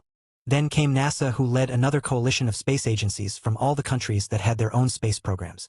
They presented their own idea of an orbital kinetic bombardment array, a network of satellites armed with tungsten rods with built-in propulsion systems, allowing them to precisely strike their target with minimal loss and no risk of radiation. A highly practical and relatively cost-effective method. One that Pentecost liked the most out of all the proposed ideas. Yet, there was one problem that they had no solution for. Kaiju blue. The toxic phenomenon caused by the phosphorescent blood of the kaiju. If the humans used this weapon as planned, the kaiju would indeed be killed with relative ease. However, due to the nature of the kinetic strike, the blood of the kaiju would inevitably contaminate the area. Not to mention how the kinetic strike would surely cause the blood to spread across a vast area as a result of the dust and earth thrown up into the atmosphere after the attack, causing the blood mist to spread across hundreds of kilometers. Keeping this in mind, Stacker reluctantly rebuffed this idea as well. As the meeting went on, more and more strange ideas started to emerge, like railguns that Hoenn is already using in their infantry and tanks, only upscaled to fight kaiju, to even suggestions of theoretical weapons like particle cannons and other such things. However, as the meeting slowly started to slow down and it became clear that only a few of the ideas were being even considered by those in charge, one final idea emerged. Dr. Jasper Schoenfeld, a former professor of Carnegie Mellon University, walked to the podium and proposed his own idea. The Jaeger. Colossal, humanoid machines that answer all the problems that cropped up until now when considering all kinds of conventional and non-conventional weapon systems. Due to its reliance on kinetic strikes such as punching and the use of cold weapons, it could minimize the problem of kaiju blue. Due to its size, it could incorporate experimental weapon systems like the proposed plasma cannons, acting as a mobile weapons platform. And it would justify the cost of its construction with its longevity and ability to be transported across the world. So many points were covered that even Pentecost would end up convinced with this project, proposing that Jasper come with him to the UN to present his ideas there. Unfortunately, that is where things went wrong.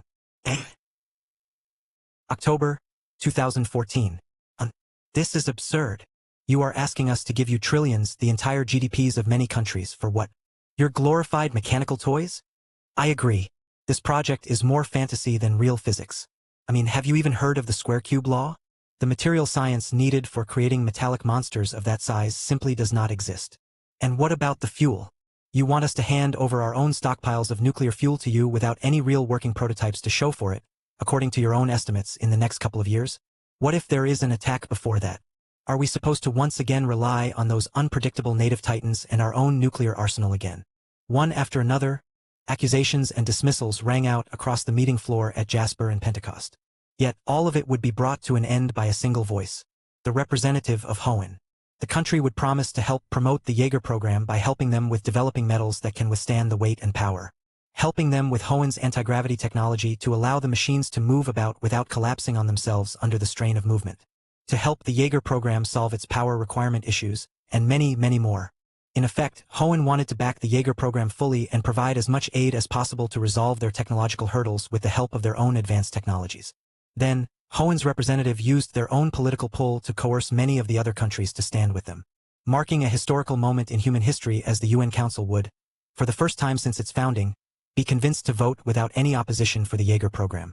And so is born the Pan-Pacific Defense Corps, the only line of defense against the kaiju.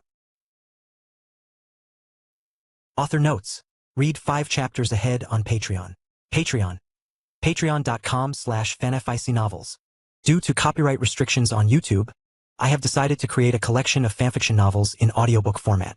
If you would like to access the collection, you can purchase it through one of the following platforms: Patreon or Ko-Fi. You will find both links in the description. After completing your payment, you will automatically receive a link to a private Telegram channel that has a great collection of fanfiction audiobooks in audio format. This is a one-time payment that grants lifetime access to the existing collection. Please note that the collection is continuously expanding. I regularly add new audiobooks over time, so the library keeps growing. If you would like to update a novel or add a new one, you must subscribe to my Patreon. Depending on the tier you select, you will be able to request a specific number of chapters weekly, which I will then produce in audiobook format.